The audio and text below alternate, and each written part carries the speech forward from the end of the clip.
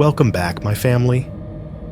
Before we dive into tonight's creepy little journey, make sure to like the video, subscribe to the channel, and share this with someone who loves a good scare before bed. I would love to know where you are watching from and what time it is for you right now. So drop it down in the comments and hype me up a little on YouTube. Now, get comfortable, dim the lights, and let us step into tonight's story. If you think the woods are peaceful, wait until you hear about the town of 900 dead, the camera that exploded in someone's hand, and the barrels full of secrets no one was meant to find. If you think the woods are peaceful, you haven't heard what people really find in them. We like to imagine forests as quiet places, a hiking trail, a picnic spot, a weekend escape with fresh air and sunlight slicing through the trees.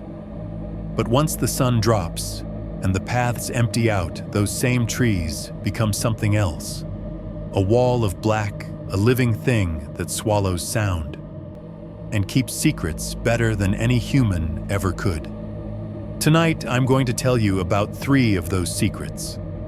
The first is a paradise carved out of the jungle, an entire town hidden in the trees, built on promises of peace and salvation. Almost 1,000 people followed a man into the rainforest and never walked back out. When soldiers finally hacked their way through the vines and stepped into that clearing, they weren't greeted by gunfire, but by silence.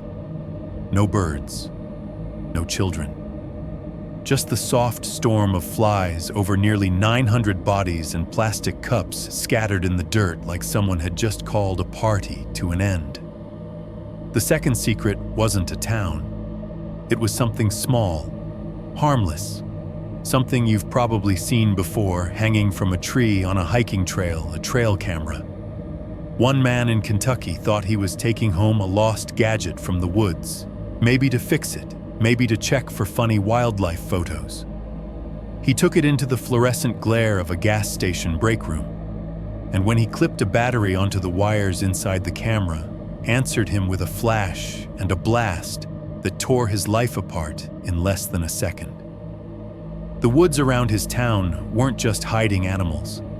Someone had seeded them with explosives. And the third secret was metal, rusted, heavy, buried under leaves at the edge of a New Hampshire park, where families walk their dogs and kids chase each other between the trees. A hunter's boot hit something solid under the soil, a hollow drum, 55 gallons of whatever someone didn't want the world to see. When they pried it open, the smell hit first. Then the truth, it wasn't trash. It was a makeshift coffin. And years later, not far from that same spot, they would find another barrel and realize the forest had been holding on to 4 victims instead of 2. A jungle church that turned into a mass grave. A lost camera wired to explode in some stranger's hands. Barrels full of people hidden in a park you could drive past on your way to work. These are not ghost stories. There are no demons, no cursed rituals, no monsters with glowing eyes. Just real people, real crimes, and real stretches of woods you could walk into tomorrow without knowing what happened there the night before. The most disturbing thing about these stories isn't what was found. It's how long the trees were allowed to stand there quietly, pretending they didn't know. So before you plan your next hike, your next camping trip, your next peaceful walk under the leaves, I want you to sit with me in the dark for a while. Listen to the hum of your fridge, the buzz of the streetlights outside, and then imagine turning all of that off until all you can hear is wind moving through branches and something unseen cracking a twig just out of sight. If you think the woods are peaceful, wait until you hear about the town of 900 dead, the camera that exploded in someone's hand, and the barrels full of secrets no one was meant to find. This is top 3 most disturbing things found in the woods. Turn off the lights if you dare, and let's begin. I'm writing this sometime after 2 in the morning in a house that's too small for all the ghosts I've dragged into it. The TV is on but muted. It throws a soft blue wash over the living room, over the old recliner. I'm sunk into the scratched coffee table, the family photos that have been on the same wall so long, the paint has faded around them. The local late-night news loop has been playing for hours. Anchors move their mouths, gesture with their hands, laugh at their own jokes, but I don't hear any of it. What I do hear is the air conditioner in the window to my left, humming and rattling a little every time the compressor kicks in. The fridge in the kitchen grumbles to life, hums for a while, then sighs back down into quiet.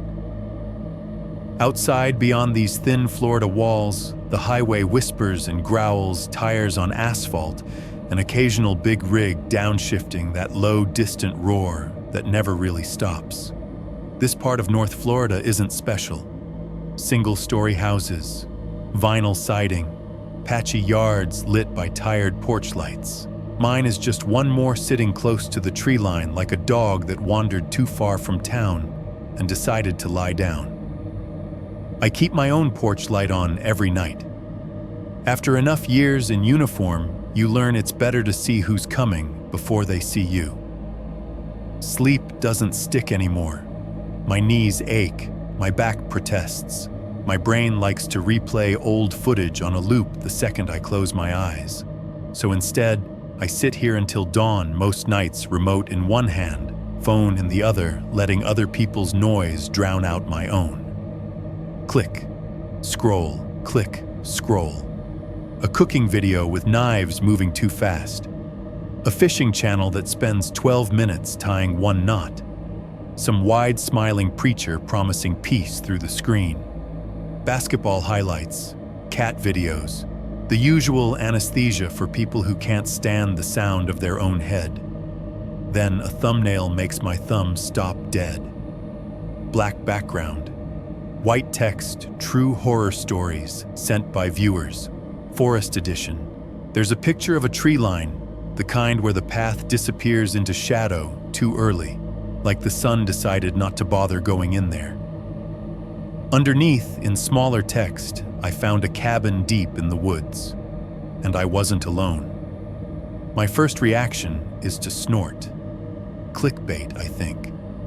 Some kid camping out behind a Walmart, hearing a raccoon and calling it a demon. But my heart doesn't agree. It does this odd little stutter in my chest, like a car engine misfiring, and suddenly I'm a lot more awake than I was 10 seconds ago. My thumb hovers over the thumbnail. The AC kicks off, and the silence that falls is heavy enough that I notice how loud my own breath is. I tap the video. The host's voice comes in low and steady, that late-night radio tone people use now, to make nightmares sound gentle enough to fall asleep to. This story, he says, was sent in by a viewer who says he found a cabin deep in the woods, miles from any marked trail. His words keep going, but they stop meaning anything. Cabin deep in the woods hits me like a thrown rock. My eyes are pointed at the screen, but I'm looking somewhere else entirely, a place with trees so thick they choke the sky. A place with buildings that never should have been there. A place where I learned what it means for the world to go quiet in the wrong way. I hit pause. The image freezes. The host is caught mid-sentence, mouth open just enough to show his teeth, eyes, bright forest frozen behind him. In the stillness, the AC kicks back on with a judder and a low mechanical groan, and the house exhales around me. In the black glass of the TV frame, my reflection hovers over his paused face, white hair. A face carved by sun and years. Eyes that look like they've spent too much time seeing things no one should ever see, and then pretending they didn't. That stupid line, a cabin deep in the woods, has brushed against a door in my head I've kept barricaded for almost 50 years. I put the remote down carefully on the arm of the recliner, like it might explode if I drop it. My hand drifts to my phone instead. The video description is still on screen. Near the bottom, buried between hashtags and sponsor links, there it is, a small email address in thin white font. Send us your true stories, it says. We might read them in a future episode. I stare at those words for a long time. I've spent decades not doing exactly that. I didn't tell my wife when she was alive. I didn't tell my kids when they were 4 and 6 and thought war story meant something out of a movie. I didn't tell the therapists with their soft chairs and softer voices when they asked if I had nightmares, and I said some, but it's nothing. It was a long time ago. Truth is, some things don't live in the past. They just sit very, very still and wait for you to look away. Outside, a truck moans along the highway and fades into distance. A dog barks once short and offended, then stops. In here, the only sound is the AC and the tiny clicking of my fingers against the glass keyboard as I open a new email draft. I don't have a plan, not at first. My fingers move before my mind catches up. Dear, I type the name of the channel. You said you wanted true horror stories. I don't know if this is the kind of thing you mean. I was there in November 1978 when a unit of us were sent into the jungle in Guyana to find a man named Jim Jones. We thought we were going to rescue people. We thought we were going into a firefight. Instead. That word hangs there, blinking on the screen like a cursor carved into my chest. I lean back, feeling the old vinyl of the recliner creak under my shoulders. For a second, I'm not 60-something in a small Florida living room. I'm 21 again, joints stiff under starched fatigues, the smell of boot polish and old sweat and gun oil in my nose, fluorescent lights buzzing overhead in a concrete barracks somewhere warm enough that you leave your windows cracked at night. We were half unpacked from one assignment and already being told to get ready for another. Rumors blow through barracks faster than orders ever do. By the time a sergeant came down the hallway yelling for everyone to get their asses up, we'd already heard pieces. Some crazy church out in the jungle, Americans, dead congressmen at an airstrip, cult. We pretended not to listen while we polished boots and checked magazines, but the words stuck anyway. Guyana wasn't a place any of us had on our mental maps. Jungle we knew. Jungle meant hot, wet, and miserable. Jungle meant you kept your rifle where you could reach it if you rolled over in your sleep. The official briefing came in a room that smelled like coffee gone cold and old paper. Maps tacked to walls. A projector that hummed like an insect. They told us just enough to make us nervous and not enough to make sense of anything. A settlement in the middle of the rainforest, Americans living there. Communications from that settlement turned strange. A congressional delegation had flown down to investigate and things had gone bad. Now our job was to go in with Guyanese forces, secure the area, and get any survivors out. They used words like apprehend, extract, stabilize. Nobody said fight, but nobody had to. When you hear armed guards, remote compound, and possible hostiles, you start cleaning your weapon like a reflex. I remember the sounds more than the faces. Boots on concrete as we moved across the tarmac. The sharp bark of orders bouncing off hangar walls. The roar of engines warming up that deep-bellied vibration you feel in your ribs before you hear it in your ears. Radio chatter, hissing and cracking voices chopped up by static. I remember the taste of the air that day, too hot, heavy tinged with jet fuel and something humid blowing in from outside the base perimeter. They loaded us into a transport like so much cargo. Metal under your hands, metal under your boots, canvas webbing digging into your shoulders as you strap in.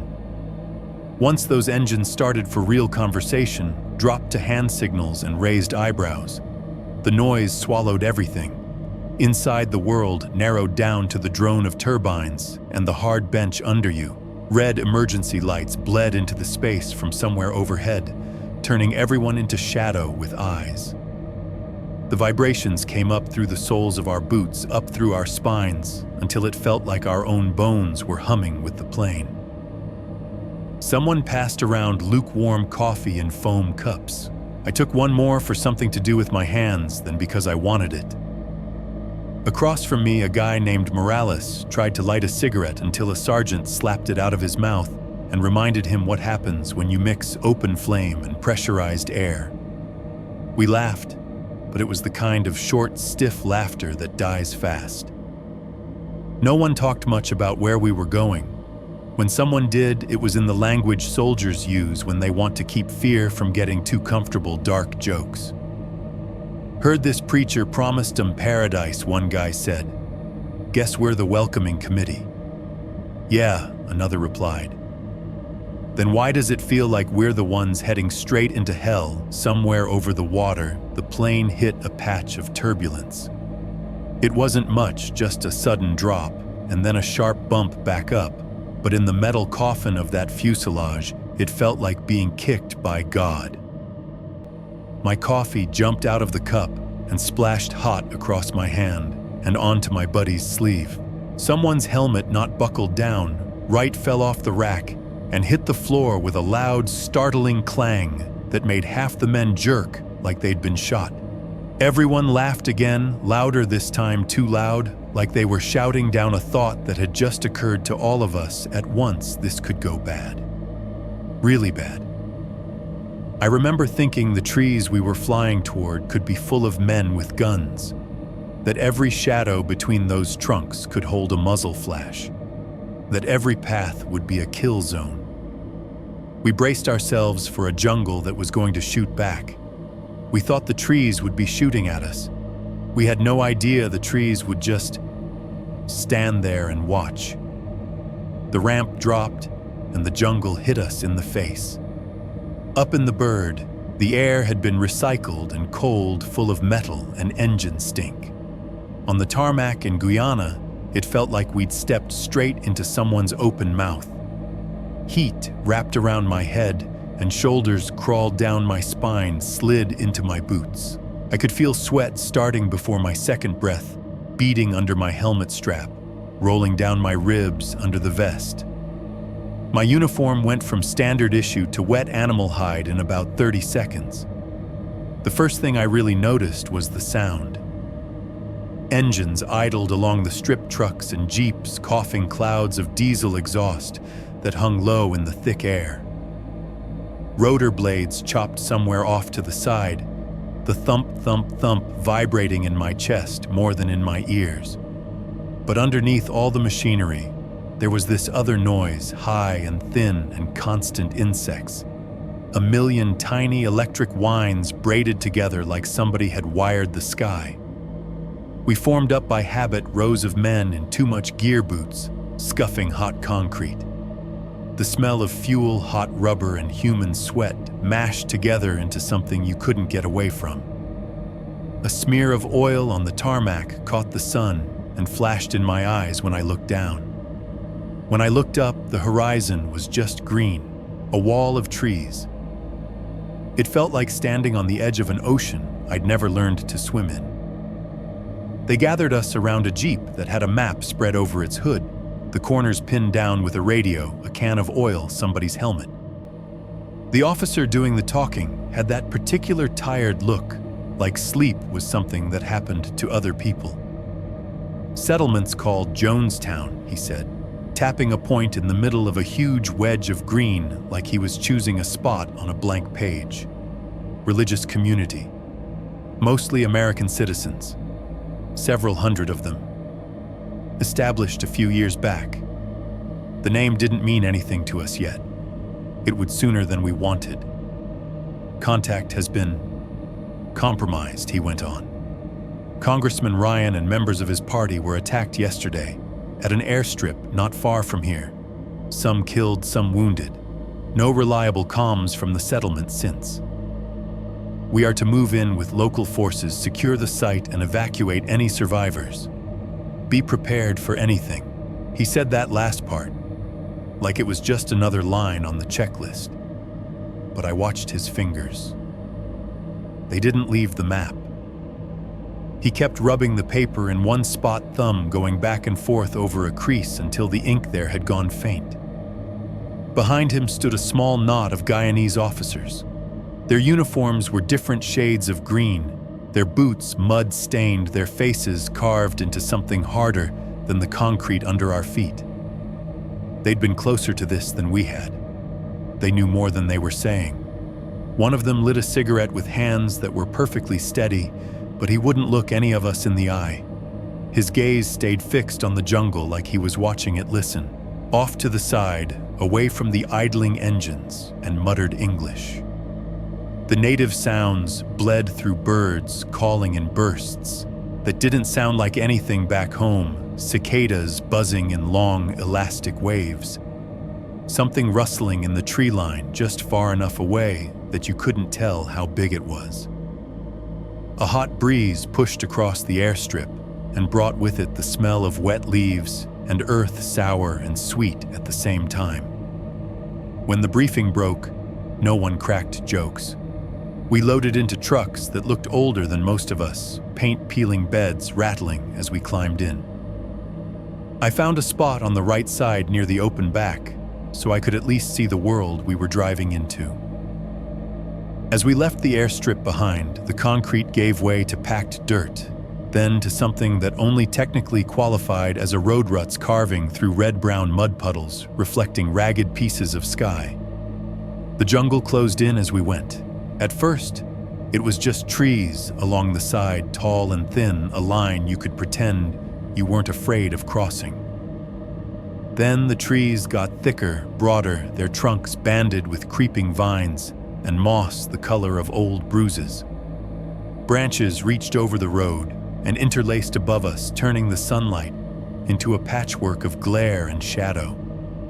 Ferns and huge leaves crowded right up to the edge of the truck bed, brushing our sleeves when we hit a bump. By the time the truck ground to a halt and the engine cut out, the green was all around us, above, in front, to the sides. The airstrip and its hard edges might as well have been on another planet. "End of the line," someone called. "We walk from here." Boots hit dirt and the ground answered with a wet, sucking sound. My first step sank deeper than I expected, mud squeezing up around the sole, trying to hold on. The humidity under the tree cover was worse than on the open strip. It had nowhere to go. It just wrapped around us, heavy and intimate. The smell of the jungle hit full force, now cut plants, rich soil, something sweet and rotten underneath it, like fruit left too long in the sun. There was a trail of sorts, a slash in the undergrowth, where someone had gone before us with machetes. But jungle is a living thing, and it had started healing itself the second they'd left. Vines arched across the path, ferns leaned and branches reached down.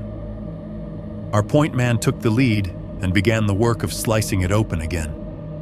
Every swing of his machete sounded like a wet exclamation point. Schlick, schlick, schlick. Each cut released a spray of plant juice that spotted his sleeves and face. He'd take a step, hack, duck under something, hack again. The path behind him closed in almost as fast as he opened it. We fell in single file packs, bumping rifles up boots, making that awful wet kiss with the ground. Mud slurped at our feet, as if the earth itself was annoyed we were there. Vines and branches reached out to touch us, sliding cold along the back of my neck, snagging on my watch band, tugging at straps. The deeper we went, the stranger the world became. Light stuttered. It came down through the canopy in narrow shafts, spearing through leaves and catching tin roofs of imagination that weren't there. In some places, it was bright enough to make you squint.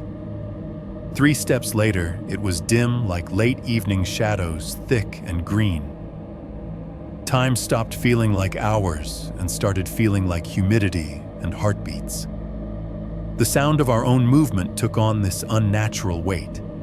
Every snapped twig under a boot, every clash of gear sounded too loud, like we were shouting even when we were silent. Someone's canteen knocked against his thigh, clink, clink, clink, a small, regular note you couldn't unhear once you noticed it. Radios hissed and popped with static now and then, little bursts of white noise that stabbed the quiet. The jungle's noises twined around our own. Bugs whined in spirals. Something small moved in the underbrush to our right, skittering away at the vibration of our steps. Leaves rustled overhead where we couldn't see. Birds called in strange looping patterns that made the hair on the back of my neck stand up, because I couldn't predict them. We moved like people expecting to die if they relaxed. Finger along the trigger guard, not on it, but close enough that it would take nothing to tighten. Eyes flicking from the path ahead to the gloom between the trunks, back to the path. Everyone's shoulders were up a little higher than usual. Breaths came out shallow and quicker than we wanted them to. It's one thing to train for an ambush on a field where you can at least see the horizon. It's another to know that out here, if someone opened up on us from 20 feet away, we might not even see the muzzle flash through the leaves. I tried to tell myself that if there were hostiles out here, we'd have heard them by now. Then I remembered we sounded like a marching hardware store and shut that thought down. They could have been anywhere watching us from behind trunks as thick as cars, unseen, waiting for the perfect moment. When the jungle yelled at us, we all nearly shot it. The noise came from overhead, a shriek, high and raw, ripping down through the canopy like someone had torn the sky. In the same instant, there was a crashing sound in the branches, leaves exploding outward. Half the line ducked, the other half spun with rifles raised, barrels swinging up toward Green and Shadow. Adrenaline hit like electricity, my vision tunneled, my hands tightened, my legs tensed to move without knowing where. Then the thing that had screamed launched itself from one branch to another, a dark blur caught in a sliver of light. A monkey. Just a damn monkey. The shriek turned into chattering as it vanished deeper into the leaves, offended at us for existing. For a second, nobody moved. The only sound was the ringing in our own ears and the buzz of insects, who didn't care if we all killed each other out of jumpiness. Jesus Christ, someone whispered, finally voice hoarse. Almost killed a monkey for war crimes. A couple of dry laughs puffed out, the kind that didn't reach the eyes. Nobody lowered their weapon right away. We pressed on. After a while, the air itself started to feel thicker, like we were walking through warm breath. Sweat trickled down my back, soaked my shirt, pooled at my waistband. My socks squished inside my boots. Mud splattered up my pants, drying into a crust that cracked with each movement and then got washed off again with the next step. And then, almost without warning, the trees started to thin. The green that had been pressing in on us from all sides loosened its grip. The dense roof of leaves above us broke into patches. Sunlight came through in broader strokes. The earth underfoot firmed up mud, giving way to hard-packed dirt. The point man hacked through one last tangle of branches and stepped aside. The line behind him flowed out of the tunnel of vegetation, and I followed, blinking as my eyes tried to adjust. We walked out of the jungle and into somebody's idea of a small town. Wooden cabins lined up in rows.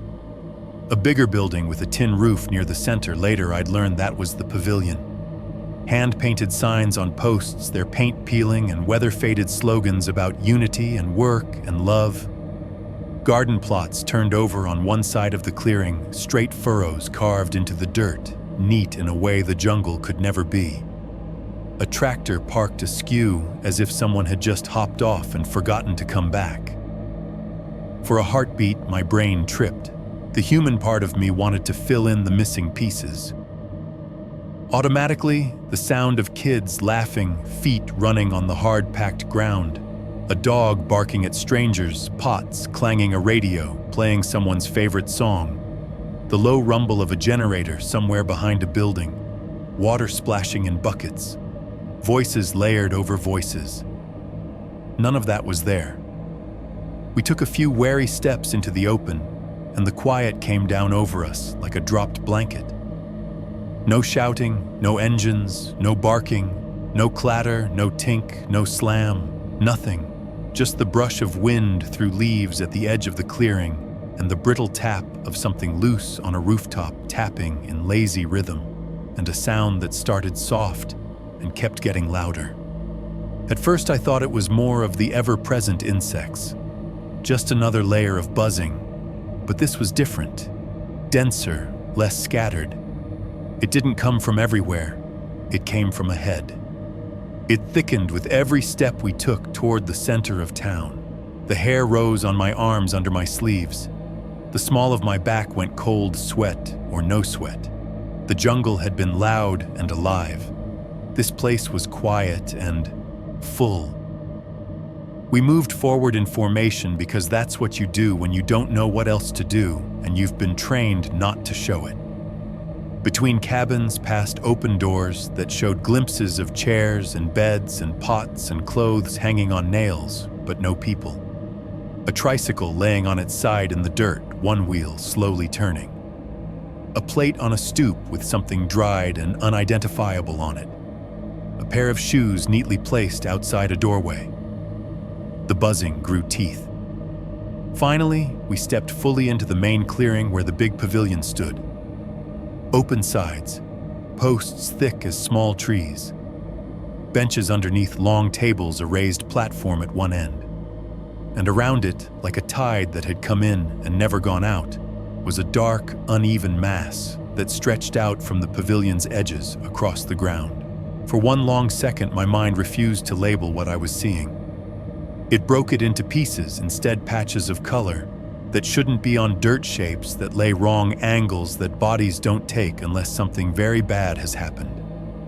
Cups bright against the earth. A length of fabric fluttering slightly in the breeze. The buzzing was deafening here, a thick, low roar made of 1,000 tiny wings beating in place. It blurred the air over the dark mass, turned the edges of everything into a shimmering haze. We had come ready to shoot back at something that moved.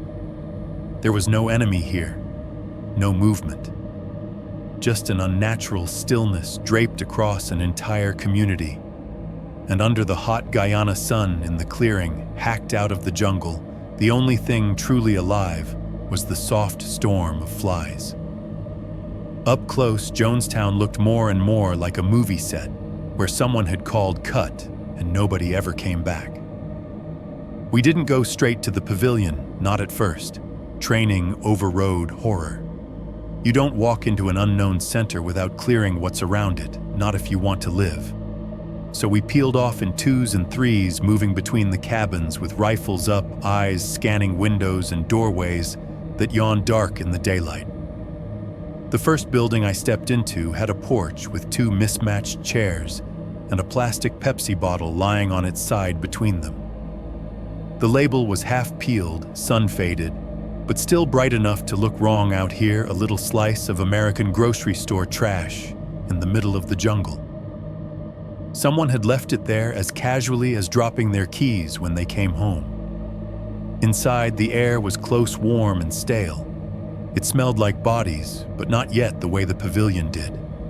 This was the smell of people who had lived here, sweat cooking the faint ghost of soap, and under that, something else just beginning to turn. On a small table by the door sat a couple of mugs, both overturned dark rings staining the wood where liquid had spilled and dried. Plates with half-eaten food congealed on the counter, a lump of something starchy, a smear of beans. A fork rested on one plate tines, pointing toward the chair, like someone had just set it down and stood up to go check a noise. A radio sat on a shelf, its dial turned to some in-between place. The little orange needle was still sliding ever so slowly, like the radio hadn't gotten the memo that everything else had stopped. Every now and then, it would catch a fragment of sound, half a word, a burst of static, a smear of music, then slip past it. In the corner, an old record player stood with its arm stuck at the end of a record. It made this tiny, repetitive click, click, click as the needle tapped the label and skipped back a fraction of an inch over and over, In another life, that sound might have been comforting background noise in a lazy afternoon. Here it sounded like a clock that had forgotten how to tell time and was trying to claw its way back. On a line strung across the room, children's clothes hung drying. Small shirts, little pants, a dress with hand-sewn trim. They swayed slightly in the draft when we opened the door, empty sleeves reaching for nothing. We moved through like ghosts, checking corners, opening closet doors we already knew would be full of nothing but clothes and the echo of people. A fan mounted on the ceiling spun lazily when we bumped the pull chain, turning in uneven sighing circles before one of the bearings caught, and it let out a long, high screech and juddered to a stop. The sudden noise made my heart jump into my throat. For half a second, I thought gunshot. My muscles coiled, my finger twitched, my breath stuttered. No bullets followed. Just that dead fan hanging crooked blades still. We cleared the next cabin, then the next. Overturned mugs, plates with forks sitting at strange angles. A Bible open on a bed, pages ruffled as if by a breeze that wasn't there. A toy truck in the middle of the floor. A pair of glasses folded neatly on a crate beside a mattress, as if their owner had expected to put them on again in a minute or two. It was the familiarity that twisted the knife. Everything was domestic, ordinary toothpaste on a sink soap left in a dish, a pair of shoes by a door. The kind of little messes and habits you find in any home. Except here, the people were gone, and the world had stopped mid-breath. A door in one building stuck when I pushed it. I put my shoulder into it, and when it finally gave it, did so with a loud, long creak that tore through the silence like someone screaming. The sound bounced off the walls and out into the clearing. At least 3 guys outside swung their weapons toward the noise by reflex, eyes wide. I lifted a hand, signaling all clear, heart thudding hard enough that I could feel it in my throat. "Jesus warn a guy," one muttered from the doorway, half angry, half just trying not to shake. "Door did the warning," I said. My voice sounded wrong in my own ears, too thin. We regrouped near the edge of the central clearing after what felt like hours, but couldn't have been more than minutes. Sweat had carved tracks through the dust on our faces. The buzzing from the pavilion had only gotten louder. No one said it out loud, but the question hung over us: if all the homes were empty, where did everyone go? We already knew the answer. We just hadn't forced ourselves to look directly at it yet. The first step toward the pavilion was the hardest, not because of enemies, but because every instinct in my body screamed that I did not want to see what was there. We approached in a ragged line, boots moving slower now. The smell reached us before we got halfway. You never really forget that smell, no matter how much time passes or how many other things you've breathed in over the years. It is sweet, sickly, heavy. There's a weight to it, like it doesn't want to stay outside your body. It wants to crawl into your lungs and cling to the inside. It was the scent of meat and chemicals and heat layered on top of old sweat and dirt and something metallic. The ground underfoot softened.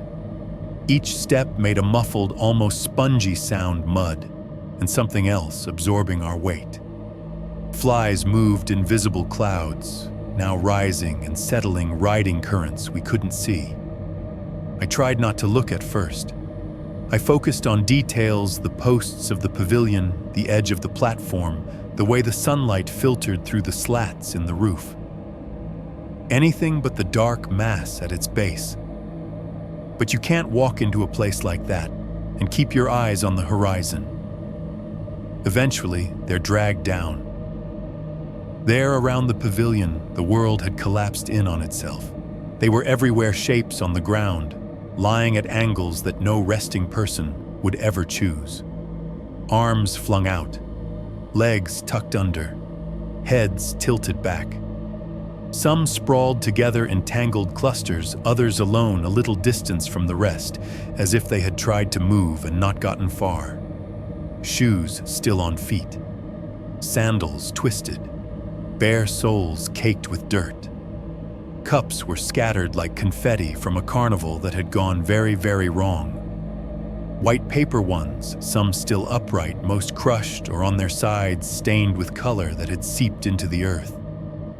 Plastic tubs lay overturned. A few had rolled a little away from where they'd been dropped, leaving arcs in the dirt. Clothing made patches of color amid the earth tones. Dresses, shirts, pants, some bright, some faded. A child-sized shoe lay on its side halfway under a bench, laces trailing. I kept my eyes moving, not letting them settle on faces turning bodies into shapes, shapes into outlines, outlines into something abstract and unreal. If I could keep them as geometry as cloth and form, maybe they wouldn't burn themselves into the back of my skull as people. The sound of our boots changed the way the air sounded. Each step was a dull thud, a soft squelch. The flies didn't bother moving out of the way until we were almost on top of them. Then they'd rise in a low, soft roar, swirl around us, and settle again a few feet away. Now and then, in the middle distance, a branch snapped in the jungle, reminding us that the world beyond this clearing was still moving, still alive. I almost stepped on a cup. It was just sitting there in the dirt, upright a few inches from my next footfall. For some reason, my brain didn't register it until my boot came down. The rim crumpled under my weight with a dry, papery crack that sounded as loud as gunfire in that terrible hush. The sound made my heart jolt. My finger twitched on the rifle. Someone farther back whipped his head around toward me, eyes wide as if the enemy had finally revealed itself. Just a cup. Just a stupid paper cup. That sound haunted me for years, as much as anything else, the way it shattered the silence and then was swallowed by it again. Like even noise didn't want to linger there. "Watch your step," someone said behind me, voice raw, not because of the cup, but because of everything. It was the kind of pointless instruction people give when there's nothing useful left to say. I nodded without looking back. And then, in all that stillness, something moved. At first I thought it was a trick of flies. They rose and fell in oily waves, making shadows shimmer over the shapes on the ground. I was forcing myself to scan to do the job look for signs of life, however unlikely. Near the edge of the mass, off to my left, close to where the packed dirt started giving way to grass, something twitched. A hand, I thought. A small one. My breath stopped in my throat. The world tunneled down to that single point. "Hey!" I barked louder than I meant to. "I've got movement, medic." "Here," my voice cracked on the last word. I moved as fast as I could without stepping on anyone, picking my way between limbs and cups and pieces of the life that had been lived here. Up close, the shape resolved into a teenager, maybe 15, maybe a little older, it was hard to tell. Thin, hair matted, skin slick with sweat, and whatever else had been spilled here. One arm lay outstretched, fingers curled like they'd tried to grasp something and missed. The other twitched again as I knelt beside him, a tiny spastic movement like a short circuit. His chest rose shallowly. His eyes were half open, staring at nothing. His lips moved, working around words that had to drag themselves up from somewhere deep and awful. I leaned in the smell, nearly knocking me back. "What's he saying?" someone asked over my shoulder. At first it was just a whisper air over broken glass. Then I caught enough to make it out. "Flavor aid," he rasped. "Guns." Pointed at us. The words were barely sound, more vibration than speech, but they were enough. My stomach turned to stone. I'd heard poison in the briefing. I'd heard mass suicide. Hearing it from the mouth of someone who had lain in this hell watching it happen put a different edge on it. "Medic," I yelled again, throat burning. "We've got a live one, move." They came with a stretcher, masks over their faces, eyes wide and shining above the cloth. We lifted the boy, he weighed almost nothing, and got him onto the canvas. He made a small broken noise when we moved him, then went quiet, chest still rising and falling in those shallow little waves. As they carried him away, weaving through the sea of stillness, I straightened up and turned, intending to go back to work, to catalog, to do whatever we were supposed to do in a place that should not exist. That's when I heard it. Not in front of me, not among the shapes on the ground, but behind, at the edge of the clearing. A rustle, the sharp snap of a branch giving under weight, the sound of something or someone retreating into the trees. My head whipped toward the jungle. All I saw was green, leaves stirring, trunks standing mute, shadows that could have been anything or nothing at all. For a second, I had the sickening sensation of being watched, not by spirits, not by whatever people like to talk about in late-night horror videos, but by eyes set in a living skull. Someone who had stood there beyond the line where the clearing became jungle and looked at this town the way we were looking at it now, and then decided they didn't want to be there when the Americans arrived. Maybe it was just an animal, another monkey, a pig, a trick of nerves and heat. Maybe. We walked into Jonestown expecting a firefight. Guns shouted orders, an enemy we could see and shoot at. We found nearly 900 people dead and one boy clinging to life by a thread. And yet in that moment, with the smell of death thick in my nostrils and the soft storm of flies humming all around me, I realized something that still keeps me up at night. I was more afraid of the trees than the bodies. If walking into Jonestown felt like stepping onto a stage after the actors had all dropped mid-scene, then the days after felt like working backstage at the worst show in history, cleaning up while the audience pretended it was just another performance on the news. The memories from that time don't come in order. They jump, flash. Like somebody took a reel of film, cut it into pieces, and shook them onto the floor. I remember body bags first, black, shiny, stacked in piles by the edge of the clearing, like they were supplies, not the last thing we'd ever do for these people. At some point, a helicopter came in low over the trees, and the downwash grabbed at the tarp covering one stack, snapping it like a flag. For a heartbeat, the bags shifted, and I had the sickening image of them breathing. The birds had come back by then. The flies never left. We worked in teams, moving through the pavilion area and beyond gently as we could in a place where gentleness was already years too late. Masks on our faces, gloves on our hands, uniforms soaked through with sweat and the damp that came up from the soil. The masks helped with the chunks of smell, the sharpness of it, but the weight of it still came through. It sank into the filters, into our hair, into the fabric of our clothes. You could feel it more than scent it after a while, thick and oily in the back of your throat. We stepped carefully, not out of fear of the dead, we'd already seen the worst they could do to us, but out of some instinctive, stubborn respect.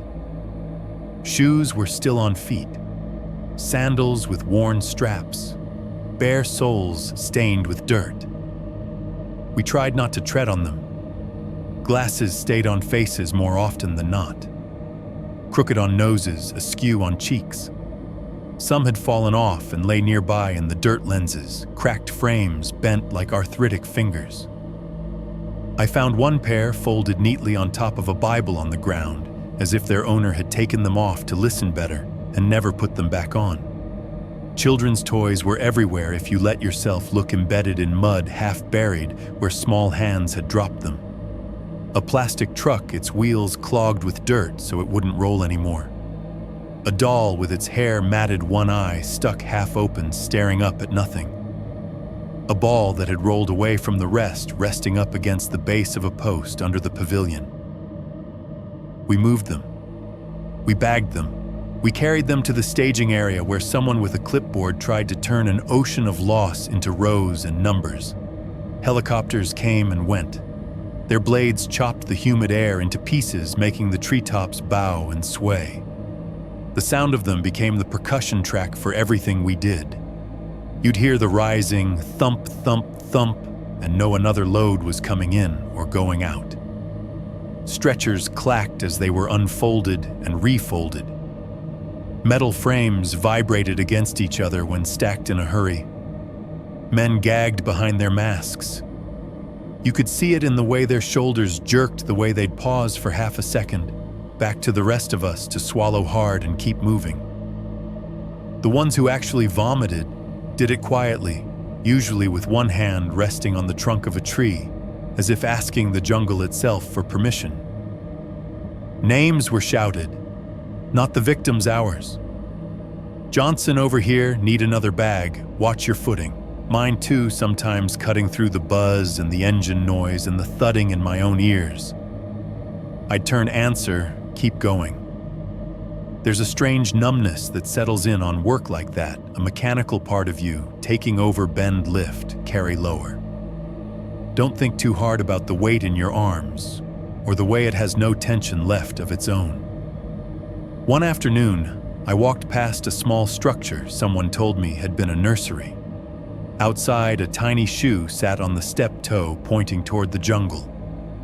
For no sensible reason, that nearly undid me more than anything under the pavilion. Eventually, someone blew a whistle and told us to stand down for a few hours, get water, food, anything. We'd slump against tree trunks or sit on ammo crates, masks pulled down, faces pale under stripes of grime. The smell came with us clinging to the inside of our noses, hanging on our tongues. You couldn't escape it. You just learned to work with it, the way you learn to ignore the sound of your own heartbeat. It was during one of those grim breaks that we got the story behind what we were doing. They pulled us into a makeshift briefing area, just a cleared patch of ground, with a few crates for the higher-ups, and the rest of us sitting or standing wherever there was room. The jungle hissed and clicked around us, indifferent. A small radio sat on the crate beside the officer, volume turned low, spitting occasional phrases from broadcasters thousands of miles away. He explained it as clinically as he could. Poisoned grape drink, cyanide, sedatives, a mass dosage prepared in big containers poured into cups like the ones I'd crushed under my boot near the pavilion. Congressman Leo Ryan shot and killed at a nearby airstrip when he tried to help people leave. Members of the press too, some of the defectors. The attack at the airstrip had been the spark. What we were standing in was the wildfire that followed. Reverend Jim Jones, the man whose voice had once filled these clearings with talk of utopia, was dead too, they told us. Gunshot wound. Whether by his own hand or someone else's was still up for debate. The part that rooted itself deepest in me wasn't the chemistry of the poison or the politics. It was the simple, quiet line that came next. Many did not drink willingly. Armed guards. People trying to run being dragged back. Syringes used on children and on those who tried to resist. Parents holding cups to small mouths, their own hands shaking because men with guns were watching and there was nowhere to run. People wept. People prayed. People cursed. Then they fell. The officer's voice didn't crack. Mine did quietly inside my own skull. It hit me then that all our training, the drills, the night exercises, the careful choreography of attack and defense, had prepared us for the wrong part of the story. We were the fire department showing up after the building had already burned to the ground, spray hosing ash and trying to count the bones. On the radio beside him, a news anchor's voice slid in between bursts of static. Mass suicide in a remote jungle settlement. Suicide, they called it. Like hundreds of people had all woken up one morning, stretched, and decided in unison to die. Even then, standing in the middle of it, that word felt wrong. too simple, too clean. It rolled off their tongues like a complete sentence when what we were seeing was a run-on nightmare with half the punctuation torn out. I watched the officer's jaw tighten when he heard it. He reached over and turned the radio down until the voice was just a tremor in the background. Someone behind me muttered, "They didn't jump. They were pushed." No one disagreed. That night, back at the temporary camp we'd set up a mile or so from town, the jungle made sure we remembered where we were. Sleep wasn't something you fell into. It was something you circled warily, like a dog sniffing at a dark doorway. The tents were set up in rough lines, canvas sagging in the heat ropes tied to whatever sturdy trees we could find. Inside, the air was hot and close. Outside, it was only marginally better. The sounds out there never stopped the constant chirping of insects, the shrill rising and falling calls of unseen birds, the deep, throaty croaks of frogs down near whatever passed for a creek. Every snap of a twig sounded significant. Every rustle in the underbrush sounded like it had intent. Men shifted in their sleeping bags, cursing quietly as they turned the canvas beneath them, crackling. Cigarettes glowed at the flaps of tents like tiny burning eyes. Conversations came in short, low bursts before trailing off into silence again. No one wanted to talk about what we'd seen, but no one wanted to be alone with it either. I lay on my back, staring at the shadow of the tent ceiling a few inches above my face. Every time I closed my eyes, I saw the pavilion again. Not the whole thing, just pieces, a cup tipping, a shoe, a hand twitching, the way the flies had moved in sheets. Somewhere in the dark, an animal crashed through the bushes. It was sudden loud, close enough that branches slapped against the side of someone's tent, with a sound like open-handed hits. A couple of men swore. One yelled contact out of sheer reflex. For a brief electric second, we were all reaching for weapons, hearts punching at our ribs, adrenaline slamming back into us like we'd never put it down. The jungle held its breath. Then the crashing moved away, snapping twigs and rustling leaves, and faded into the layered background noise of the night. No follow-up, no voices, no gunshots. Just a pig, someone said eventually, a voice thin with forced calm. Or a tapir. Or something that doesn't give a damn about us. Laughter followed shaky, relieving pressure instead of joy. It fizzled out quick. We hadn't been this on edge in other theaters, not even with the threat of real armed enemies. There you at least knew where to aim. Here the danger had already struck and left nothing behind but aftermath, and somehow that felt worse. You can't shoot at an absence. I rolled onto my side, facing the wall of the tent where the fabric was dark and thin. Beyond it was the tree line. Beyond that, more trees. And somewhere inside all that, the echo of what we'd walked into. In my head, the sounds overlapped: frogs, croaking insects humming, a distant animal moving through brush, and the soft, dry crack of a paper cup collapsing under my boot. I watched the black shape of the jungle press up against the edges of the campfire glow until it all blurred into one mass of shadow. The more I stared at it, the more it felt like it was staring back. We had been sent to bring people out. We were here to count them instead. As I lay there listening to the night, I could swear I heard cups clinking together in the dark, like someone far away was still pouring something they shouldn't. Coming home felt wrong from the moment my boots hit American concrete again. One week, I was hauling body bags through a clearing in the jungle, fighting the smell and the heat and the flies. The next, I was standing in an airport in California with a duffel at my feet, watching people complain about delayed flights and lukewarm coffee. The air felt thin, too clean. I could smell perfume French fries from a fast food stall floor cleaner. I caught myself looking for the weight behind the smell, the rot, the chemical sting, and when it wasn't there, my brain didn't know what to do with itself. They cut us loose as quietly as they'd sent us out. A series of debriefings, paperwork, signatures. You did your duty. It's going to be all over the news. Talk to someone if you need to. That kind of thing. Then we were civilians again, blinking in the fluorescent lights of a country that had moved on without us. I walked into a supermarket on my second day back because my mother insisted I get out of the house and do something normal. The automatic doors breathed open. A wall of cold air rolled over me, smelling like refrigeration and citrus cleaner. Inside, everything was bright and loud. Fluorescent lights buzzed overhead. Carts clacked and rattled. Somewhere in the distance, a baby was wailing. Soft rock drifted down from ceiling speakers, Fleetwood Mac or something like it, a song I'd heard in a dozen gas stations before. It was a few weeks before Christmas. The store had gone all in. Fake snow sprayed along the front windows, little white blobs that never melted. Cardboard cutouts of Santa and smiling families holding turkeys. The aisle ends were piled with red and green boxes. An electronic toy near the checkout demo table kept cycling through the same 3 tinny, jingling tunes.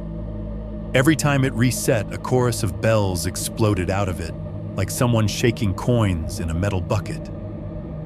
I moved through it all like a ghost basket hooked in one hand, the other hovering unconsciously near where my rifle would have been. Shelves rose on either side of me, full of cereal boxes with cartoon mascots, canned soup, endless brands of soda. A woman bumped my shoulder with her cart, mumbled sorry, and kept going without looking up from her list. I flinched harder than I had in weeks. At the far end of the store, someone had set up a Christmas tree display. White plastic snow drifted down from a hidden machine, catching the colorful lights and turning them fuzzy. Kids ran circles around it, while exhausted parents watched, smiles tight. I got in line at the checkout with a few items I barely remembered, picking up bread, milk, coffee, a frozen dinner. The man ahead of me unloaded his cart chips candy, 2 cases of soda, a stack of disposable cups. He hummed along under his breath to whatever was playing. Then the music cut off. The speakers clicked, and a chipper woman's voice came on, the kind of saccharine cheer you only hear in pre-recorded store announcements. "Looking for something sweet this holiday season," she chirped. "Try our new grape drink, refreshing, fun, and perfect for the whole family. Pick up a pack in aisle 7 today." My hand clenched so hard around the basket handle that the cheap plastic dug into my palm. For a second, I wasn't standing in a brightly lit aisle. I was staring at white paper cups on red dirt, purple stains soaking into the ground.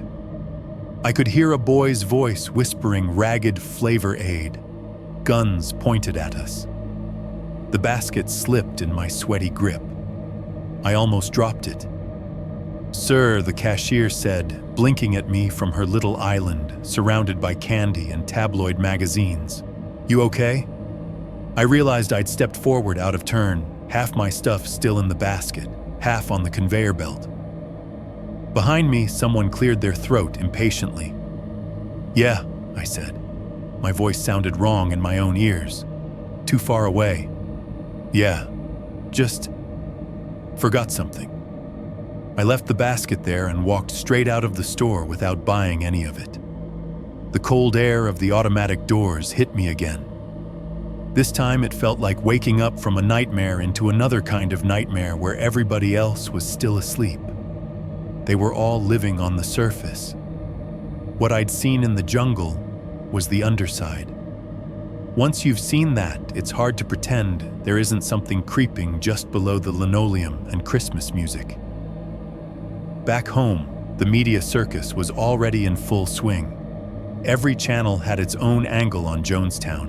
One played the same grainy footage of Congressman Leo Ryan shaking hands and smiling over and over the clip before the airstrip, when everything still looked like a campaign stop. Another had a map of Guyana up at all times, a red dot marking the jungle compound, like a mosquito bite on the country's skin. Talk shows brought in experts night after night, psychologists, theologians, former members of Jones's church who'd left before the move to Guyana. They sat in well-lit studios, cups of water sweating on the tables in front of them, and said words like charismatic manipulation, groupthink. They played audio of Jones's last speech, his voice booming out of tinny studio speakers, distorted by bad recordings and worse acoustics. I recognized the cadence even if I didn't understand the language of it. Command wrapped in comfort, threat wrapped in concern. The phrase that kept cropping up on the news, though the one that crawled under my skin like an insect looking for a place to lay eggs, was mass suicide. Anchors said it with practiced solemnity, the worst mass suicide in modern history. Questions remain about how such a large group could be persuaded to participate in a mass suicide. The words slid out like a pre-written script, capital letters implied. Suicide.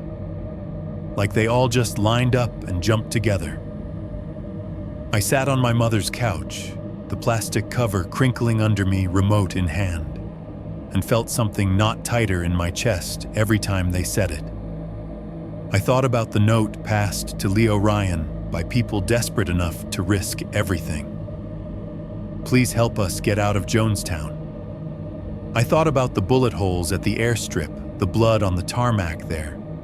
I thought about the teenager's hand twitching in a sea of stillness, his cracked lips forming the words, guns pointed at us. One talk show brought on a commentator who called it mass hysteria, like the whole thing was some aberrant episode of shared psychosis, an anomaly to be studied and then filed away. He smiled too much. The audience laughed at his more colorful phrases.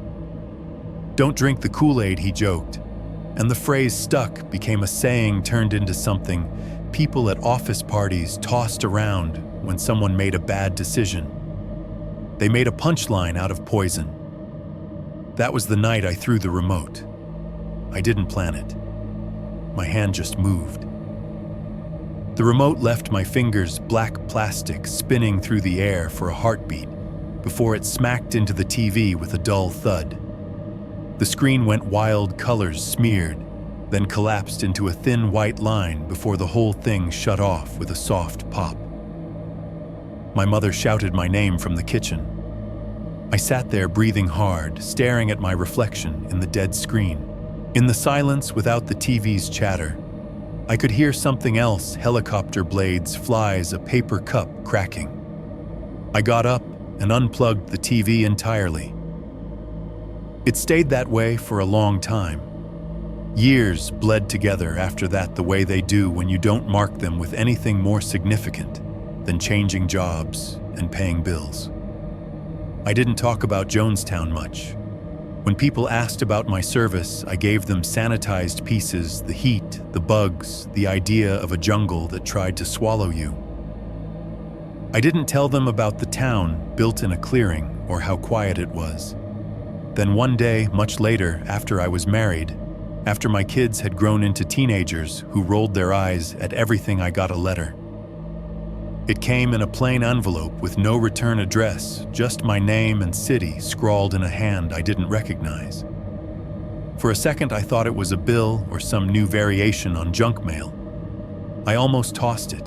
Instead, I sat at the kitchen table under the yellow light that made everything look a little older and opened it. The first line stopped me cold.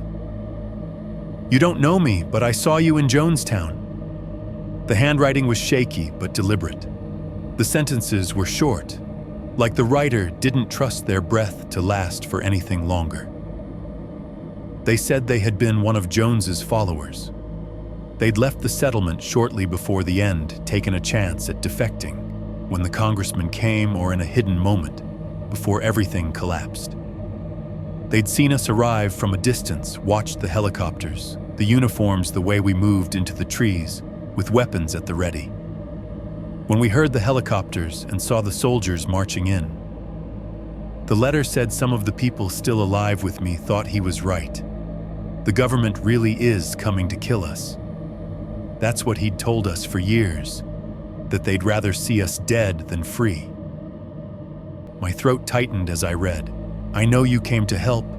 I know you came too late to save most of us. I don't blame you. I blame him. But I thought you should know what it felt like from our side. By the time you stepped into that clearing, most of us had already died inside. The jungle just kept the bodies. I read that last line 3 times. The jungle just kept the bodies. I set the letter down very carefully. Outside beyond the kitchen window, the neat grid of my suburban backyard ended in a row of decorative trees. Beyond those, the rest of the neighborhood sprawled cul-de-sacs and sidewalks and minivans. For the first time, I realized that no matter where I went, I'd never really left the trees behind. Part 3. The woods everywhere time has a way of pretending to heal things by layering new routines over old wounds.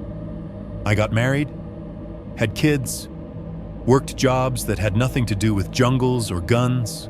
I coached Little League for a while, my voice hoarse from shouting encouragement over the slap of the ball and gloves. I fixed leaky faucets and raked leaves and argued about phone bills.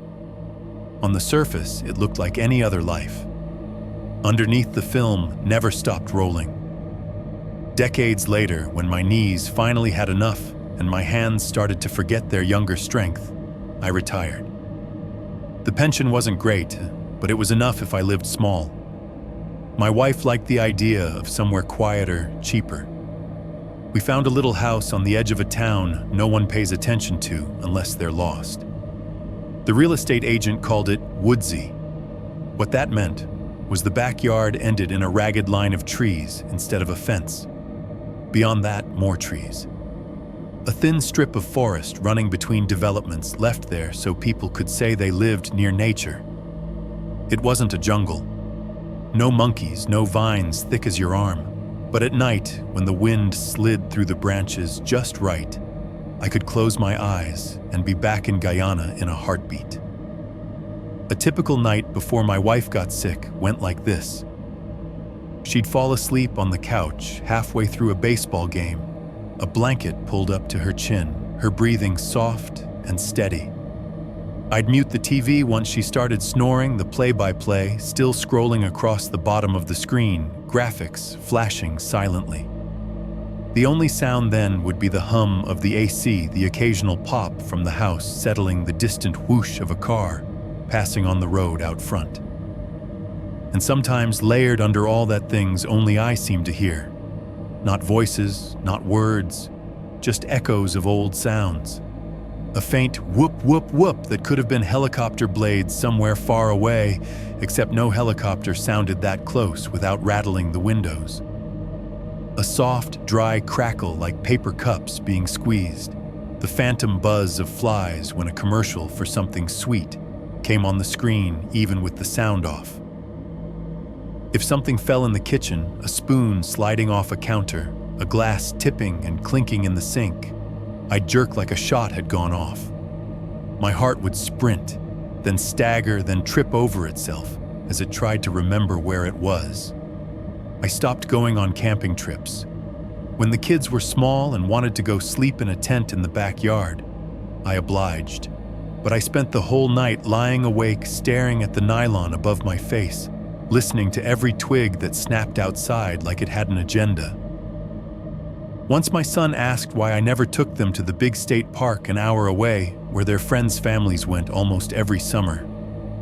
"Your old man's had enough of trees," I said. I tried to make it a joke, but it sat between us like something heavy. As the years went on and the world changed its technology, but not its habits, stories started to crop up that made me feel like Jonestown had just been the first in a series. A news report about a state park up north where a hunter found a rusted barrel full of human remains. The name stuck with me, Bear Brook. They showed footage of the trees, tall, straight trunks, leaves whispering overhead, police tape fluttering bright yellow in the green. The anchor's voice was smooth as he said grisly discovery and remote wooded area. Another story years later about a man in Kentucky who picked up a trail camera in the forest and took it home only for it to explode in his friend's hands when they tried to power it up. Law enforcement found more of them later hidden along paths and nailed to trees stuffed with explosives.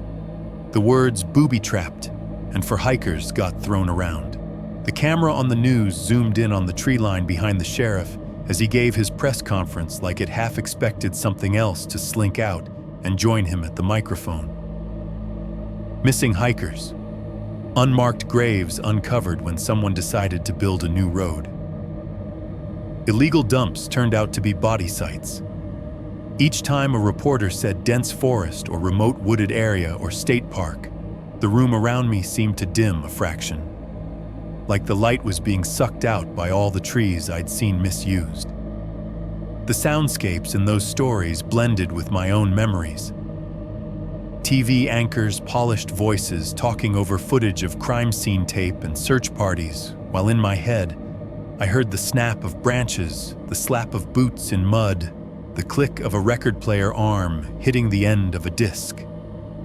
It hit me slowly over years that Jonestown hadn't been some isolated madness in a bubble. It was just one more example of something people had been doing for a long time, taking their worst secrets into the trees. Cities are loud. Streets have cameras now. Neighbors look out their windows. But the woods give you cover. They swallow sound. They don't talk back.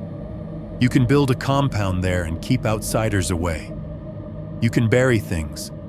You can leave bombs where curious hikers might one day find them. You can roll a barrel full of someone you've erased into a thicket and trust the undergrowth to keep your confidence. By the time the internet got fast enough for video to stream without buffering every 10 seconds, I'd already started the habit of letting noise run in the background at night. After my wife passed and the house got too quiet, I switched from late-night TV to whatever I could find online, old movies, ball games, people talking about nothing and everything. That's how I found the horror channels. At first, I treated them like any other distraction. Some kid with a microphone reading true stories over a dark thumbnail and creepy piano music. I'd put one on volume low and let their voice fill the space while I sat in my recliner and pretended I wasn't listening. But then I started hearing familiar shapes in their words. A story about a cult in the woods somewhere in another country. A story about a hiker finding something in a cabin that shouldn't have been there. A story about a man who hears tapping in the trees outside his house every night and thinks it's an animal until he finds thread tied around the trunks like a boundary. The details were different. The cadence was the same. People go into the trees because they want to, or because they think it's safe, or because someone told them it was paradise. Then something breaks. Then we all sit at home in our lit-up boxes listening, pretending the endings are just entertainment. One night, it doesn't matter which. They all blur together. Now I clicked on a video because the title mentioned a cabin deep in the woods. The host's voice flowed over me talking about a viewer who had sent in a story. The thumbnail showed a dark forest, a rectangle of shadow that might have been a building. My heart did that misfire again. The room seemed to shift, the walls moving a fraction of an inch closer, the air growing a degree warmer. I realized with a kind of cold clarity that what had been a defining trauma of my life had become genre. My nightmare was now nestled between ads for mobile games and fast food on a platform designed to keep you watching one clip after another until you forgot what time it was. Some part of me recoiled at that. Another part, the part that had been carrying all of this around in silence for decades, thought maybe this is what stories are for. Maybe if enough people hear it, they'll think twice about who they follow into the trees. Maybe someone will stand at the edge of a forest one day, remember a voice in their headphones talking about paper cups and flies, and decide not to go in. That night, I opened a new email. The Horror Channel's address sat there under every video and invitation. Send us your true stories. We might read them in a future episode. I stared at the blinking cursor in the empty message window. My hands trembled a little, old bones objecting to late hours and heavier cargo. Then I started typing. Not to entertain them. Not to give someone a thrill before bed. To warn. To say I've walked into the aftermath of the worst of what people can do in the woods. I've carried the weight of those bodies and the echo of their last moments. You can turn it into content if you want. You can package it with a spooky thumbnail and a title that promises to haunt your dreams. But for me, it's just the day the jungle went quiet and never shut up in my head again. The world came back in broken pieces. First, there was just this high, whining ring, thin and sharp, like someone had jammed a tuning fork straight into my skull and left it vibrating. Everything else sat way behind that.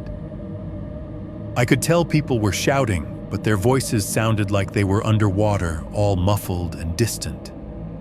The fluorescent light in the break room flickered like it was trying to give up.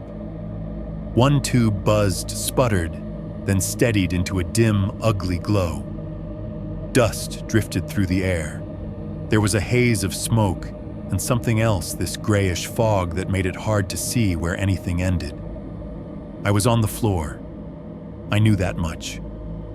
My back throbbed in a dull, spreading way that meant I'd hit something on the way down. Little shards of something gritty dug into my neck, my shoulders, my hip. The table I'd been working at was half tilted, one leg bent in at a wrong angle. The metal top peeled up and blackened at one corner. The camera, what was left of it, was just a smear of melted plastic and twisted little bits of metal stuck to the wall and embedded in the tabletop. A black scorch mark fanned up from that corner like a shadow of what had happened. Joe, that was my manager's voice, I realized. Bob. It came in broken like a radio with bad reception. Jesus, Joe, can you hear me? The store intercom crackled to life overhead, just the feedback from the system reacting to the shock, then a loud pop, then silence again. Somewhere out in the main store, I heard something glassy rattling like a shelf in the cooler had shaken and settled wrong. One of the coolers themselves emitted a long, low groan as the compressor stuttered, then kicked back on with a cough. I tried to answer, but my tongue felt like it didn't quite belong in my mouth. My lips moved.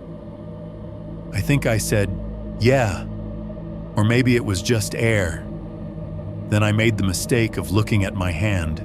It was the right one, the one I'd been holding the battery with. It wasn't where it was supposed to be, not exactly. It was attached, sure, but the shape of it was wrong. The glove was torn open, black material peeled back my skin underneath mottled red and darker. I could see band of tape that used to hold my fingers together under the glove now hanging useless. Things that should have been straight were bent. Things that should have been there weren't. My brain did me the mercy of not letting the details get any sharper than that. It filed everything under one big label, ruined. I had this floating, detached thought, I'm never stocking the top shelf again. Behind that, another one, oh, this is bad. The smell hit me then, pushing through the smoke and the ringing. Burnt plastic, sharp and bitter. Something like gunpowder, that hot, chalky scent that clings to air at firing ranges. Underneath both, creeping in slow and metallic, was the unmistakable tang of blood iron and salt and heat. My stomach lurched.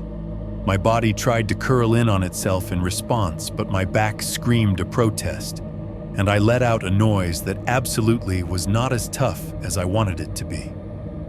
Bob dropped to his knees next to me, his shoes squeaking on the tile.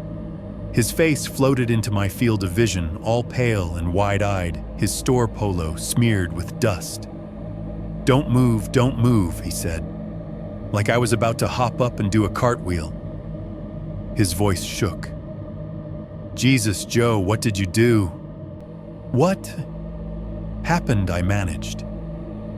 The words came slow, like they'd had a long way to travel. There was another sound now growing, weaving into the edges of the ringing. The low whoop, whoop, whoop of a siren coming into range. I called 911, Bob said. They're coming. Just hang on, man. Just stay with me. I stared past his shoulder at the open doorway to the break room. From where I was on the floor, I could see a slice of the store beyond the harsh, clean lines of fluorescent lights the top of the aisles. One of the end caps had dumped part of its display. Bags of chips lay scattered and crumpled where they'd fallen. The sale sign hung crooked, one corner torn loose and flapping slightly in the breath of the failing AC.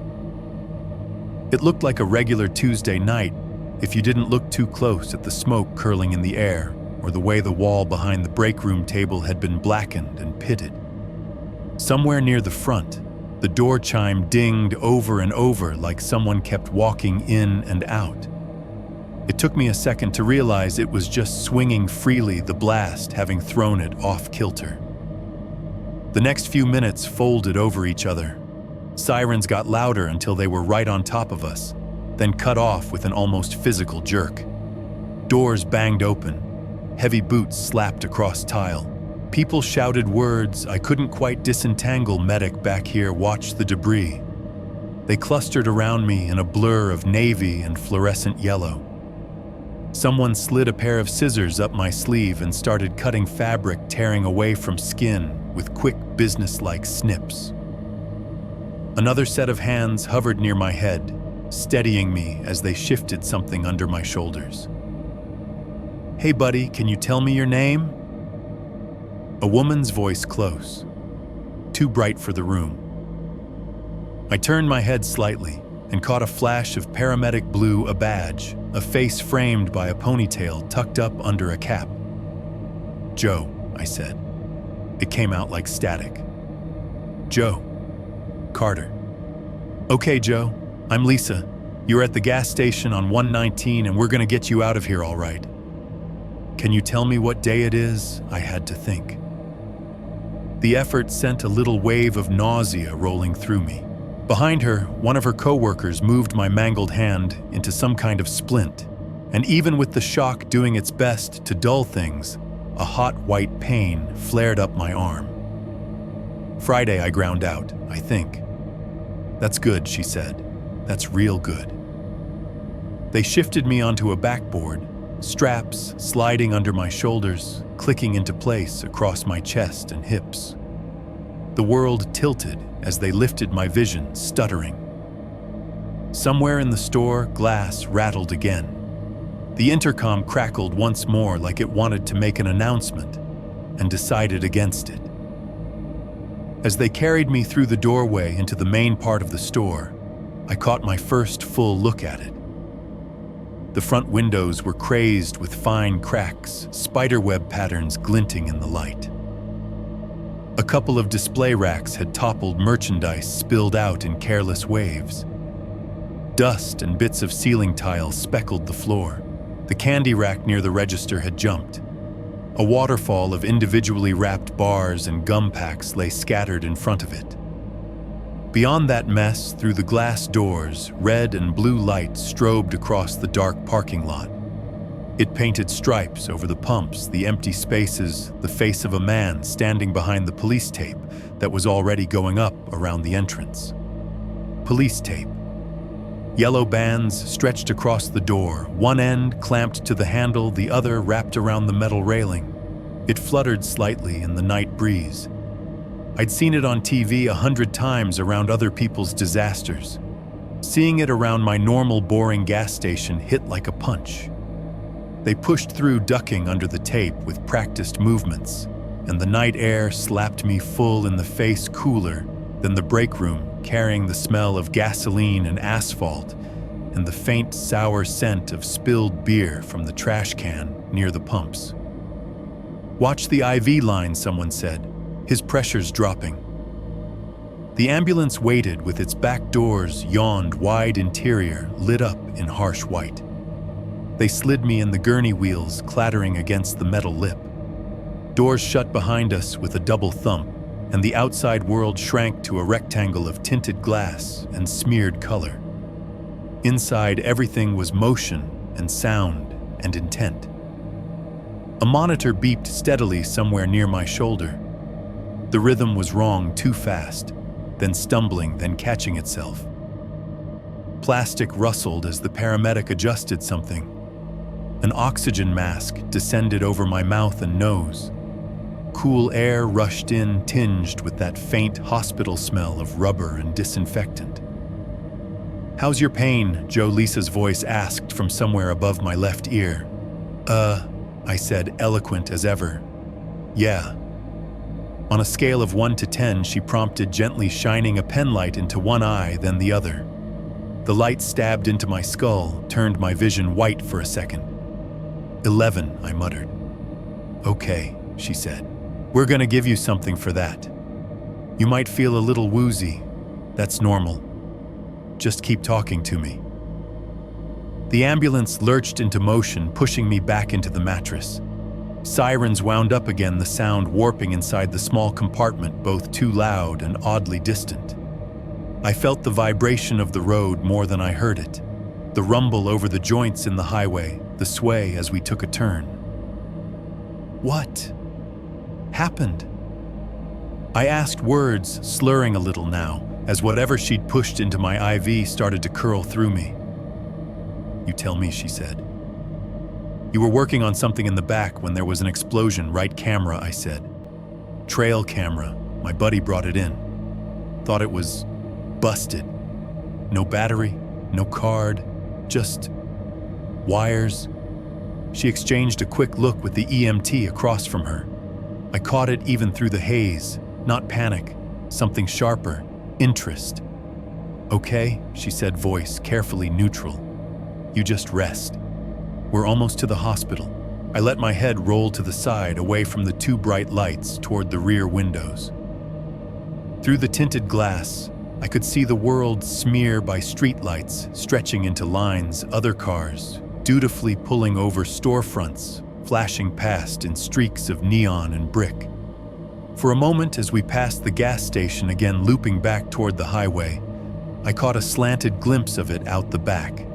The big glowing sign with the station's logo and gas prices standing tall against the sky like nothing had changed. Behind it, just beyond the reach of the lot lights, the darkness of the tree line pressed up against the edge of the property. Red and blue light from the cruisers painted the trunks in pulsing color, like the woods were breathing in time with the siren. I must have drifted in and out after that, pain meds blurring the edges.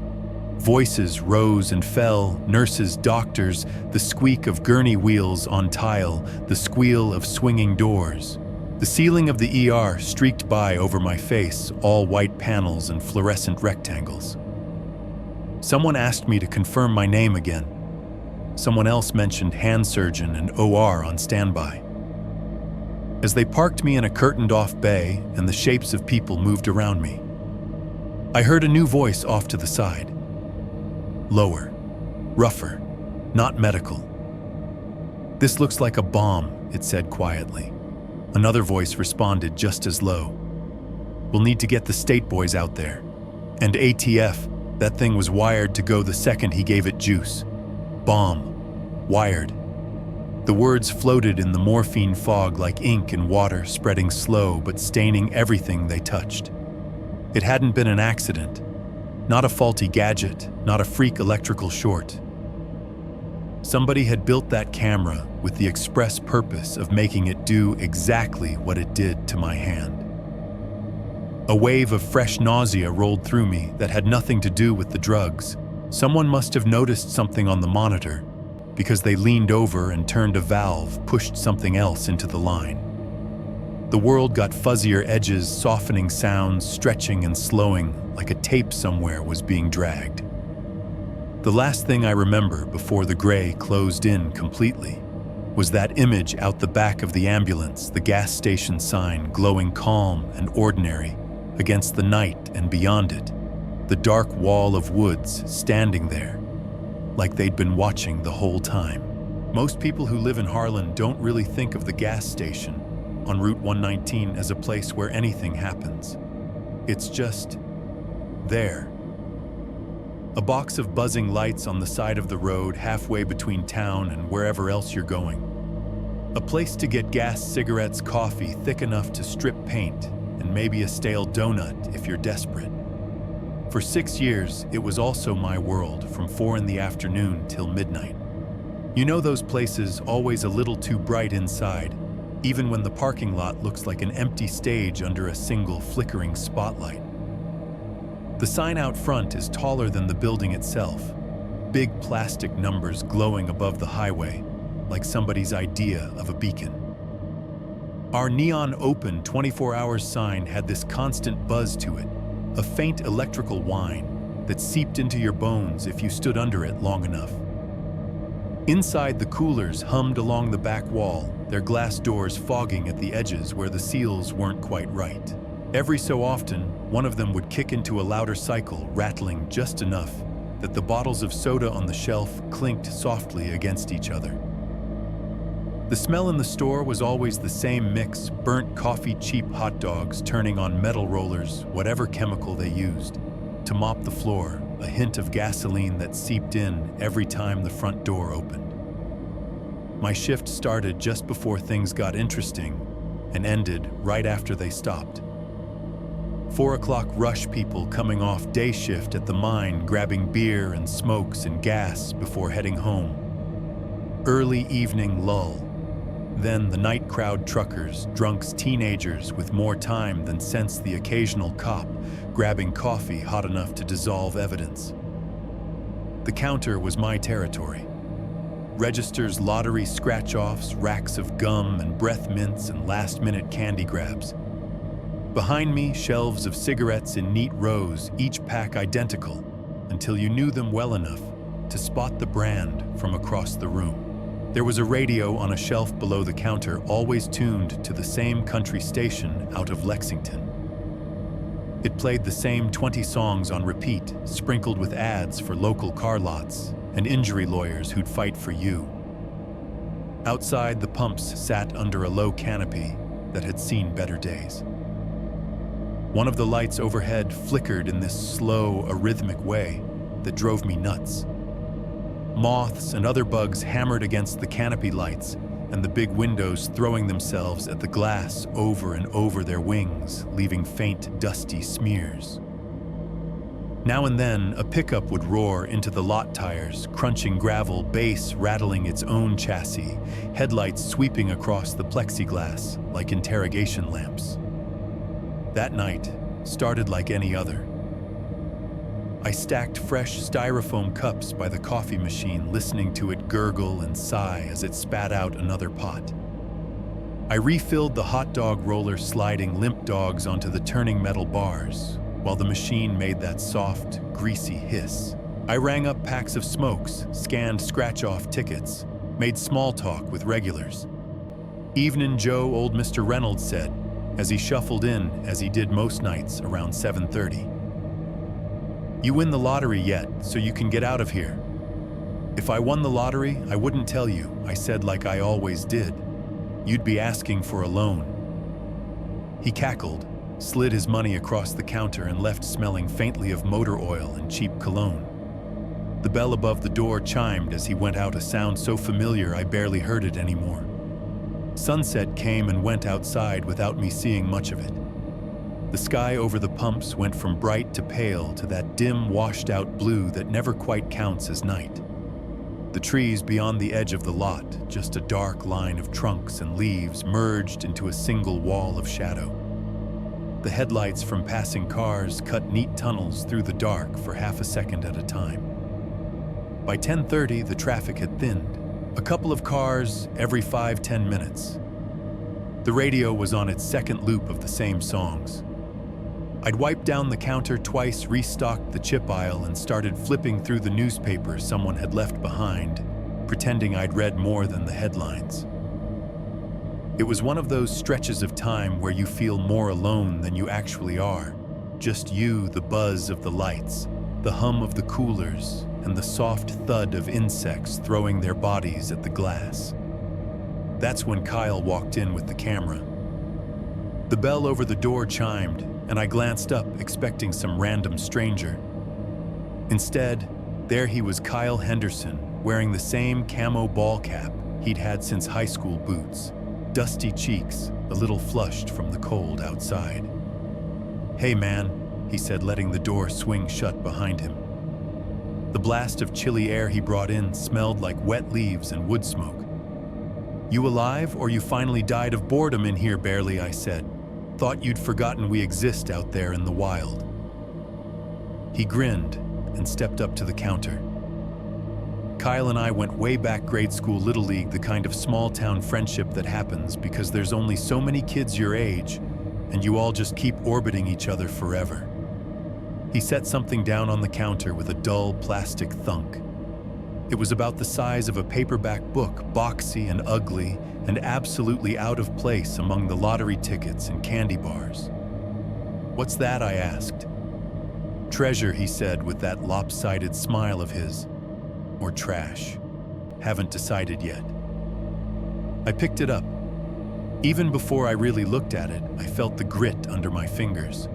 The casing was caked with dried mud, the kind that clings in layers like it's been walked on and rained on and baked and walked on again. There were scratches along the front, little white scars cutting through cheap camo paint. It smelled faintly like damp earth and moss, like it had spent a long time lying somewhere it wasn't supposed to be.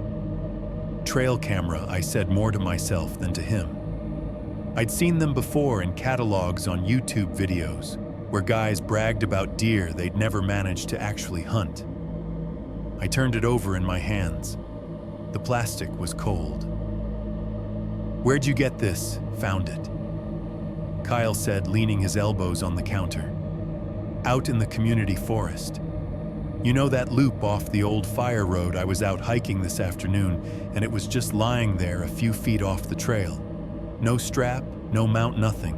Like somebody just dropped it and walked away. Or got eaten by a bear," I said.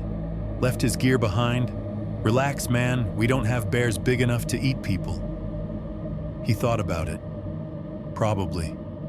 But yeah, it was just sitting there. Thought, hell, those things aren't cheap.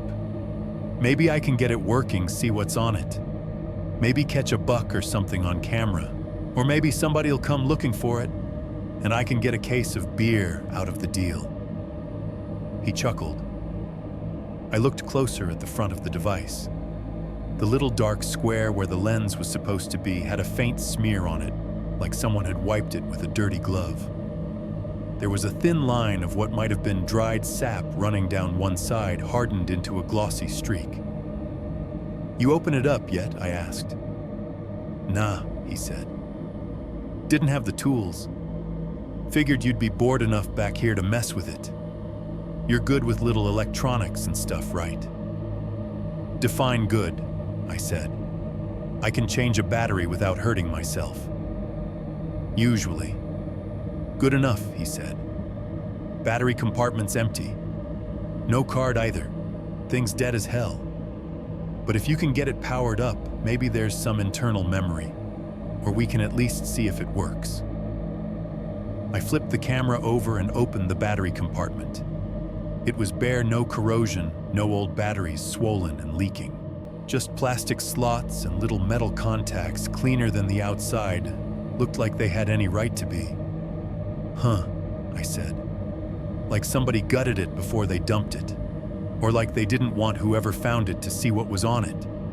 Kyle said, one eyebrow lifting. "Maybe it's some creep spying on couples in the woods. You might fire it up and find a whole library of Bigfoot porn." "Thanks for that mental image," I said, making a face. "Now I'm definitely not touching it." We both laughed. It was the kind of easy, stupid laughter that only really happens with someone who's known you long enough to have seen you puke cheap beer behind the old mill. Somewhere beneath the counter, the radio switched songs. A steel guitar slid into a familiar riff, and a singer started in on a chorus about losing his truck and his girl in the same afternoon. Then, for just a second, the music hiccuped. There was a sharp crackle of static, like someone had turned a dial too far, and a high whining squeal that made my fillings ache before the signal snapped back in. I frowned and smacked the side of the radio with the heel of my hand. The music wobbled, then steadied. "Everything in this place is older than we are," I muttered. "One of these days, it's just gonna give up mid-chorus, and we'll be stuck listening to ourselves breathe." "You already do that," Kyle said. "Creepiest thing about this place is how quiet it gets." He wasn't wrong. There were moments, especially around 11, when the whole store seemed to be holding its breath. When the pumps stood empty. When the coolers hummed just a little lower. When the only sound was the buzzing neon and my own footsteps as I walked the aisles. I turned the camera over once more in my hands. As I did, I felt a tiny sting in my fingertips. "Ow," I said, more surprised than hurt, reflexively flinching and almost dropping it. But Kyle straightened. "You okay?" "Yeah," I said, "just a little shock or something." The hairs on my forearm stood up. It hadn't been a big jolt, nothing like getting nailed by a live wire, but it was enough to feel different. Sharp, quick, like static jumping from a car door on a dry day, except the air in there was anything but dry. I glanced at the casing, half expecting to see some exposed metal, a loose wire. Nothing. Just the same scratched camo plastic and a thin film of dried mud. "You probably just dragged your feet on the carpet," Genius Kyle said. But he frowned a little too, eyes lingering on the camera. Behind us, the radio crackled again for the briefest moment, a stutter of noise that cut across the chorus before smoothing out. The air felt off, like the store had shifted a fraction of an inch on its foundation. I shook my hand out, blew on my fingers, then set the camera gently on the counter. "I'll take it in the back later," I said. "When it slows down. See if I can get a battery to fit. Worst case, we waste a half hour. Best case, we get a bare selfie out of it and go viral." "Yeah, man," Kyle said, grinning again, tension gone as quickly as it had come. "You'll be famous. Local gas station hero uncovers Harlan's hairiest resident." "I already work with him," I shot back. He flipped me off without heat, then grabbed a Gatorade and a bag of chips, paid, and headed for the door. As the bell chimed and the cold night air rushed in around him, I looked down at the trail camera sitting on the counter. Just a dead piece of plastic and wires from the woods, I told myself. Just another boring night at a boring job on a boring stretch of highway. I had no idea that by the end of that shift, that little box was going to change my life in ways I still feel every time I look at my right hand. By 10:50, business had dried up to almost nothing. The coffee pot on the burner had cooked itself down into something closer to sludge than drink. The hot dogs on the roller had that overdone sheen they get when they've been turning under the heat lamps for way too many hours, wrinkled and glistening in a way that seemed more like a warning than an invitation. The aisles were neat. The chip rack was full. The scratch-off tickets were still mostly unscratched. Out in the parking lot, only one car sat by the pumps, an old Chevy with a dented fender. Its driver leaned against the hood, smoking phone screen glowing blue in his hand as he scrolled. Beyond him, the darkness of the tree line squatted at the edge of the property, just past the reach of the canopy lights. I checked the clock above the counter. 10:52. Almost there, I muttered to myself. 2 more hours and change, then home bed repeat. The trail camera still sat on the counter exactly where I'd left it after Kyle left. Every time I turned around, my eye snagged on it. It looked wrong there among the candy and car fresheners, like a thing that had wandered out of a different story. Finally, after ringing up the guy with the Chevy and watching his taillights vanish down 119, I decided to do what I'd said I would. The store was empty. The highway outside was a streak of distant headlights, and then nothing. If I didn't do something to keep myself occupied, I was going to start alphabetizing the gum. I picked up the camera, feeling again the roughness of the dried mud under my fingers. No shock this time, just cold plastic. Bob I called toward the little office tucked behind the lottery display. "I'm gonna be in the back for a bit, all right, Holler, if anyone comes in." His voice floated out muffled by walls and paperwork. Yeah, don't blow anything up. Funny in hindsight. I pushed through the door that separated the main store from the back area, and the sound changed immediately. Out front, everything was echo and hum. Back here, it was duller, more contained. The smell shifted too, less coffee and gasoline, more cardboard cleaning supplies, and whatever sad leftovers had been microwaved in the break room that week. The hallway was short-lined on one side with stacked boxes, cups, napkins, extra stock. On the other side, two doors, one to the cramped manager's office, the other to the employee break room and storage area. I nudged the break room door open with my hip. The room inside was exactly what you'd expect from a gas station that paid its employees barely above minimum wage. Faded wood paneling, the kind that had been stylish maybe 40 years ago. A bulletin board with ancient safety posters tacked up at crooked angles. A battered vending machine humming against one wall, its fluorescent interior light flickering on and off over rows of candy and chips that never seemed to change. An old microwave sat on a counter next to a stained sink. Someone had left a plastic bowl in there, its contents fused into an unidentifiable crust by repeated overheating.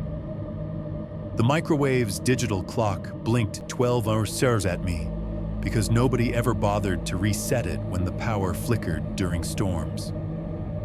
The table in the center of the room had seen better decades. Its surface was a map of scratches, ring-shaped stains from coffee cups, and the occasional FU carved in with a pocket knife. Two mismatched chairs and a cracked plastic stool lurked around it, ready to complain loudly every time someone sat down. The fluorescent light overhead buzzed like an insect that had flown into a jar and didn't know how to get out. I set the trail camera down on the table and went to the little metal locker that passed for storage. Inside was the small toolkit we kept for repairs, which mostly meant tightening loose screws on cooler doors and replacing broken shelf brackets. I grabbed a tiny Phillips head screwdriver, a roll of electrical tape, and a handful of batteries from the miscellaneous drawer, the kind of drawer every workplace has, full of things left over from other projects. Rubber bands pens that only work when you scribble hard enough loose screws that don't match anything. I dumped the batteries onto the table. They rolled and clinked softly, settling into little clusters. Some were brand name, some off-brand, some old enough that the labels were peeling. "Let's see what we're working with," I said more to the camera than to myself. I flipped it over and found the tiny screws holding the back panel on. The screwdriver fit, more or less. Each turn made a faint squeak as metal slid against plastic. One by one, I worked them out, setting them carefully in a little pile by my elbow. They were small enough that losing even one would mean I'd be crawling on the floor trying to find it. The fluorescent light flickered above me, dimming to a sullen yellow before flaring back up. The vending machine hummed steady, its little refrigeration unit kicking on with a low thrum. When the last screw was out, I pried the back panel away. Inside, I expected to see the basic guts I'd glimpsed in online videos, battery slots, a board, maybe a couple of simple connections. Instead, I was greeted by a tangle of wires that looked just a little too busy for what this thing was supposed to do. There was the board, sure, and connectors. But the wiring seemed excessive. More loops, more connections. A couple of components I didn't recognize even in the most basic sense. I squinted at it, leaning closer. I thought these things were supposed to be simple, I muttered.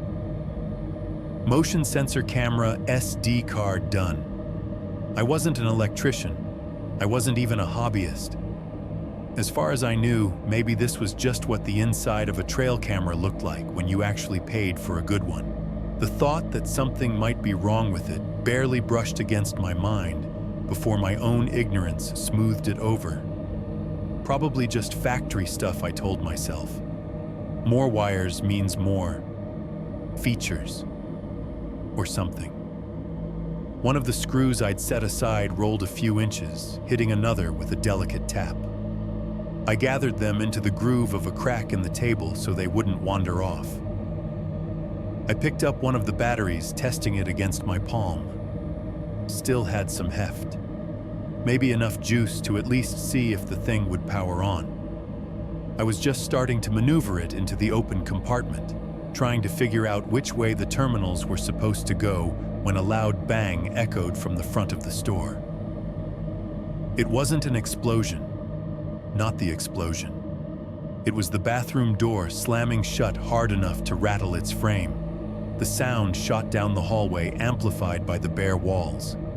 I jumped the screwdriver, slipping in my fingers. One of the tiny screws bounced off the table and skittered toward the edge.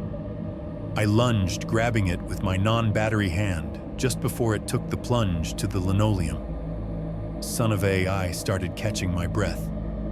Sorry, someone yelled from the front. Door's sticky. I let out a breath I hadn't realized I'd been holding, and laughed a little under my breath, the sound thin. My heart was pounding faster than that deserved. Get it together, Joe, I told myself, putting the screw back with its siblings. You're jumping at doors now. The light overhead steadied again. The vending machine hummed. Somewhere in the ceiling, the building made one of those shifting noises old structures make wood or metal or ductwork, adjusting to temperature, a long, low creak. I leaned back over the camera, battery in hand. Whatever stray warning feelings I'd had when it shocked my fingers earlier had been dulled by habit, boredom, and the assumption that my world was too small and boring for anything truly bad to happen in it. I lined the battery up with the metal contacts, squinting to make sure the plus and minus signs matched. There we go, I said softly, as if I was coaxing a stubborn piece of tech back to life. Let's see if you've got anything good on you. I pushed the battery into place. For half a second, nothing happened. Then there was the tiniest sound, so quiet, I might have imagined it. A click like a switch being thrown in another room. Or maybe it was the spark itself. A pinprick of light bloomed in my peripheral vision. Then the world turned white and slammed into me. The world didn't come back all at once. At first, there was just this high, needling tone, a thin ringing that drilled into the center of my head and pushed everything else away. It was like the whole universe had been boiled down to a single endless note. Then, around the edges of that sound, other things started to seep in. Something rattled. Glass, maybe. A shelf ticking as it settled. The fluorescent light in the break room buzzed and flickered like it was shorting out, brightening in ugly spasms before fading to a sickly, uneven glow. The store intercom crackled overhead, spitting out a burst of static and half a syllable of the country song that had been on before cutting off again. Joe. My manager's voice far away and underwater. Each syllable thumped into me a heartbeat after he said it. I could feel the vibration of his shoes hitting the floor more than I could understand the words. I realized I was on my back. The table we'd been using was half on its side now, one leg twisted, the metal edge bent and blackened on the corner where the camera had been. Bits of plastic and metal were everywhere, stuck in the wall, embedded in the table, scattered across the floor. Smoke hung in the air, thin and gray, twisting up toward the humming light, like it was looking for a way out. The smell hit next, pushing through the shock and the ringing. Burnt plastic, acrid and chemical, like the inside of a melted toy. Something bitter, powdery, the kind of scent you get at a shooting range after a few magazines have been emptied gunpowder, or close enough to it that my brain filed it under danger. Under all of that crawling in, slow but sure, was the copper-heavy tang of blood. I tried to move, and my body filed its complaints all at once. My back throbbed where I'd hit the floor. My ears pulsed with that ringing tone. My lungs protested the smoke. My right arm felt wrong. Too light and too heavy at the same time. "Don't move," Bob was saying. He knelt into my field of vision, his face white and smeared with dust. His store polo was speckled with flecks of whatever had blasted out of the camera. One of the overhead tiles had cracked a chunk, missing where something had hit it. "Joe, you with me?" His voice wobbled. "Hey, look at me, man." I forced my eyes to focus on him. His features slid into place slowly, like they'd been jumbled, and were only now remembering where they were supposed to go. Yeah, I croaked. My throat felt raw, though I didn't remember screaming. "What? You?" It blew up," he stammered. "Jesus, I told you not to blow anything up as a joke. I didn't mean literally. If I'd had more air in me, I might have laughed. As it was, I just lay there trying to piece together the last few seconds, the click, the spark, the flash. Then nothing. My brain decided it needed more information. It sent the command to my eyes. "Check your hand. See what we're dealing with." I turned my head slow, too slow, and looked down. My right arm lay at my side, not where I thought I'd left it. The glove was shredded open, black material peeled back like a banana skin. The shape underneath didn't look like a hand, so much as an impression of one edges blurred by swelling dark patches, spreading where red had already soaked through. There were gaps where there shouldn't be gaps. Angles that made no anatomical sense. That was as much detail as my mind allowed itself to register before it slammed a door shut and stamped a label over the whole thing, mangled. A wave of nausea rolled through me, hot and dizzying. I squeezed my eyes shut, then opened them again, as if that might change what I was seeing. It didn't. I called 911. Bob said, words tumbling out faster now. "They're on the way. Just don't look okay. Don't look at it." "Bit late," I muttered, or thought I did. My lips were numb. My tongue felt thick. The high whine in my ears dipped for a moment, replaced by the distant rising wail of sirens. Out in the main store, something clattered. Maybe a bottle in the cooler knocked loose by the blast. Maybe a display that had finally given up and toppled. The building creaked around us, the sound of old materials reacting to sudden abuse. The intercom popped once more, sharp as a slap. For half a second, I thought I heard the ghost of that country song again, a single drawn-out note before it died. "Hang on, Joe." Bob said, his hand hovering awkwardly near my shoulder like he wanted to grab me and didn't know where he could touch without making something worse. "Just hang on, okay? They're almost here." The sirens got louder. The shrill cry echoed off the cinder block walls, climbed up into the rafters, vibrated through the floor under my spine.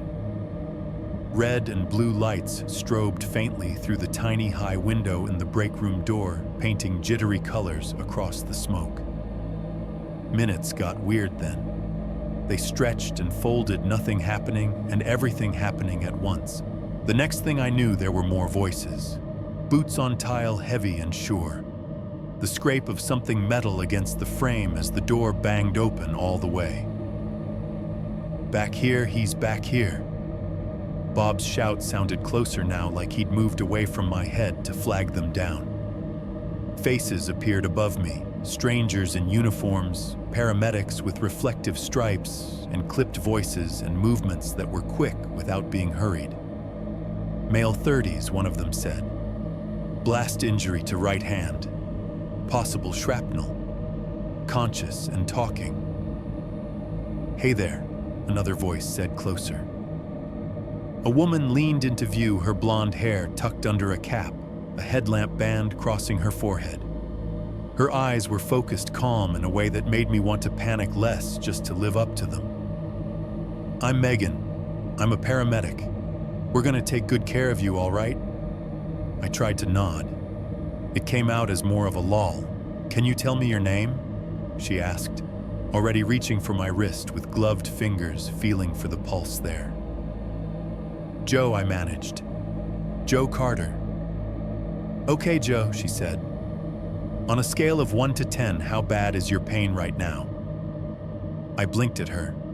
The numbers felt like they belonged in a different kind of test.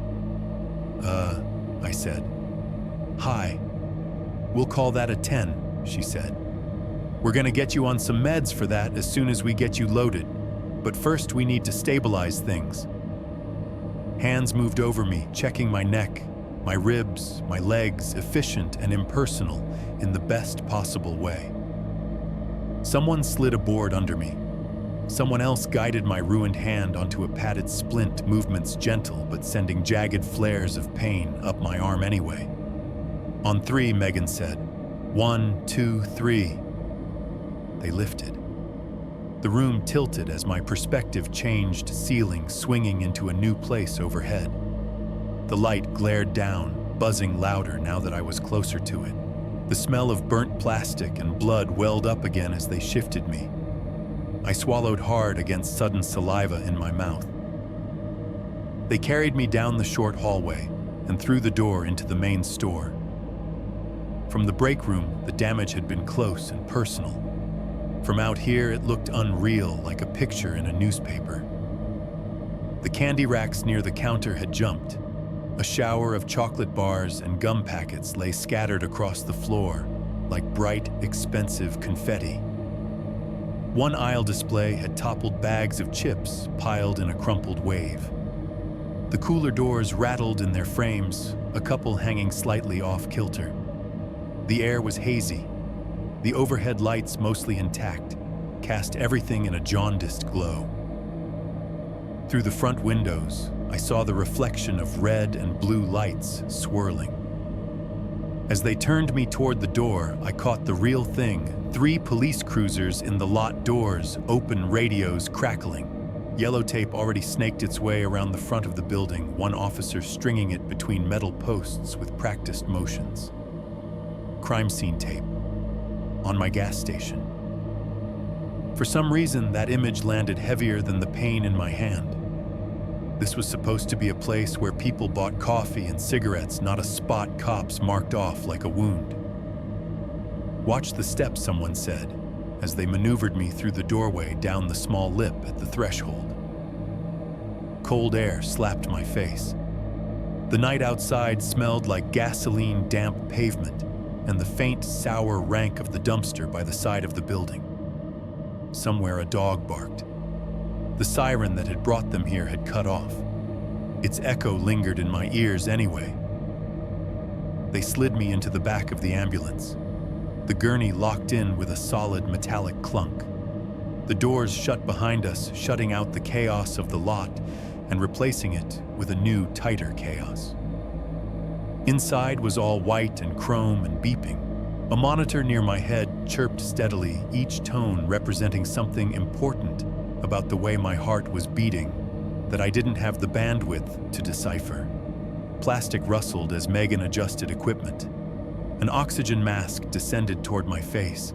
Cool, clean air flooded in, tinged with the smell of rubber and hospital. "How you doing, Joe?" she asked, strapping the mask into place. Her voice sounded farther away, now filtered through cotton. "Still with me?" "Yeah," I said the word, distorted by the mask. "Think so." "Good," she said. We're about 15 minutes from the hospital. I'm going to give you something for the pain. It might make you feel floaty. That's okay. Just try to keep your eyes open when I talk to you, all right? Okay. I watched her lean toward the IV line, watched the clear fluid drip, drip, drip before she pressed something into it from a syringe. Warmth spread up my arm across my chest, blooming outward. The edges of the world softened colors, blooming where there hadn't been any. The ambulance jolted into motion. I felt the acceleration more than I heard it, the slight pull backward, the subtle sway as we took the turn out of the lot and onto the main road. The siren started up again, the sound muffled but insistent wrapping around us in a kind of mechanical wail. As we passed the front of the gas station, I tried to angle my head toward the back window. Through the tinted glass smeared with dirt and the ghost of fingerprints, I caught a skewed, almost dreamlike view of my workplace shrinking away. The big sign that showed our prices glowed against the night numbers, bright and indifferent. The canopy lights over the pumps threw white pools onto the concrete. Beyond that, just past where the lot lights faded, the dark edge of the woods rose up black tree trunks. A wall of branches, leaves turned to a single impenetrable silhouette. Red and blue lights strobed over that tree line, painting the trunks in pulses of color. For a moment, it looked like the forest was breathing expanding red, contracting blue, in time with a siren I could barely hear. Voices drifted from the front of the ambulance to the back. I wasn't supposed to be able to hear them clearly, I think, but the drugs made everything float and sharpen at the same time. Device was in pieces, someone said. A man's voice. Cop, maybe. Deeper than the paramedics. Looks like a small charge. Directional, homemade, another voice asked. Maybe. Could be that guy from a few months back, the first voice said. Those cameras they found in the woods, the rigged ones, this looks similar. We'll have to get the bomb squad out there. Doesn't look like an industrial malfunction to me. This was wired to go. Wired. Bomb. The words didn't hit like the explosion had. They seeped in, slowly heavy and cold, filling in spaces in my mind I hadn't realized were still empty. This wasn't just a broken gadget that had gone wrong. Somebody had built that thing. Somebody had set it up so that when a guy like me, bored, curious, wanting to see a bear on a screen, gave it power, it would reward him with fire and shrapnel. My breath hitched under the mask. The beeping from the monitor changed pitch, a little spike in the rhythm. Megan's hand landed gently on my shoulder. "Easy, Joe," she said. "You're okay. You're safe. We've got you." Safe felt like the wrong word, but I let it pass. The warmth in my veins was turning into something softer, heavier. The ceiling lights above me blurred into hazy halos, the edges fuzzed with dark. The gas station sign, the crime scene tape, the strobing lights on the tree line, all of it started to smear together in my mind. The last clear picture I grabbed hold of was that glowing sign standing against the night numbers, bright and neat, pretending it was just another Tuesday, while the woods behind it loomed like they'd been watching the whole thing unfold. The siren wailed. The monitor beeped. Someone said my name again from far away. Then the gray rolled in and the world fell quiet. I woke up to the sound of something beeping and the feeling that my body didn't quite match the shape of my skin anymore. The beeping came in steady little chirps from somewhere above my head. Not fast enough to alarm me, not slow enough to relax me. Just a mechanical reminder that something inside me was still doing its job. The second sound, softer, was the liquid tick-tick-tick of an IV drip, tiny bubbles sliding down clear tubing into my arm. Over all that floated the hospital's own soundtrack, a distant voice over the PA announcing a code. I didn't understand the squeak of cartwheels on linoleum, the low murmur of conversation bleeding through the walls from the nurse's station. Every now and then, somewhere farther off, A phone would ring and be snatched up mid-chime. The air smelled like antiseptic and plastic, and something cooked beyond recognition down in the cafeteria.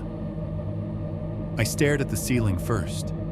Off-white tiles, tiny dimples in their surface, a hairline crack running through one of them, like someone had drawn a faint, jagged line with a pencil. Fluorescent lights hummed softly behind frosted panels. A sprinkler head sat above me like a small metal eye. It took a minute for memory to catch up. The gas station, the trail camera, the click, the white-out blast. I tried to sit up. Pain answered sharp and immediate, radiating from my right side like a flare. My chest tightened. I heard myself suck in air through clenched teeth. Somewhere to my left, fabric rustled. A chair scraped. "Whoa there, Joe," a voice said, warm and firm at the same time. "Easy, easy. You're okay. You're in the hospital. You had surgery. Don't try to move too fast." A nurse stepped into my line of sight. Mid-40s, maybe hair pulled back, badge clipped to her scrubs. Her face had that practiced calm you only get from seeing people at their worst on a daily basis. My tongue felt dry and thick.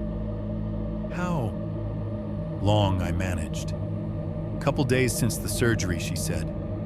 "You've been in and out. We've been keeping you pretty well medicated."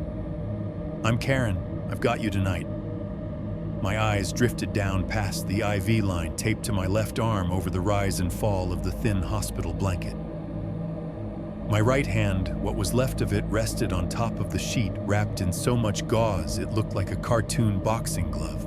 The bandaging went all the way up to my mid-forearm layers of white stained faintly yellow where antiseptic had soaked in. For a moment I thought they'd just wrapped it big, that underneath everything was still there, just protected. Then I tried to flex my fingers and felt less. The sensation was wrong. Some of my hand answered muscles tugging, tendons moving, but the command I sent out came back incomplete, like dialing a number and getting half the rings cut off. A cold wave crept up my spine. How bad, I asked, my eyes still fixed on the bundle of gauze. My voice came out smaller than I wanted it to. Karen hesitated just long enough that I knew the answer before she spoke. "You lost a couple of fingers," she said gently. "The surgeons did everything they could to save as much as possible. Your thumb is still there. So is most of your palm. But there was significant damage." She softened the words with a tilt of her head, sympathy without pity. I swallowed. My throat hurt. "So it's permanent," I said. She didn't lie. "Yes." The monitor above my head beeped a little faster. Karen glanced at it, then back at me. "Totally normal to feel overwhelmed," she said. "You've been through a lot. We've got a pain button right here." She nudged a plastic device closer to my left hand. "If you need a bump. And if you start to feel panicky, just let me know. We can help with that too." I nodded, though it felt like my neck belonged to someone else. My mind kept trying to picture my hand as it used to be, then hitting the blank space where memory met the new reality and dropping into it like a hole. "How long am I started. "Doc will talk prognosis with you in the morning," she said. "You've got some visitors today, though, if you're up to it." Visitors. My brain jumped to my mother, my sister, maybe Kyle. "Couple of officers," she said. "They were here earlier while you were out. Said they'd come back." Of course, the camera, the explosion. There had to be questions. She checked my vitals one more time, adjusted the drip rate, and then left the door, sighing shut behind her. I lay there listening to the hospital breathe around me. The PA crackled. Someone laughed down the hall, the sound tired. A cart rolled past, wheels squeaking once every revolution. The exit sign above the door glowed red, its transformer making a faint mosquito-like buzz. After a while, there was a knock. The door opened partway and a head poked in. "Mr. Carter," the man asked. "Yeah," I said. He stepped inside, followed by another. Both wore plain clothes, but the holsters at their hips and the badges clipped to their belts said everything. The first one was tall, late 40s hair going gray at the temples, tie slightly loosened, like he'd been at this all day. He had the kind of lines around his eyes you get from squinting at too many things you wish you hadn't seen. "I'm Detective Daniels," he said, holding up a hand in a semi-wave. "Harlan County Sheriff's Office. This is Officer Blake. Mind if we talk for a bit?" "Do I have a choice?" I tried for humor. It came out thin and frayed. "You're welcome to tell us to get lost," Daniels said. "I just have to come back later. Figured we'd get this over with when you're awake enough to remember it." He dragged the chair closer to the bed and sat. Blake stayed standing, flipping open a small notebook. "How you feeling?" Daniels asked. "Like I got hit by a truck," I said. "A small one. With sharp edges." He huffed a laugh. "That tracks. I'm gonna jump right in if that's all right. You remember what happened at the station?" Bits and pieces floated up. The camera on the table, the screws in a little pile, the battery, the click, white light slamming into me. "Yeah," I said slowly. My friend brought in a trail camera. Said he found it out in the woods. I took it in the back to see if I could fix it. When I hooked a battery up, it went off." "Friend's name?" Blake asked, pen poised. Kyle Henderson." I gave them what I knew address, where he worked, how long we'd known each other. Daniels listened, eyes on my face, not interrupting. When I mentioned the community forest, the loop off the old fire road, something in his expression shifted. His mouth tightened a fraction. His gaze sharpened. "Camera was just on the ground?" he asked. "Not strapped to a tree, nothing like that?" "That's what he said," I replied. "Just lying there a few feet off the trail. No battery, no SD card. Just empty guts." At the mention of the missing battery and card, Daniel's jaw moved like he was grinding a thought between his teeth. That fit with something I asked, catching it. He didn't answer directly. "You ever heard about the other incidents out there?" he said instead. "What other incidents?" I asked. My skin prickled. He shot a quick glance at Blake, then back at me.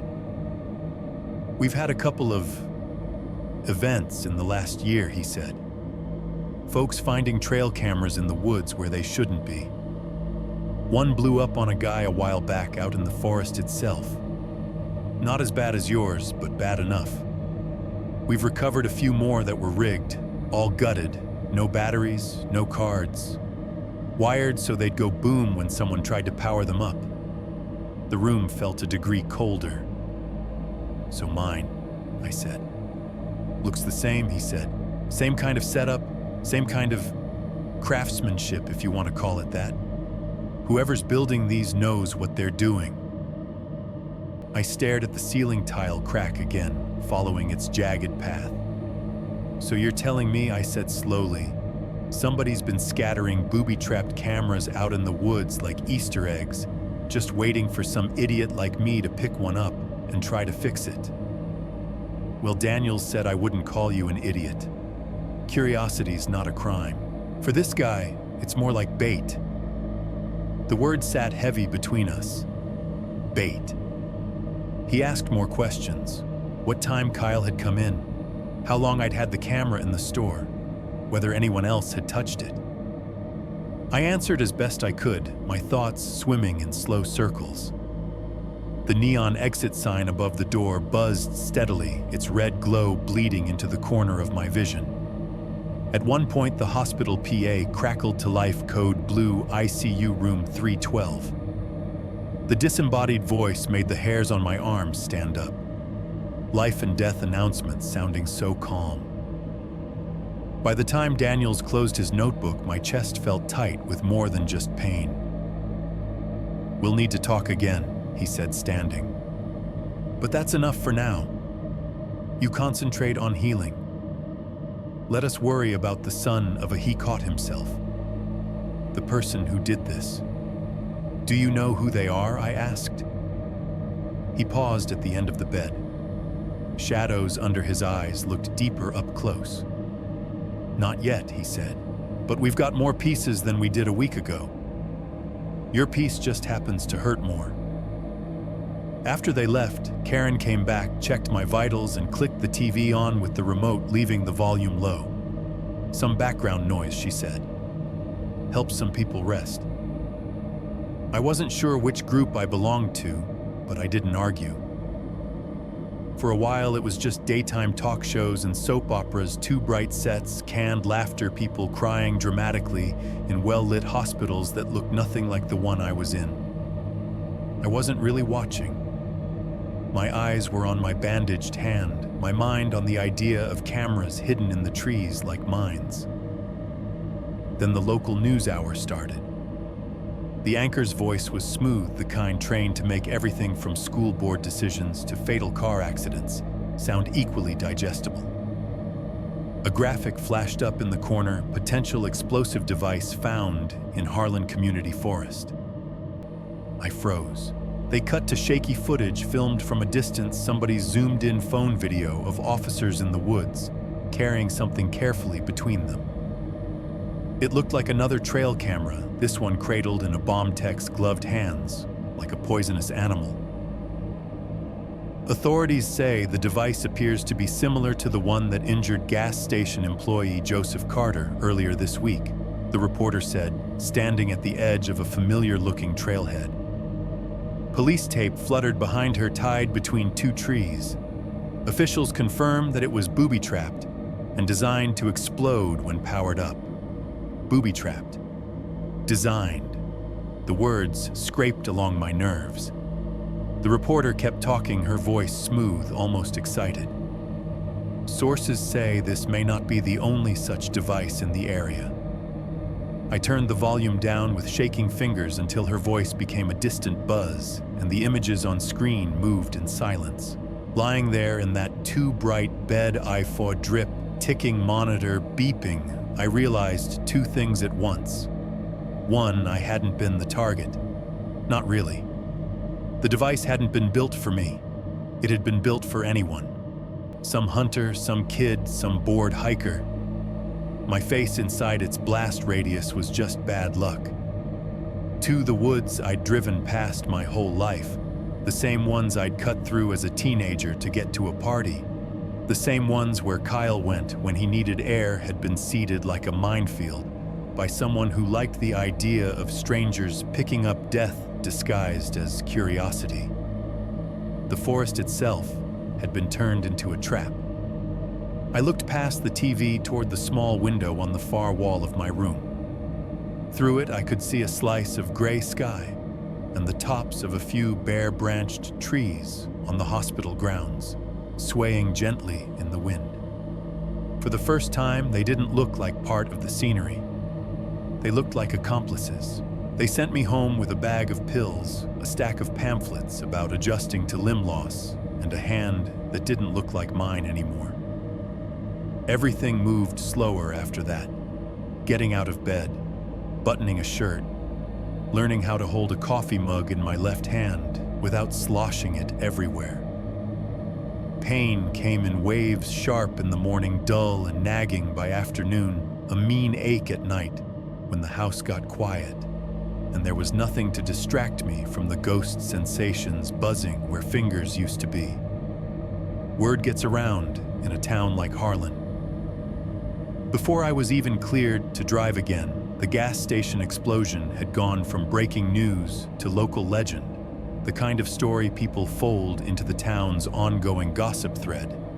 Did you hear about Joe down at 119 blew his hand up on a camera he found in the woods? It sits on the shelf right next to remember when the creek flooded back in '98, and that one time the high school almost burned down. I couldn't go back to work yet, so my world shrank to my mom's house and the front porch. The porch was where the real news lived.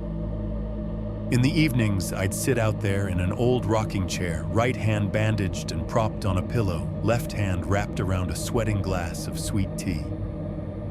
The weather was just starting to lean into summer warm air, sticky at the back of your neck, fireflies blinking in the yard.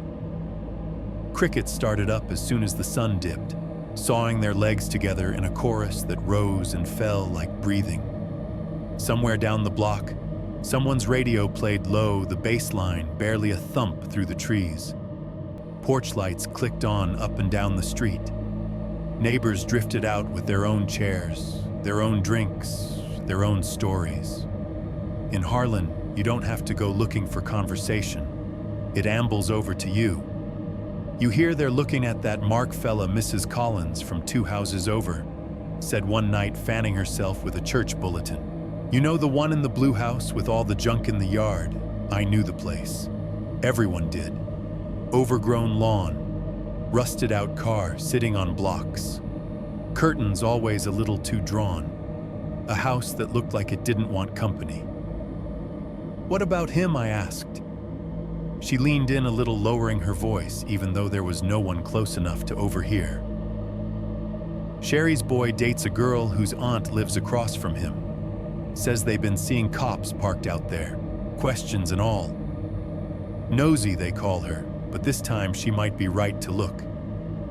From the porch next door, Mr. Jenkins snorted. I'm not surprised.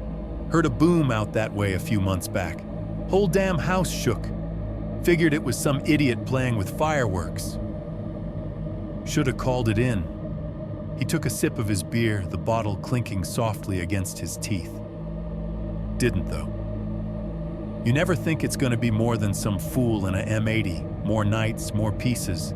He doesn't talk to nobody, one neighbor said. Always in that garage of his late. Light on all hours. Caught him digging around his yard at 2 in the morning, once someone else added. Thought he was burying a dog, or something worse. Sirens had started to feel like background noise since my accident. You hear them differently when you've ridden inside one. When they howled down 119 at night, dogs up and down the valley would answer barking and baying until the last distant echo faded under the hills. Sometimes the sirens slid right past, headed somewhere else. Sometimes they slowed. Those nights' conversations on the porches would pause, everyone's heads turning slightly toward the sound. You could feel the whole street listening, silently counting until the wail faded, wondering what part of town just got its story rewritten. The name Mark started showing up more often in those gaps, always with the same qualifiers: weird, quiet, kept to himself. The thing about small towns is we're really good at noticing off and really bad at deciding what to do with it. A week or so after I got home, I didn't hear about him through the grapevine first. I heard about him from the TV. I was on the couch, right hand elevated on a stack of pillows, remote in my left.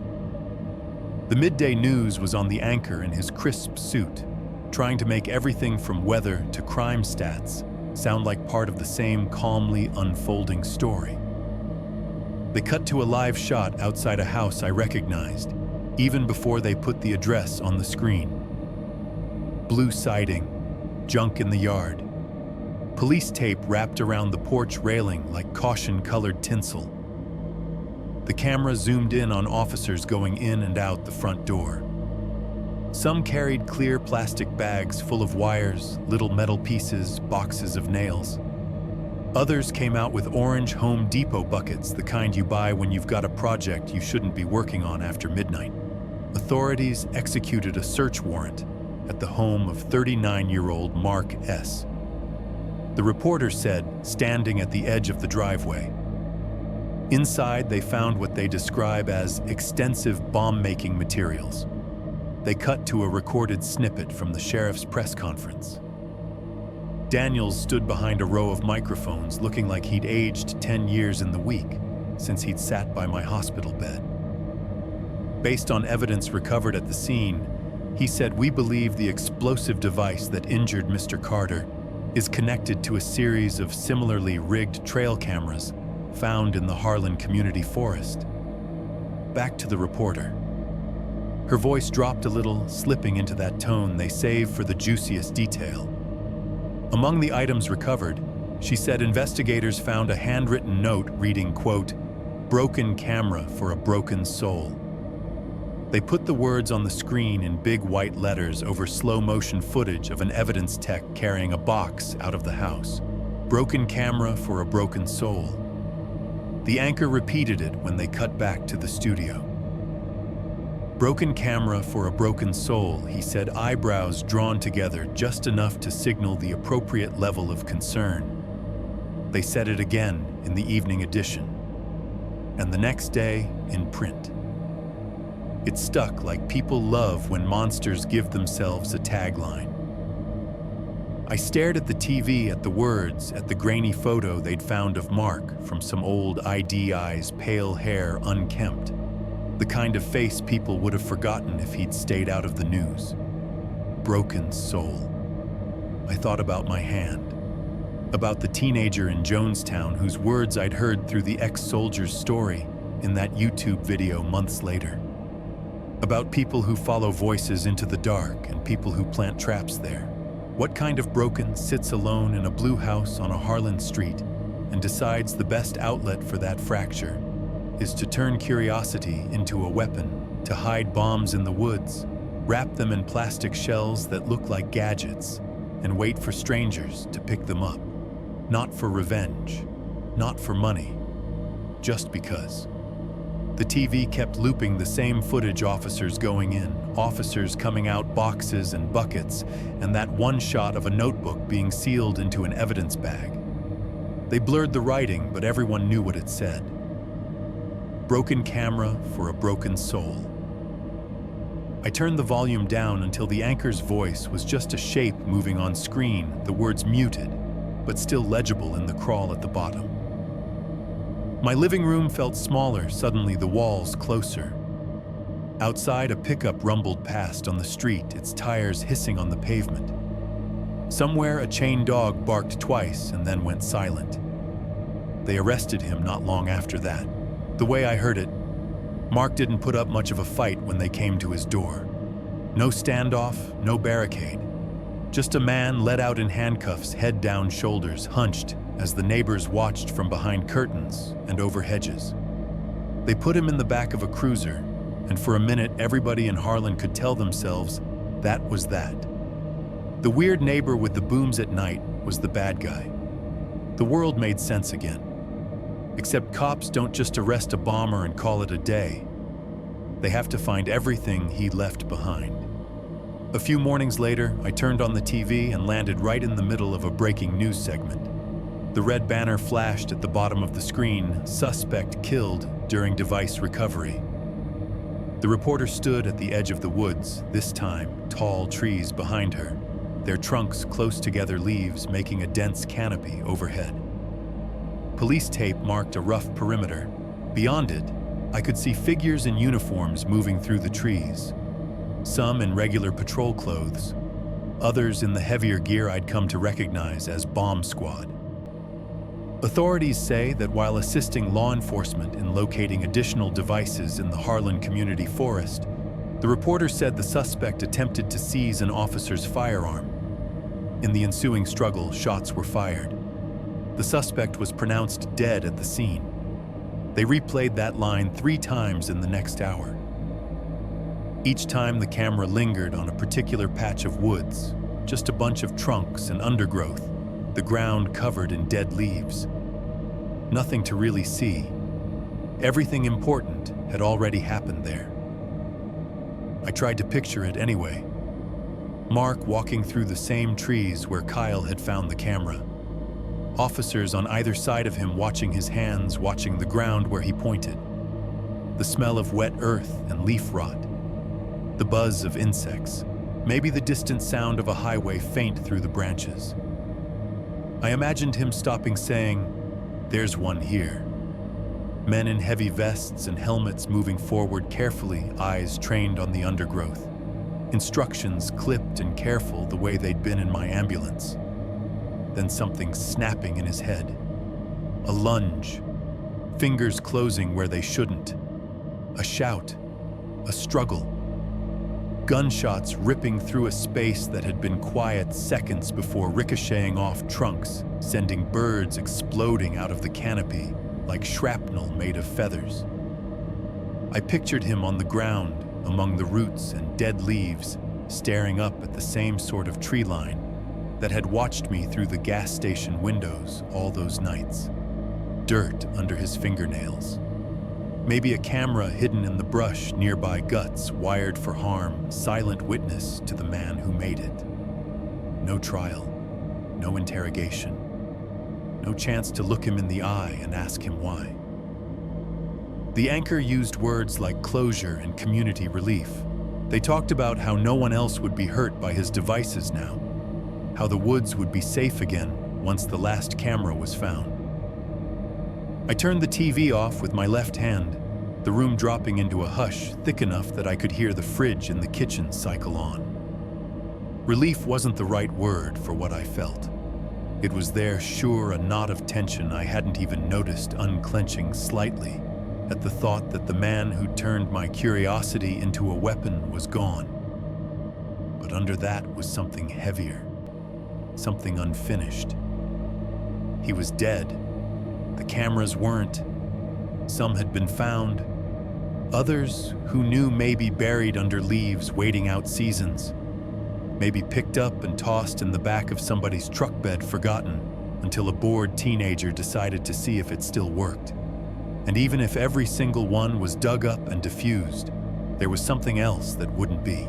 The knowledge that a man had walked the same paths I'd walked, looked at the same trees I'd looked at, and seen them not as shade or beauty or escape, but as cover. As a place to hide his hate and call it art. I sat there in the quiet, staring at the blank screen, seeing the reflection of my bandaged hand in the dark glass. Outside, beyond the front yard and the street and the first line of houses, the hills rose up green and thick with trees. Mark was gone. The woods were still there, and I had a feeling the story between the two wasn't finished. Not for me, anyway. Daniels came back on a day when the sky couldn't decide what it wanted to be. Clouds drifted low and gray over Harlan, the kind that promise rain, and then hold it just out of reach. The light coming through my living room window was flat, no shadows, everything washed in the same dull color. The TV was off. The only sounds in the house were the fridge humming and the occasional creak from the old floorboards when the temperature shifted a little. I heard his car before I saw it. The slow crunch of tires over gravel out front, the idle rumble as the engine cut the soft thud of a door closing. A moment later, knuckles rapped on the frame. Doors open, I called, shifting on the couch, cradling my bandaged hand automatically against my chest. He stepped in, hat in one hand, a little more slump in his shoulders than the last time I'd seen him. The holster on his belt creaked when he moved leather worn where the metal had rubbed it over the years. "Hey, Joe," he said. "How's it hanging crooked?" I said, lifting my right arm an inch, but still attached. He cracked a brief smile at that and took the same chair he'd used when he came to ask questions while I still tasted hospital jello. For a moment, neither of us said anything. Outside, the wind shifted and pushed against the house. Through the thin walls, I could hear it hiss in the trees out back, making the leaves rub together in a dry whisper. A branch somewhere tapped once against the siding, a sound like a knuckle on wood. Daniels cleared his throat. "Figured I owed you an update," he said.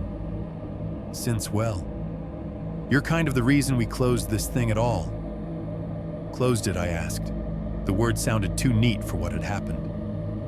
"So that's it. No more broken souls with broken cameras." He winced at the phrase. "As far as we can tell, yeah, when we had Mark in custody before, you know." He took us out in the forest, showed us where he'd planted the devices he could remember. He could remember, I repeated, catching that. Daniels nodded. "Memory's a tricky thing. But we logged 12 more cameras, all of them wired, all of them set to detonate when powered. We had the bomb techs disarm them on site. Then we brought them in, same setup as yours, same wiring signature, same brand of components in some cases.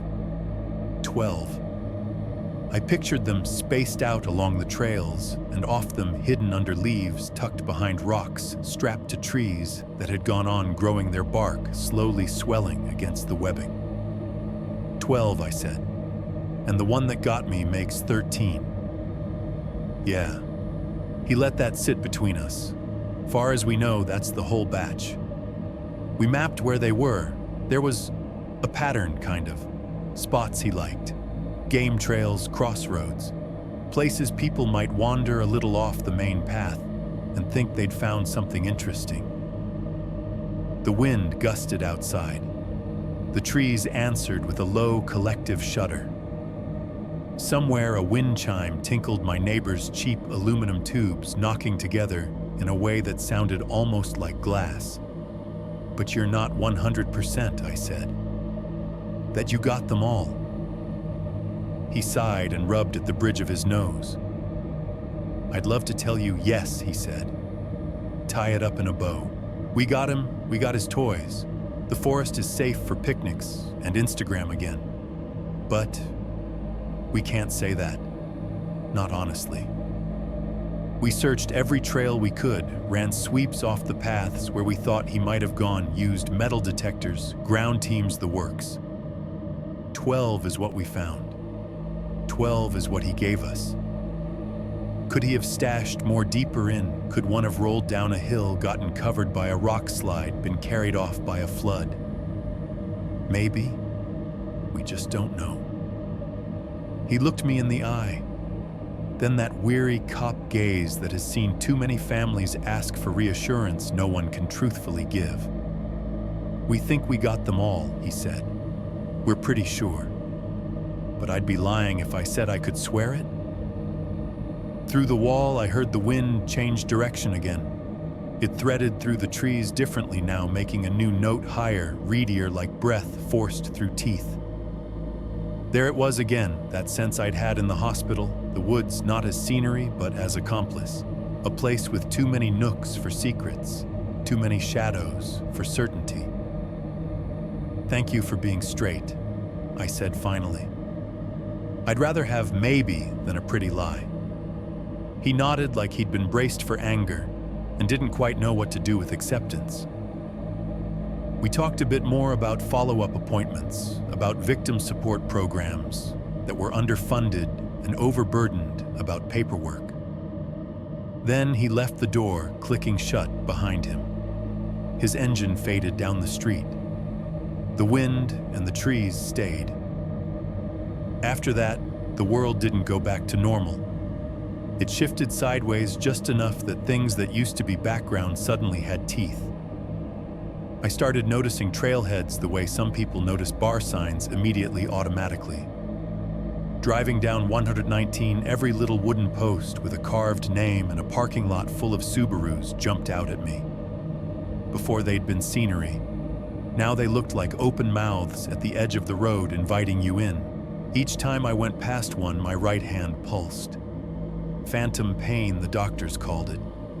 Nerves firing where there was nothing left to answer. I'd be holding the steering wheel with my left and feel a sharp, hot throb in fingers that weren't there anymore, as if they were trying to curl around something and finding only air. Inside the house, everyday sounds took on new meanings. The little click the thermostat made when it kicked the heat on before I barely heard it. After it sounded like the tiny internal switch I'd imagined just before the explosion. I'd be sitting on the couch watching some sitcom rerun, and that click would come from the hallway. My whole body would tense for a second, brain whispering something armed itself. The smoke detector at the end of the hall developed this habit of chirping every few days some glitch that claimed the battery was low even when it wasn't. That sharp, sudden beep in the middle of an otherwise quiet room lit me up like a Christmas tree. It was too close to the sound medical monitors made when something went sideways. too close to the idea of a device counting down. Even the innocuous stuff microwave beeps, the little rising chime my phone made when I got a text, fell into the same category for a while. Triggers, signals, soundtracks for small invisible machines deciding to act. Friends tried to pull me back into their normal. "Come on, man," Kyle said a few months after standing in my kitchen with a six-pack dangling from his right hand. "They've been all over that forest. Bomb guys, cops, volunteers. It's probably the safest hiking spot in Kentucky right now. Come out with us this weekend. We'll stick to the main trail. I'll even let you pick the playlist so I don't have to listen to Jess's murder podcasts." I looked at him at the earnest worry in his face, and then passed him out the window above the sink. The hills rolled away, soft and green, the tree line cresting them like a wave frozen mid-break. "I'm good," I said. "I'll hold down the fort here. You can't let him take the woods from you too," he said, voice softening. He took enough. I knew he was right in theory. In practice, the idea of stepping under that canopy again made my stump ache and my heart race. "It's not the woods," I said. "It's me.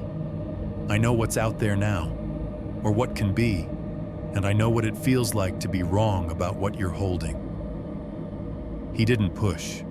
He just nodded and let the screen door slam gently behind him when he left. Invitations kept coming from friends, from my sister, from meetup groups I'd somehow been auto-subscribed to online. Sunrise hike this Saturday, family-friendly nature walk, forest, bathing for stress relief. I deleted them without answering. The words family-friendly and forest in the same sentence felt like a dare. I learned to stick to places where concrete touched concrete. Parking lots, sidewalks, city parks, where the biggest plants were fussy little bushes someone trimmed into shapes. If I couldn't see dirt, if there weren't trees close enough for someone to hide a camera behind them, I breathed a little easier. The rest of the world didn't stop loving the woods just because one man had turned part of them into his own personal minefield. Hikers kept hiking. Hunters kept hunting. Kids kept making forts among the trunks. Sometimes late at night when sleep refused to come, I'd open YouTube and let it throw whatever it wanted at me. Cats, car repairs, people in other countries walking through markets with their phones out. One evening, I clicked on a video with a thumbnail of a waterfall and the words, "Beautiful Harlan Woods, secret trails and hidden spots," stamped across it in big, friendly text. I almost backed out. Curiosity won for once. The video opened on a shot of a familiar-looking trailhead sign. The camera bounced as the YouTuber and his friends laughed and talked in that overexcited influencer tone, heading into the trees like they were stepping into an amusement park. "Guys, look at this light," the guy behind the camera said, panning up to show sunbeams shafting through the canopy. "Isn't this insane? This place is like totally underrated." They hiked. They filmed themselves crossing little streams, pointing out mushrooms posing on mossy rocks. It was the kind of content designed to make someone stuck in a cubicle wish they were out there instead. At one point, the guy stopped zooming in on a tree to the right of the trail. "Yo, there's a trail cam," he said, laughing. "We're probably being watched right now. Say hi, creeper." He waved dramatically at the lens of a camera strapped to the trunk about chest high.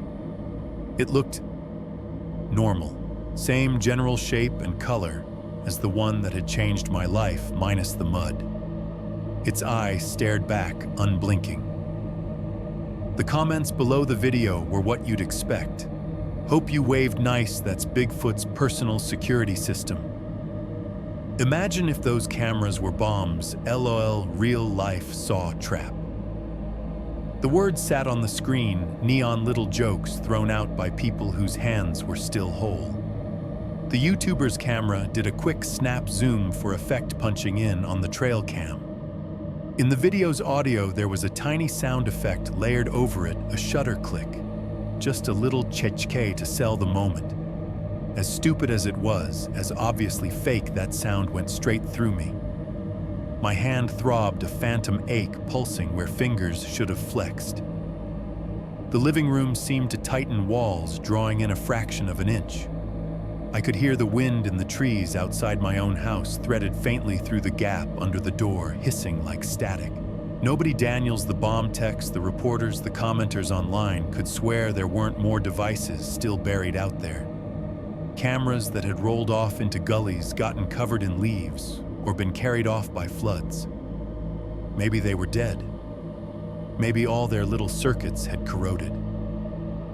Maybe not. The YouTuber laughed, turned the camera back on himself, and started talking about a secret overlook up ahead. His voice buzzed in my ears like the neon at the gas station had once done. I closed the app.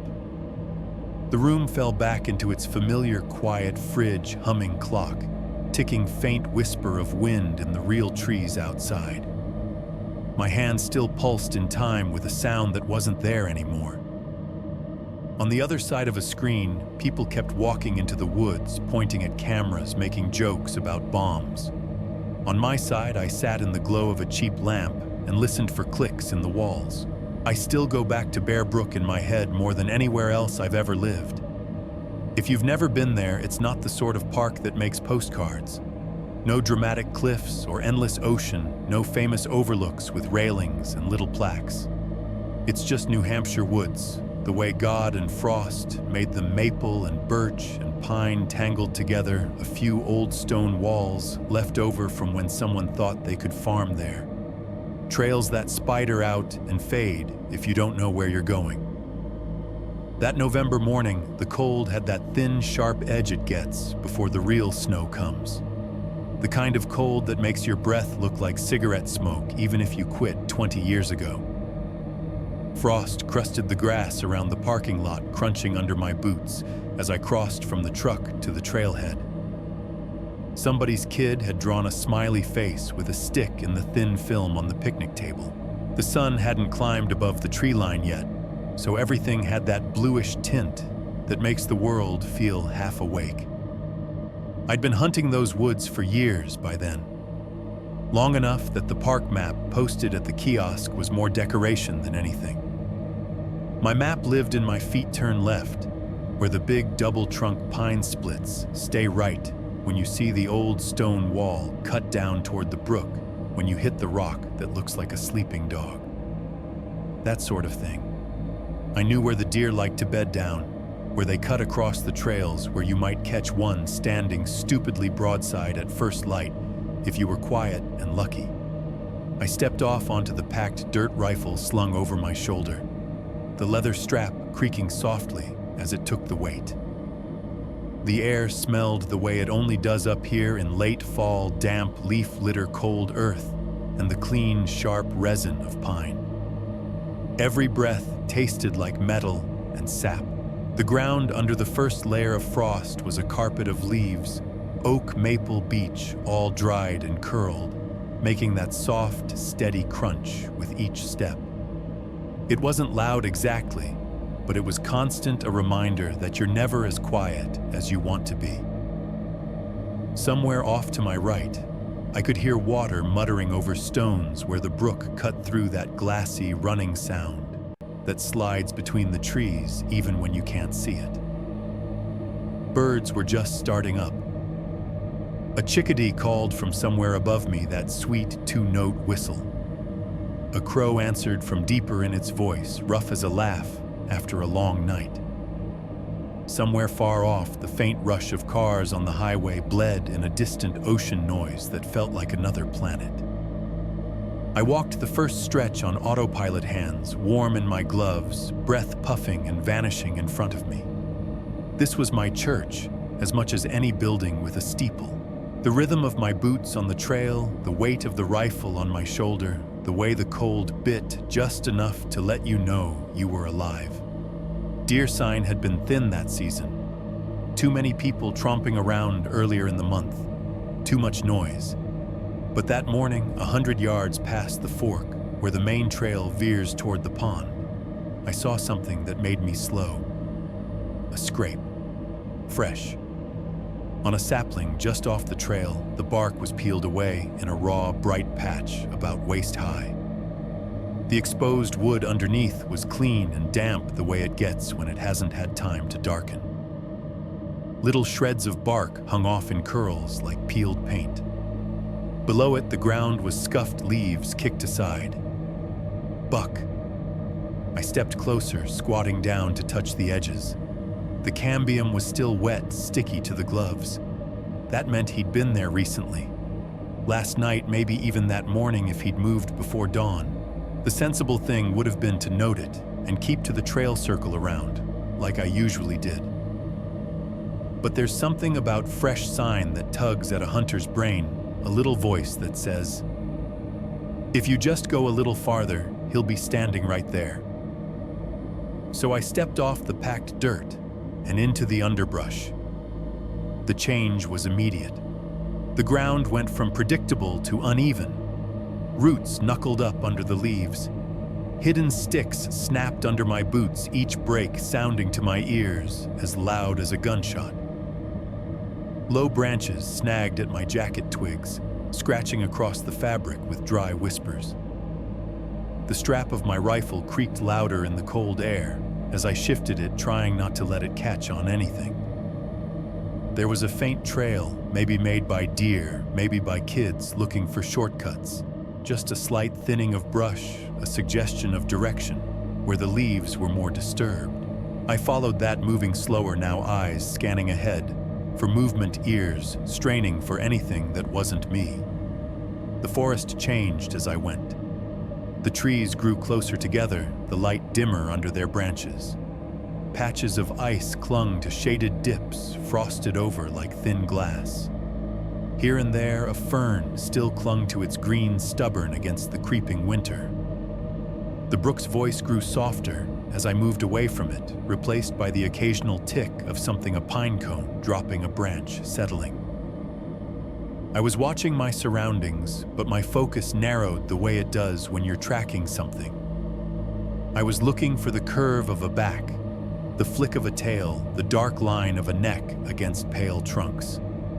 So when my boot hit metal instead of dirt, it took a second for my brain to catch up. The sound it made was wrong for the woods. A dull, hollow clong that vibrated up through my leg, muffled by the cushion of leaves, but unmistakable. I froze, weight halfway on that foot balance wobbling. For a split second, I thought I'd stepped on a buried rock. Then the sensation registered, not stone, not root. Something man-made. Smooth under the leaves, the give just slightly different. Carefully, I shifted my weight to my back foot and eased off whatever I'd hit. The leaves slid a little, revealing a glimpse of dark, flaking metal. Huh, I muttered more to the trees than to myself. Curiosity, that old familiar idiot, tugged harder than the deer now. I crouched down, knees complaining, and brushed aside the top layer of leaves with my gloved hand. They were damp underneath edges, softened by recent rain and the slow rot that turns last year's forest into this year's soil. More metal emerged, curved, cylindrical. The rounded side of something big, maybe 2 feet across. Rust had eaten at it in patches, the original paint, if there'd ever been any, dulled to a uniform ugly brown. Dead vines trailed over it like someone had tried to tuck it in. It was a barrel. A 55-gallon drum by the look of it. The kind you see behind factories or in scrapyards, not half buried in a state park. I pulled more leaves aside, revealing the top edge. It was lying on its side, settled into a shallow hollow where the ground dipped. One end was completely hidden under dirt and brush, as if the forest had slowly tried to swallow it. The other end, the one closer to me, was exposed just enough that I could see the circular rim and the faint outlines of the lid crimped on, dented, stained. Old, but not ancient. Damn dumpers, I said aloud. It wasn't unheard of. People are lazy, They don't want to pay for proper disposal, so they haul their trash out into the woods and leave it for someone else to deal with. Old tires, busted TVs, bags of who knows what. I'd seen it before. It always pissed me off like graffiti on a church. I leaned closer, sniffing without really meaning to. There was a smell. Not strong, not at first. It rode underneath the usual woodland scents, a note my nose had to hunt for. A sort of sour, sick sweetness that didn't belong to wet leaves or mud. Like meat left out too long, masked by cold air, but still there if you got close enough. It slid in after the pine and earth coated the back of my throat in a way that made me want to cough. My first thought was chemicals. Maybe someone had dumped something toxic, oil, solvent, whatever, and the contents were seeping out slowly. There were no obvious leaks I could see, but the metal was old, the seams crusted with rust. I sat back on my heels, the rifle strap tugging on my shoulder. For a moment, I pictured reaching for the edge of that lid, giving it a test pull, seeing if it would budge. I imagined the hollow pop of the seal breaking the rush of whatever foul air had been trapped inside. Something deep in me recoiled. This wasn't my land. It wasn't my barrel. And whatever was in there had had a long time to turn into something I didn't want in my lungs. Curiosity has its limits when common sense finally decides to show up. I rocked to my feet, knees popping. The woods were quiet, not in that peaceful way, but in the way that makes you feel like you've said something everyone else heard. Back on the main trail, there was a ranger station by the parking lot, a bulletin board with maps and warnings about fire danger and ticks. There'd be a number to call, a person whose job it was to deal with this kind of thing. I took one last look at the barrel, half swallowed by leaves and soil, the rim disappearing into the earth, where time and neglect had teamed up. The faint, sour smell drifted up, threading itself around the clean pine like a thin, unpleasant ribbon. Illegal dumping, I told myself as I turned back toward the trail. Chemicals, maybe old oil, someone being lazy and stupid. But as I walked away, the hair on the back of my neck stayed up, and the smell of rot, too organic, too wrong, hung in my nostrils long after the wind should have carried it off. I didn't make it all the way back to my truck before I started second-guessing myself. Maybe it was just some old oil barrel. Maybe I was making it bigger in my head because I'd gone off trail and startled myself. The brain fills in blanks with monsters when it doesn't know what it's looking at. I told myself that as I walked, but my legs kept moving faster anyway. The ranger station sat in its usual spot by the main lot, a squat little building with peeling brown paint and a porch that held more mud than furniture. The flag out front hung limp in the still air colors, a little faded from too many seasons. 2 trucks were parked beside it, one with the state seal on the door. Inside, it smelled like all ranger stations do, wet wool coffee gone bitter on a hot plate, and that indefinable tang of maps and paperwork. Chuck was on duty that day. I'd known him for years, big guy beard, going gray uniform stretched a little tighter than it used to be. He glanced up from whatever form he'd been filling out as I stepped in, the little bell over the door jingling. "Morning," he said. "You're in early. Get anything?" "Not yet," I said. Found something, though. The way I said it must have tipped him off that it wasn't deer sign. He set his pen down. "What kind of something, barrel?" I said. "Big metal drum, off the loop by the brook, maybe a couple 100 yards. Half buried, smelled wrong." He frowned. "You sure it's on parkland?" "Yeah, past the boundary markers. It's been there a while by the look of it." He sighed, the sound heavy. "People," he muttered like it was a curse. "We put in a perfectly good dump 15 minutes away, and they still haul their crap up here." He grabbed his hat and shrugged on a heavier jacket. As he did, the radio clipped to his shoulder crackled with static. Then a voice. Unit 3 copy trail conditions on the north side look clear. He answered back with a quick acknowledgement voice, all business, then turned to me. Show me, he said. We walked back into the woods together, his state-issue boots making different sounds on the trail than my old ones. His duty belt creaked with each step, the metal of his flashlight and radio tapping softly against the leather. The wind had picked up a little, just enough to make the tops of the pines hiss against each other. Kids have been partying back there, he asked as we branched off the main trail and into the underbrush again. We found beer cans and fire pits in all sorts of dumb spots this year. Haven't seen signs, I said, ducking under a low branch that tried to take my hat. Looks more like it's been sitting. Long time. Could be chemicals. He grunted. Great. That's what we need. Someone's illegal dump leaching into the brook.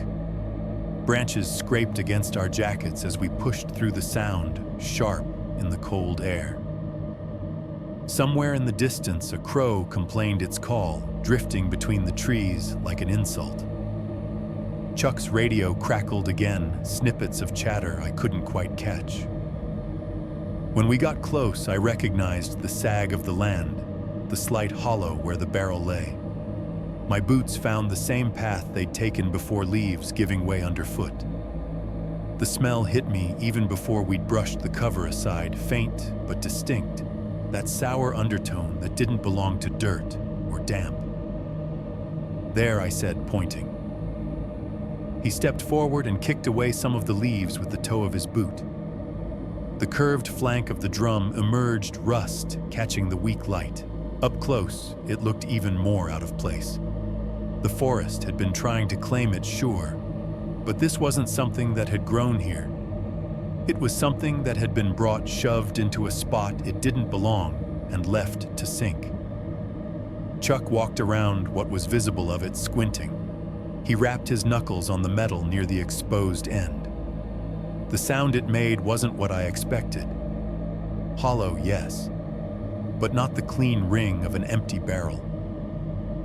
The tone was duller, thickened somehow, like there was something inside absorbing the echo.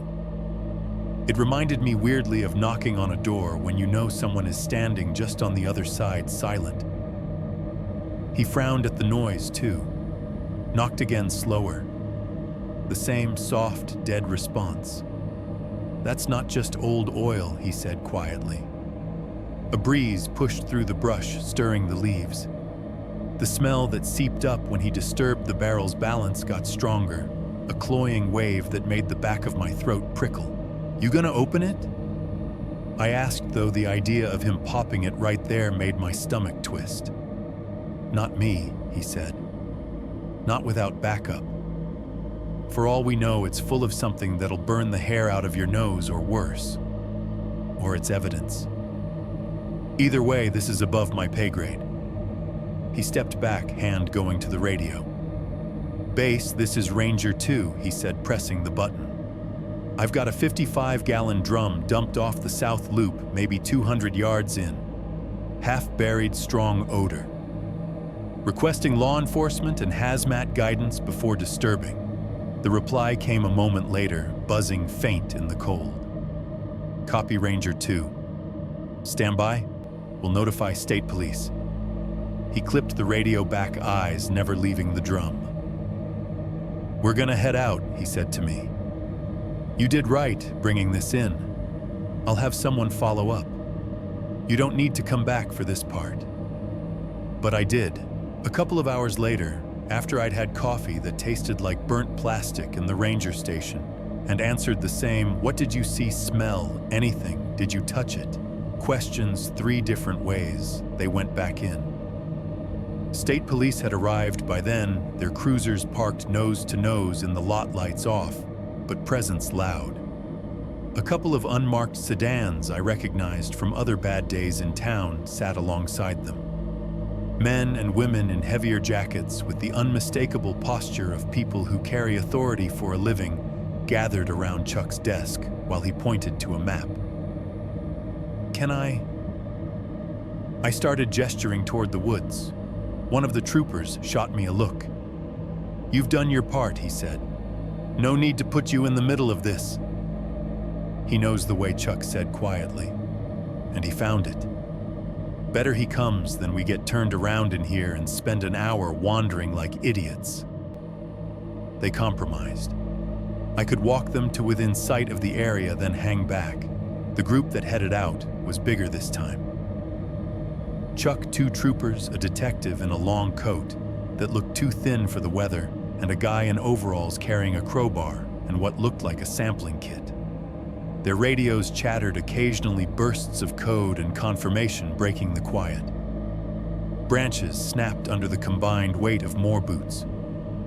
The narrow path we'd pushed through earlier widened with each body that brushed past sticks, snagging, and then giving way with little cracks. The wind was up more now, threading through the pines and making them groan softly. When we reached the little hollow, everyone stopped. The drum looked smaller with all those people around it, but that feeling in my gut got bigger. The man with the crowbar walked up first, boots sinking slightly into the soft ground. He tapped the metal with the flat end, listening. The same muted thump answered. He glanced back at the detective, who nodded once. "Let's see what our mystery is," the man said. I drifted to the edge of the clearing, leaning against a tree. Close enough to see far enough not to be in the way. My rifle felt suddenly wrong on my shoulder, like I'd brought a fishing pole to a fire. They worked the crowbar under the lip, where the lid met the barrel. Metal scraped against metal, a high grating whine that set my teeth on edge. Rust flaked away in small showers, drifting down like dirty snow. The barrel shifted, groaning as old stresses were forced to move. "Careful," one of the troopers said. "I am," the man grunted, putting more weight on the bar. The lid deformed slightly, then popped up a fraction of an inch with a dull, wet-sounding thump. The smell hit like a thing with weight. It rolled out of that narrow gap in a thick wave heavier than the faint whiff I'd caught earlier. Sweet. Rotting. Chemical and organic all at once. My body reacted before my brain did. My stomach clenched, and I had to turn my head and spit onto the leaves to keep from throwing up. One of the troopers swore softly and pulled a handkerchief over his mouth. Another stepped back, eyes watering. They widened the opening, the lid giving way slowly with a series of squeals and pops. When they finally got it up enough to peer inside, the detective stepped forward, hand over his nose and mouth. He looked in. His whole face changed. I only saw it for a second. I wasn't supposed to see anything at all, but curiosity and human nature are stubborn.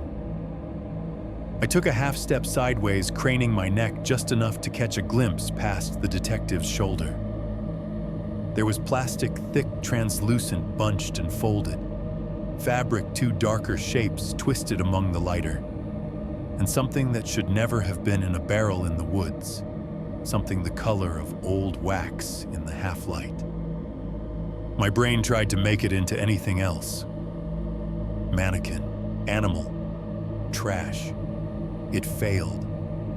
Back someone barked, "Chuck," I think, and a hand landed on my chest, firm but not unkind, pushing me away. "Sir, you need to leave the area," one of the troopers said. "This is now a crime scene." I didn't argue. The look on their faces told me more than anything in that barrel could have. As I turned to go, the smell clung to me, threaded into my clothes. My hair, like the forest itself, had exhaled something it had been holding onto for too long. At home that night, the wood still on my boots, I sat in my living room with the TV on and the sound up a little louder than usual, just to drown out the memory. The local news led with it. An anchor with carefully sprayed hair and a tie too bright for the gravity of his words stared into the camera and said, "Authorities in Allenstown have confirmed that human remains were discovered today in a 55-gallon drum in Bear Brook State Park." They showed footage from earlier helicopters circling police cruisers lined up along the access road. the familiar trailhead swallowed by uniforms and tape. They zoomed in on a shot of the barrel itself, now standing upright, draped in plastic, surrounded by people in jackets bearing three-letter acronyms. The remains are believed to be those of an adult woman and a young girl. The anchor continued, both victims of apparent homicide by blunt force trauma. My wife gasped from the couch beside me, hand flying to her mouth. "Oh my God," she whispered. "You were there this morning." The fridge in the kitchen chose that moment to kick on its compressor, roaring louder than I'd ever noticed before. The hum filled the silence between the anchor's words, vibrating through the floor. I looked away from the TV, eyes drifting to the corner where my hunting rifle stood propped against the wall, oiled and ready for the next season that now felt like it might never come. For years, that rifle had been a tool, a way to put meat in the freezer and participate in an old, familiar rhythm. That night, it felt like a line tying my ordinary Saturdays to something monstrous, buried in a barrel under leaves. I hadn't put those bodies there. I knew that. Finding them didn't make me guilty. But as the newscaster's voice droned on about investigations and appeals for information, and that humming fridge rattled away in the background, it was hard not to feel like some part of the forest's secret had hitched a ride home with me. Like I'd gone out looking for deer and brought death back instead. For a while, I thought the hard part would be over once they got the barrel out of the woods. I figured they'd do what cops do on TV. Send the contents off to a lab, dust the drum for prints, pull dental records, put out a sketch. A week later, there'd be a composite drawing on the news, a month later, an arrest, and the story would settle into something the town could point at and say, "There. That's what happened. That's who did it." It didn't go like that. Weeks turned into months. The initial flurry of coverage shots of Bear Brook's Gates maps with little circles over the park's somber anchors talking about a gruesome discovery in our own backyard tapered off. They ran updates at first. Authorities have yet to identify the victims found in the barrel in Bear Brook State Park. State police ask anyone with missing loved ones to come forward. Investigators are looking into unsolved missing persons cases from the 1970s and 80s. But every time the story ended with the same line, "No arrests have been made." The women's faces never appeared because there were no faces to show. No names. The adult became the female victim. The child was a young girl. They were reduced to ages and approximate heights, to the word remains, to the shape of a drum in everyone's mind. Life went on around it. People still needed groceries. The mill still whined in the distance on weekdays. Kids still rode their bikes too fast down the hill by my house. But in the background, that story sat like a rock under the rug. You could step around it, but you knew it was there. I kept hunting. Habits like that are hard to break, and the freezer doesn't fill itself. The first time I went back to Bear Brook after the discovery, my hands shook a little on the steering wheel as I pulled into the lot. The trees looked the same. The sign looked the same. The air had that same clean bite to it. But the place felt occupied in a new way. I took different trails. There's plenty of park to walk without going anywhere near that hollow. Still, every time the leaves rustled behind me, I turned faster than I used to.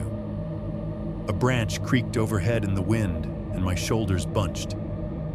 A squirrel splashing into the brook kicked my heart into my throat for a beat before my brain caught up.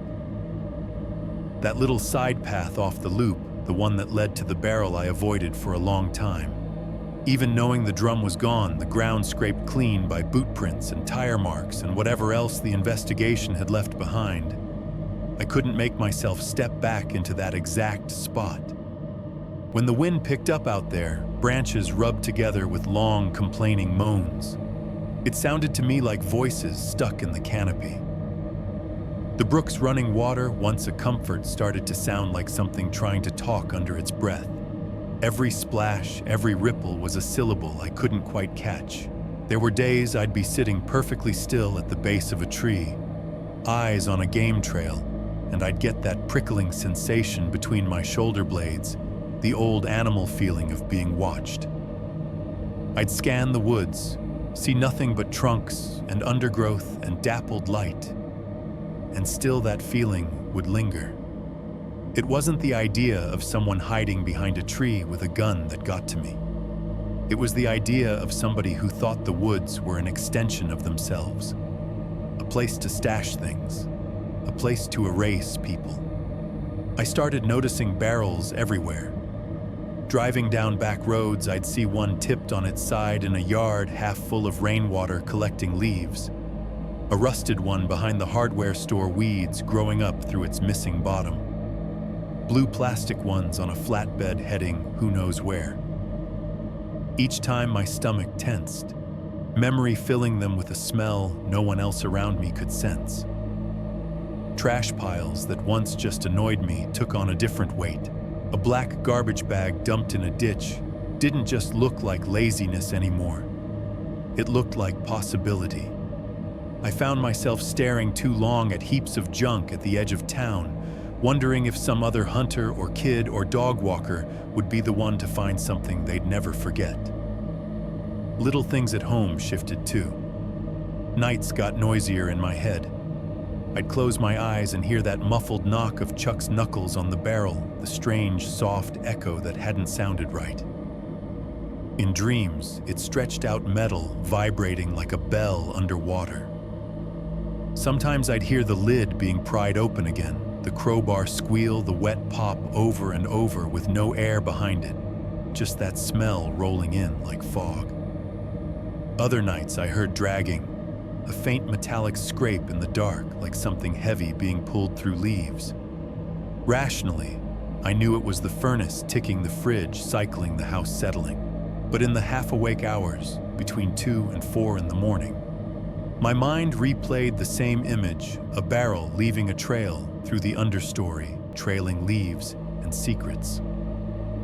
At the gas station, at the diner and the post office line, I started seeing men in a different light. The guy in the Carhartt jacket who always stood too close in line. The quiet fellow who sat alone at the end of the counter, stirring his coffee too long. The neighbor who suddenly decided to clean out his basement and made 5 trips to the dump in a week. The killer had gotten that barrel into the woods somehow. He'd driven those same roads I drove. Maybe he'd filled up at the same pump, nodded to the same clerk. Maybe he'd passed me on the trail some other day, before or after a man with a duffel bag and a shovel, and I'd thought nothing of it. The idea that whoever had done it was local or had at least worn the same ground into their souls made every handshake a little suspect. Every half smile in town had a shadow behind it. Police press conferences came and went. Each time the story popped back up on TV, hope pricked up in me like a dog hearing the pantry door. They'd say they had new leads. They'd talk about composite sketches based on forensic reconstruction, about possible links to missing persons. Then nothing would follow. Years layered on. The case got a name, something short and tidy and easier to say than those bodies in the barrel in Bear Brook. It became part of how people described where we lived. "Oh, you're from near there where they found those bodies." It was a shorthand reducing the woods I loved to a true crime headline. Eventually, life made me move. It wasn't just the barrel. Jobs dry up. Kids grow and decide they want schools somewhere else. Houses get too big or too small for who's left in them. We ended up a couple of states over in a town that had its own set of stories and ghosts. The new place had trees too. Not the same kind, not in the same patterns, but enough of them that the horizon wasn't bare. We rented a small house at the edge of a development, the backyard fading into a stand of skinny oaks and scrub. From the porch, if I squinted, I could pretend I was back in New Hampshire for a second. I didn't go into those trees much. Mowed the grass right up to the line where the lawn ended and the wild began, then turned the mower around. I told the neighbors it was because of ticks. They nodded, understanding. We all have our reasons. Time dulled the sharp edges of the memories. I could go weeks without thinking about the drum. Then something small would trip at a whiff of something sour on a hot day. A news segment about a missing person, a barrel at a construction site. The old film would spool up in my head, even if I didn't want to watch it again. One evening, years after we'd left New Hampshire, I was making dinner with the TV yammering in the background. Some national news program was doing one of those quick roundup segments, headlines from around the country, 30 seconds each. I wasn't really listening until I heard a name I hadn't heard in a long time. Investigators in New Hampshire say they may be closer to solving the decades-old Bear Brook barrel murders. I froze with the knife halfway through chopping an onion. The anchor went on about new technology, about DNA, about hopes that the cold case might finally see resolution. They showed a shot of Bear Brook's sign, older now paint, a little more worn, but the same. Panned over the trees, the paths. The hollow where the barrel had lain was just a patch of ground among thousands. No scar, no marker, just more leaves. I turned the volume up, listened to the rest, then down again. Then I shut the TV off entirely. The kitchen fell into quiet, the only sound the fridge humming and the faint rustle of my wife moving around in the next room. I should have felt something triumphant. Relief that maybe those nameless people I'd accidentally introduced to the world would finally get their names back. That the story might have an ending other than a question mark. Instead, what I felt most was how far away it all was, and how not far at all. Because even in a different state, even with different trees and grocery stores and license plates, that story hadn't stayed put. It lived in the way I noticed barrels on the side of the road. In the way every little cluster of trees by a highway, those strips of woods between exits, those stands around rest stops, looked to me like they might be hiding a rusted drum just out of sight. Maybe there never were any others. Maybe that one I tripped over was the only one in those particular woods, the only place that particular man did, that particular unforgivable thing. Or maybe there were more. Different woods, different hunters, different people walking dogs or kids with sticks, one gust of wind away from catching a sour smell that doesn't belong and realizing the ground under their feet is keeping a secret. You can draw lines on a map. You can sell a house pack, a truck, and put hundreds of miles between yourself and a specific patch of forest. But you can't put a state line between you and what you dragged up from the soil. By the time the second barrel came up, Bear Brook belonged more to my memories than my boots. We were living 3 states away by then, in a house where the winter came late and left early, and the trees out back were more ornamental than wild. I still hunted, but it was different terrain, soybean fields, scrubby hedgerows, little parcels of woods squeezed between developments. The kind of places where you can always hear a highway if you stop to listen. That night, I wasn't thinking about New Hampshire at all. I was sitting in my chair in the living room plate on my lap TV on out of habit more than interest. Local news had just wrapped the weather, some smiling meteorologist standing in front of a map talking about a front that was apparently very exciting to him. And they cut to a teaser for the national segment. Jingle. Graphics. A serious-looking anchor at a different desk, the network logo glowing over his shoulder. Coming up, he said, voice dropping into that extra grave register they use when they want you to stay put. A chilling new discovery near the site of an unsolved double homicide in a New Hampshire state park. Investigators say the case may be far bigger than anyone realized. They threw up a stock shot of pine trees and a faded brown sign as he said the words, New Hampshire State Park. I didn't even need to see the name printed on the wood. Bear Brook.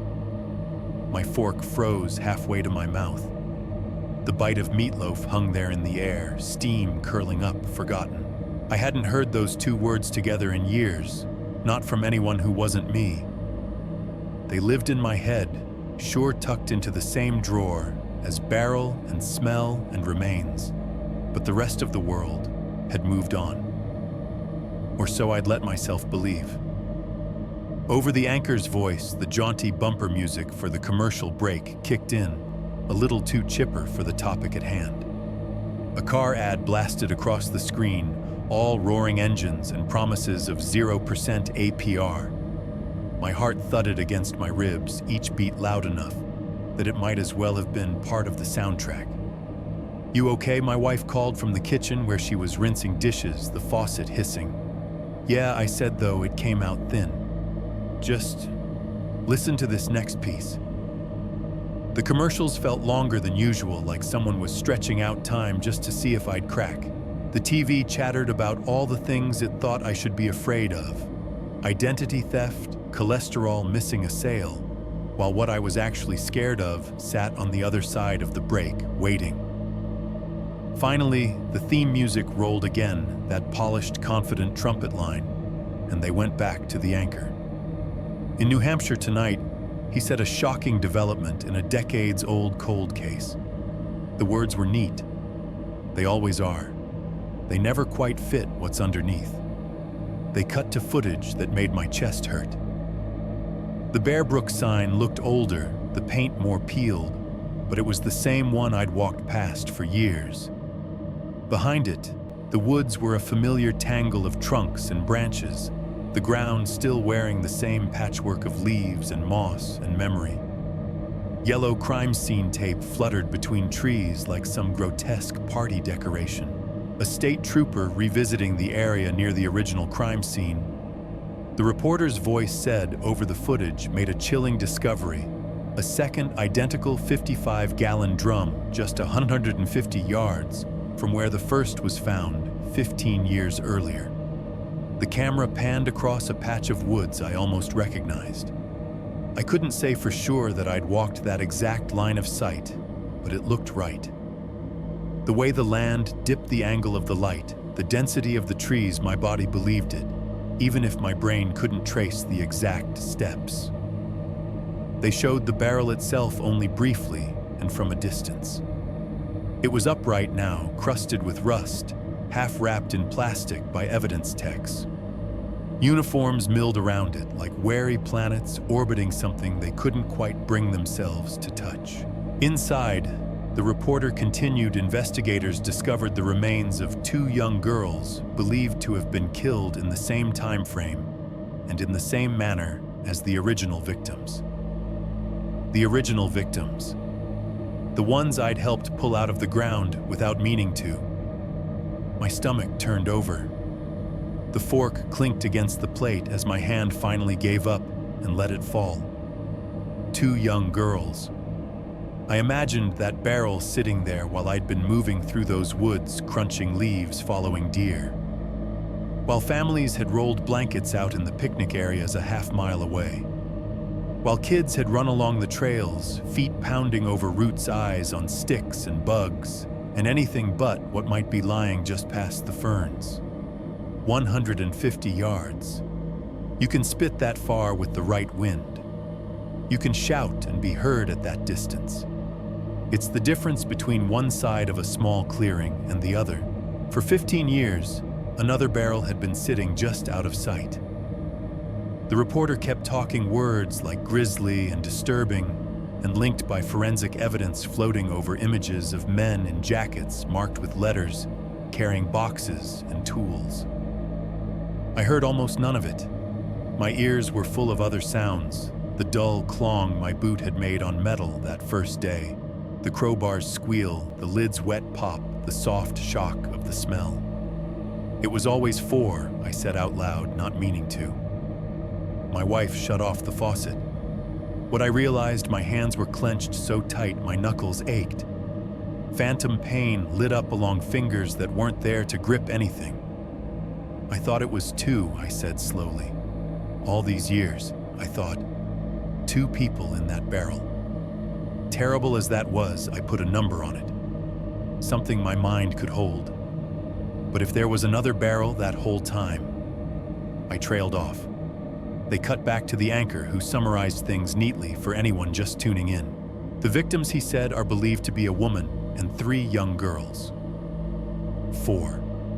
The number slid into place with a horrible click, doubling the weight of every memory I had of that patch of forest. On the TV, they showed an old still photo of bare brook trees, in summer, everything lush and green. Families on a picnic bench, a kid swinging his legs, a dog sniffing at the grass. The caption underneath was bland Bear Brook State Park, Allenstown, NH. I saw it differently. I saw that first November day, the land the way it had been when my boot hit metal. The ranger saying, probably just trash. Me nodding, because why would we assume otherwise? We'd walked in on one secret and thought that was the whole story. What if on that first walk out with Chuck, we'd veered a little to the left instead of the right? What if we'd followed a different deer trail, stepped around a different deadfall? Would we have tripped over a second drum, heard a second wrong echo, had we walked past it? The thought wormed in deep and curled itself up somewhere under my ribs. We'd been focused on the thing we'd found. Of course we had. The barrel I'd stepped on demanded all our attention. The cops, the cameras, the tape, it all converged on that one spot. But the woods don't care about our focus. They hold everything equally. That second barrel had been out there in the same trees, breathing the same wind, while we were congratulating ourselves on pulling one horror into the light. On the screen, the reporter signed off, handing it back to the anchor with one of those "and we'll keep you updated" lines. The anchor nodded solemnly and moved on to the next story, some scandal in a city hall 1,000 miles away. The network jingle played softly under his voice. In my living room, the only other sound was the low hum of the refrigerator and the faint buzzing of the ceiling light. My plate sat in my lap, the meatloaf cooling in a smear of gravy untouched. I'd always thought of that day as the day of the barrel. Singular. A horror, yes, but contained in one metal drum. Watching that broadcast, I understood something I should have realized from the start. It was never just 2 people in one barrel. It was 4 lives cut up and packed away, scattered in pairs, like someone was storing firewood for a winter they never planned to outlive. We dragged half a story out of the soil and walked away thinking we knew the ending. All that time, the woods had been keeping the rest of the sentence to itself. Time does something strange to stories like Bear Brook. They don't go away exactly. They just sink. Every few years, something stirs the water, an anniversary piece, a new detective on the case, a podcast sniffing around, and the shapes rise up again, distorted a bit more each time. By the time the next big stir came, I'd gotten used to thinking of the victims as almost mythical. The woman and 3 girls in the barrels. No names, no birthdays. Just a grim arithmetic tied to a place on a map I no longer lived near. Then the science caught up. It started with a documentary, one of those slick true crime specials that networks like to run in prime time. The ad caught my eye first, slow pan across pine trees, a shadowy outline of a barrel, ominous strings under a somber narrator intoning. For decades, they were known only as the victims of Bear Brook. We recorded it on the DVR. I told myself I could always delete it unwatched. Of course I didn't. On the night we finally sat down to see it, the house was quiet. My wife had a blanket wrapped around her legs, our dinner plates already in the sink. The only light in the room came from the TV and the little lamp in the corner, its shade casting a soft cone over the coffee table. The documentary walked back through things I knew all too well, the first barrel, the second, the empty years in between. they showed a reenactment of a hunter stepping on metal under the leaves. They didn't use my name, just a pair of boots, a gloved hand brushing aside foliage. It was close enough that I felt my jaw clench anyway. Then they got to the part I didn't know. Using advances in genetic genealogy, the narrator said over shots of lab techs moving vials around under bright lights, investigators were finally able to identify 3 of the 4 victims. They cut to a woman in a cardigan, a genealogist with tired eyes and a calm, precise voice. She explained about DNA, about distant cousins, and databases about trees built backward from slivers of code. And then for the first time, the story put real names where in my head there had only been shapes. The adult woman, the narrator said, was identified as 24-year-old Marlice Elizabeth Honeychurch. The 2 youngest victims were her daughters, 7-year-old Marie Mary Vaughn and 11-month-old Sarah McWaters. Their photos appeared on the screen one by one. Marlice first. Dark hair parted down the middle, that late 70s softness to the picture. A half smile that looked more cautious than carefree. Then Mary in some faded school portrait, missing tooth eyes full of something bright. Then baby Sarah in a grainy snapshot, cheeks round mouth just starting to form a laugh. I'd always known there were people attached to the remains. You can't find what I found and not understand that. But knowing it and seeing their faces weren't the same thing. The names put hooks in the story. The photos drove them in. And the 4th victim, the documentary went on, remains unidentified. DNA tests show she is biologically related to the killer, but not to Marlice. Her name, her age, and the identity of her mother are still unknown. They showed a composite image, the kind forensic artists make by averaging features from skull measurements and family resemblance. A little girl's face that looked like it could have been anyone and no one. I stared at that almost face and thought about that second barrel the trooper had found sitting 150 yards away, while we all went about our lives believing the horror ended with the first. For years, when I'd thought of Bear Brook, the victims had been the woman and the girl in that first drum. In my head, the tragedy had a shape, 2 and only 2 people stuffed into metal and hidden under leaves. Awful, but contained. Now I knew that half the story had been missing, that while I'd been sitting in my living room, comforting myself with the idea that some future court case would bring justice for those 2, the reality had always been 4. A mother, her 2 daughters, and another child, whose life and family had been so thoroughly erased that even science could only say she was his. The documentary moved on to the next act, the part where the story finally puts a villain in front of the camera. The name they gave him was Terry P. Rasmussen. They showed a mugshot first. Middle-aged, thinning hair mustache that look men get when they've stopped trying to present themselves any other way but worn out. If I'd seen that face in line at the post office, I wouldn't have remembered it 10 minutes later. Then they laid out the details. He'd been living under aliases. He'd been connected to another missing woman. He'd been arrested in California years after Bear Brook convicted for killing a different girlfriend and had died in prison in 2010. Somewhere along the line, his DNA had been taken, stored, cross-checked. When they said his name and Bear Brook in the same breath, I felt something in my chest tighten and then hollow out.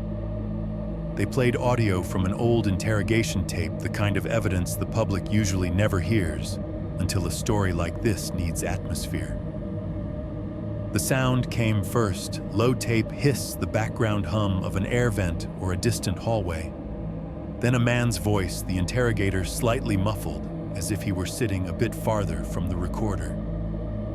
"Tell us again how you knew her, Terry." A pause. Then Rasmussen's voice. It was ordinary, not deep, not high, no obvious accent, no movie villain sneer. He replied like a man explaining a minor misunderstanding at work, calm and slightly annoyed to have to go over it again. "I already told you," he said. "We were together for a while. Then she left. People leave. That doesn't mean I killed her." The words were nothing special. It was the tone that got me. He didn't sound like the monster my mind had built to go with the barrels. He sounded like the guy at the end of the bar who talks too much if no one stops him. Like the neighbor who nods when you pass in the hallway and then complains about noise in the shared laundry room. Any man in any small town who'd figured out how to blend. The interrogator pressed. Rasmussen deflected. The tape hissed and whispered under them, that soft, steady noise that says time is passing in a sealed room. As I listened more than once, my brain tried to paste his voice over memories of the trail. To imagine him whistling under his breath as he dragged those drums into the woods. To hear that bland tone talking to a child, telling her to climb into a car, that everything would be fine. I thought about him buying the barrels, carrying them, cutting up wood or meat or whatever excuse he gave people for why he needed them. I wondered if anyone at the hardware store remembered his face years later when his name hit the news. If some clerk had felt the same sick lurch I felt hearing his voice. The documentary did what documentaries do. It laid out evidence, it interviewed detectives with haunted eyes. It talked to genealogists and distant relatives who'd helped build the trees that led to a name. It used words like prolific predator and chameleon. They said very firmly that it was him. Then they said very quietly, but just as firmly, that he was dead. He died in prison years before they tied him to Bear Brook. No interview to be done, no confession to ring out, no chance to march him back to that park and make him point to the hollow I'd found and say, "Here. Here is where I left them." I clicked the TV off when the credits rolled, the screen plunging the room into a darker version of itself. The sudden silence made the fridge's hum sound like a generator. The clock in the hallway ticked loud enough to count each second my heart stumbled over the new facts. "You all right?" my wife asked. I sat there, hands folded in my lap, feeling her eyes on me from the other end of the couch, and tried to put a name to what I felt. Relief because there was a name now and a body to pin it on. Anger because that body was in the ground out of reach. Cheated in some small, ugly way because the story had moved on without offering me, the man who'd literally tripped over it, a chance to see its end. I always thought, I said slowly, that if they ever found the person who did it, there'd be, I don't know, a trial, a courtroom. A day where somebody pointed at him and said, "You did this." Where the families could sit there and hear him say something, anything. Lie, deny, confess. Just be in the same room. I pictured Marlise's relatives, Mary and Sarah's, that unnamed fourth child's unknown mother, someone somewhere, who might have felt a thread pull tight in their chest, hearing that DNA had finally given them back their dead, and then hearing in the next breath that the man responsible had died behind bars years ago, never having said their names. "There's no one to drag into the light," I said. "Just a file in a grave and a voice on tape that doesn't sound like it belongs to a monster." In the stories we grew up on, evil gets a face you can look at, a body you can put in chains, a verdict you can read out loud. Here we got a name after the fact, and a dead man who'd taken whatever answers he might have had into the same dark we'd hauled those barrels out of. It wasn't nothing. But it wasn't justice either. Not in any way that felt like it balanced the scales I'd watched tip 15 years earlier under a pine gray sky. I started walking that morning again, over and over, without leaving my chair. Not in dreams, though, those came too. Wide awake, sitting in my living room 30-some years and 3 states away from Bear Brook, I could close my eyes and feel my boots on that trail like it was yesterday. The first part was always the same. Frost crunching under my soles as I stepped out of the truck. The little puff of breath in front of my face fading fast. The smell of cold dirt and old leaves. Some chickadee doing its two-note song from a branch overhead, like a metronome for the day. Then I'd turn off onto the smaller trail, the one that looped down toward the brook. My mind would lay the path out in front of me, that crooked maple on the left, the stone with the split down the middle on the right. The way the ground dipped just a bit, where old roots long rotted away, had left the soil softer. The memory unspooled in real-time sound and scent included. The brook's low murmur off to my right, hidden behind a screen of trunks. The occasional crack of a twig somewhere that wasn't me. The faint, constant white noise of distant traffic filtering through the trees, so subtle you only notice it when it stops. Then the scrape. The fresh buck rub on the sapling bark peeled back and damp. My gloved fingers touching the raw wood, feeling how slick it was. Every time I walked it in my head, I came to that same decision point. Stay on the trail, do what I'd always done, or step off into thicker brush. Every time, just like then, I stepped off. In the replay, the branches sounded louder than I remembered, rasping against my jacket like disapproving whispers. The ground wasn't just uneven, it tugged at me. Roots tried harder to catch my boots. The rifle strap creaked with every shift of my shoulders, the small groans turning into something almost like words if you listened too long. I'd remember the moment my boot hit the drum, that dampened hollow clong that didn't belong to any rock or stump. The way the vibration ran up through my leg. The pause then, the crouch leaves brushing my knees as I pushed them aside. Sometimes in the newer version my mind had built, there was something else layered under the drum's sound. A high, thin giggle cut off too fast. The memory of a voice. A child calling to another among the trees. I knew logically there'd been hikers out there, families with kids, the usual mix of people and noise you get in a state park, especially near the main loops. But now, every half-remembered laugh I'd filed away as other folks enjoying the day came back sharp and bright and suspect. Had I heard children's voices that morning and not marked them? Had there been someone else in those woods years earlier walking behind a man with a barrel and not thinking twice? The wind that I'd once loved out there turned sinister in hindsight. The way it made the canopy shift and speak started to sound less like nature and more like the trees leaning close to tell me we knew before you did. It's a hell of a thing realizing the background of your happiest place was carrying someone else's nightmare all along. After Rasmussen's name hit the airwaves after the DNA and the mugshot and the taped voice, something in me tilted. I'd always been a reader. Manuals, hunting magazines, the occasional novel kept by the bed. But now my reading turned focused, compulsive. I started with everything I could find about Bear Brook. Old articles, new write-ups, blog posts from armchair detectives who'd built their whole online identities around trying to solve the case.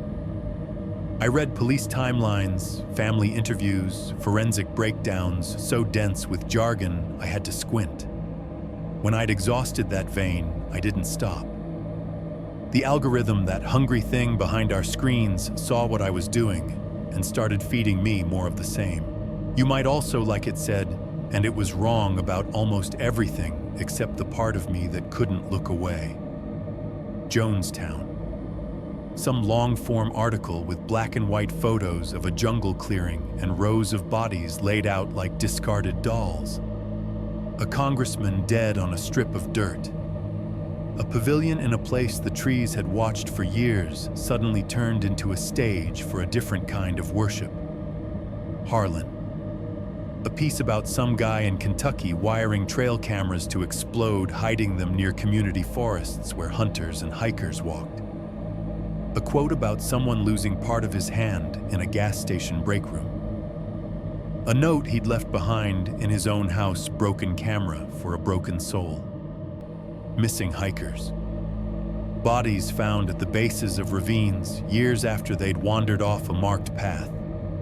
Shoes left neatly on a rock, a backpack propped against a tree. Another barrel somewhere else altogether used for other purposes, in some other case I had no personal stake in. The stories started to blur at the edges, not because they were the same, but because the setting kept repeating. Trees, trails, picnic tables, the soft whisper of leaves underfoot. The sense of being away from it all, which turned out over and over again to just mean away from witnesses. I'd sit at the computer late at night, the glow from the monitor turning my hands into pale animal paws on the keyboard. The house would be quiet around me, fridge humming its patient hum clock ticking down the hall, my wife breathing slow and steady in the bedroom. Outside, wind would move through the little stand of trees at the edge of our development. Nothing big suburban hardwoods, more decorative than wild, but it made noise anyway. A sifting, hissing sound that reached in through the double-paned windows and threaded itself around the words I was reading. Jonestown, Harlan, Bear Brook, places on a map far from each other, tied together by a common vocabulary. Clearing Woods Forest State Park Trail. People keep their worst secrets where it's quiet. Some nights I'd catch myself listening for something else under the house noise and the tree noise. A knock on metal, the faint smack of a shovel, a chorus of voices, not words, just the sound of grief stretching across miles. After a while, the tabs on my browser became a kind of forest of their own. Windows opening onto other people's horror. I navigated them with the same instinct I used to walk real trails, finding my way by landmarks, a certain headline, a certain face, a certain turn of phrase. It was in one of those late-night deep dives that the email came. I almost missed it. My inbox is a mess, newsletters I never signed up for, coupons from hardware stores, notes from my kids, the occasional forwarded chain joke from an old hunting buddy. This one came with a subject line that didn't stand out much at first glance. Interview request forest crime series. I clicked it more out of habit than interest, intending to delete it once I saw it was spam. It wasn't. Dear Mr., it began using my actual name. My name is Aaron, and I'm a producer for a long-form audio series and YouTube channel that covers true crime and real-life horror stories. We're currently working on a series about violent crimes and unresolved mysteries linked to wooded areas and state parks. I felt a small, uncomfortable jolt reading the phrase, real-life horror stories, applied to something I'd been inside of. We're aware that you were the individual who discovered the first barrel in Bear Brook State Park in 1985, the email continued. We understand this may be a difficult subject, but we believe your perspective is vital to telling the full story with respect and accuracy. I kept reading. We're also speaking with a retired U.S. serviceman who was part of the recovery efforts at Jonestown, it said, and a man from Harlan, Kentucky, who survived a booby-trapped trail camera explosion. Our aim is to explore how forests, which we often see as peaceful escapes, can become places where human darkness is hidden or revealed. Jonestown, Harlan, Bear Brook. Names I knew now, not from fiction, not from campfire stories, but from nights squinting at screens in the dim light of my living room. From the parts of my own past I couldn't file away neatly. We would be honored, the email finished, if you'd consider sharing your experience on our show. Even if you choose not to participate, please know that your actions in 1985 brought hidden victims into the light, and that matters. For a long time, I just stared at the screen. Part of me bristled. There was something almost obscene about bundling us together, like that soldier bombing victim hunter, as if we were episodes in a box set, as if the worst days of our lives were content to be slotted into a playlist between ads for mattresses and meal kits. Another part of me felt something else, a thin, surprising thread of recognition. There were other people out there whose bodies still flinched when they heard the wind in trees, who'd walked normal paths in forests and stepped on something that changed everything, who now sat at computers or at kitchen tables or in VA waiting rooms trying to decide whether turning their nightmares into stories would make them smaller or bigger. I scrolled back up and reread the line about peaceful escapes turning into hiding places. Then I thought about the barrels, about the camera in Harlan, about rows of bodies in a jungle clearing that I'd only ever seen in grainy photos. Trees are not neutral. We like to pretend they are. We write them as symbols for tranquility, for urging for growth. But they don't care what we do under them. They've shaded picnic blankets and murderers with the same indifferent grace. I sat there for a long time with my fingers resting on the keys, not quite typing, not quite pulling away. I could ignore the email, hit delete, go back to pretending my connection to all this began and ended with one bad day in 1985. Or I could add my little piece to the growing pile of words people were using to try and map the places in the world where things went sideways. Not to make content, I told myself, but maybe to make a warning. In the end, my hands moved almost on their own. I opened a reply. The cursor blinked in the empty body of the message for a few seconds, a tiny metronome counting out hesitations. Then I started typing. I always tell people the channel is my full-time job, but most nights it feels more like an unpaid night shift in someone else's nightmares. It's past midnight when I finally push back from the editing timeline and close Premiere. The last video I cut some haunted apartment story with a glitchy elevator slides into the completed folder with a soft little ding, and the room falls a notch darker as the preview window disappears. The ring light on my desk is off, so the only real light comes from my dual monitors. They throw a cold blue wash over the walls of my rental, turning beige paint into something closer to aquarium glass. The PC tower under the desk hums steadily, fans whirring. Every now and then, the hard drive ticks like a nervous clock. Behind me, the coffee maker on the kitchen counter gives one last tired drip into a stained mug. I've told myself 3 cups is the cutoff for years. Tonight, I'm on number 5. Out past the sliding glass door, I can see the black silhouette of the trees along the edge of the property. They stand in a ragged line behind the backyard fence, always just a little too close, the kind of skinny suburban trees that still manage to look like a wall when the sun's gone. The house is quiet outside my little bubble of electronics.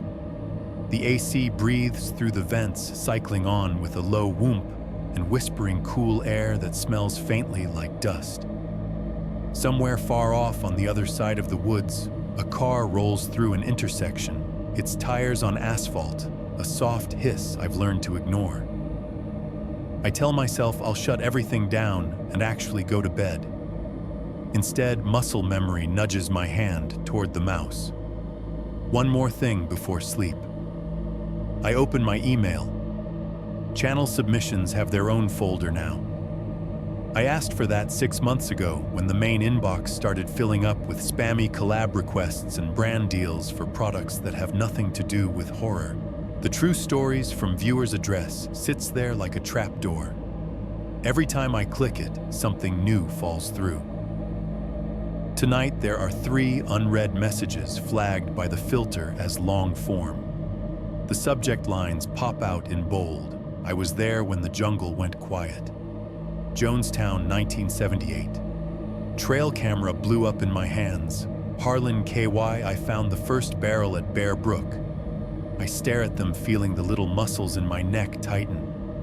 The glow from the monitors paints my fingers a dead pale on the keyboard. Jungles, cameras, barrels. For a few seconds, I just listen, the PC's low growl, the AC sighing the faint tick from the hallway, where the thermostat likes to make itself known.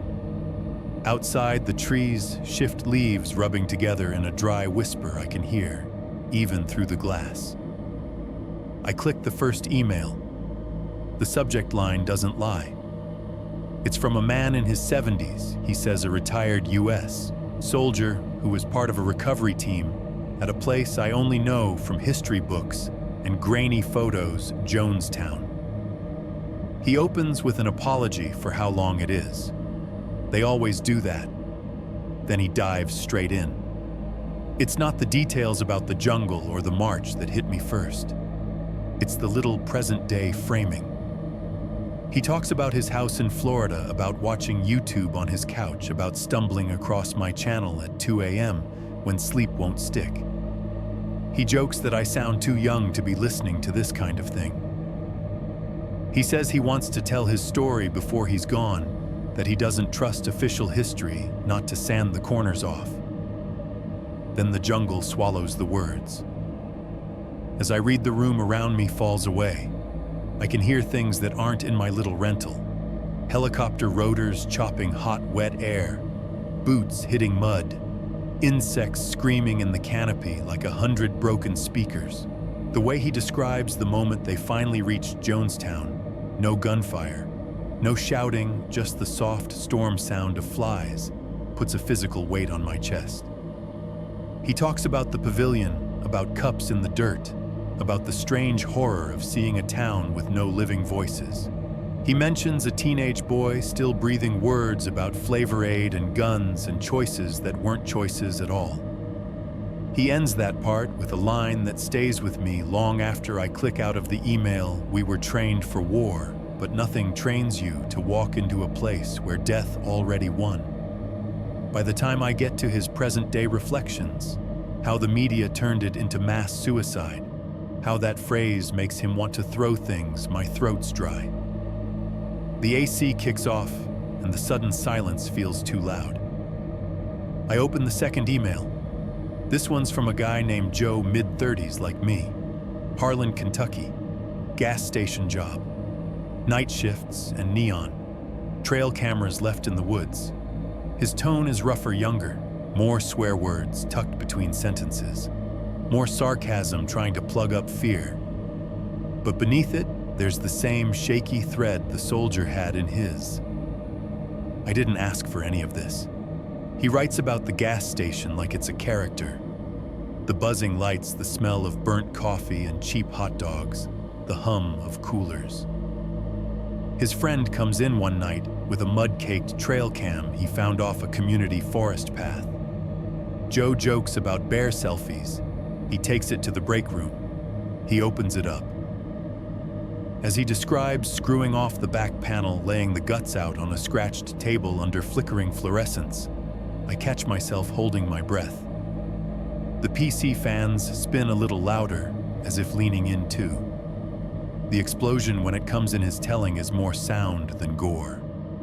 He doesn't linger on his hand, except to call it mangled. He focuses on the ringing in his ears, the manager's voice coming in like it's underwater, the store's intercom crackling with phantom static. He lets me ride with him in the ambulance. Hear the beeping monitors, the paramedic's voice trying to keep him awake.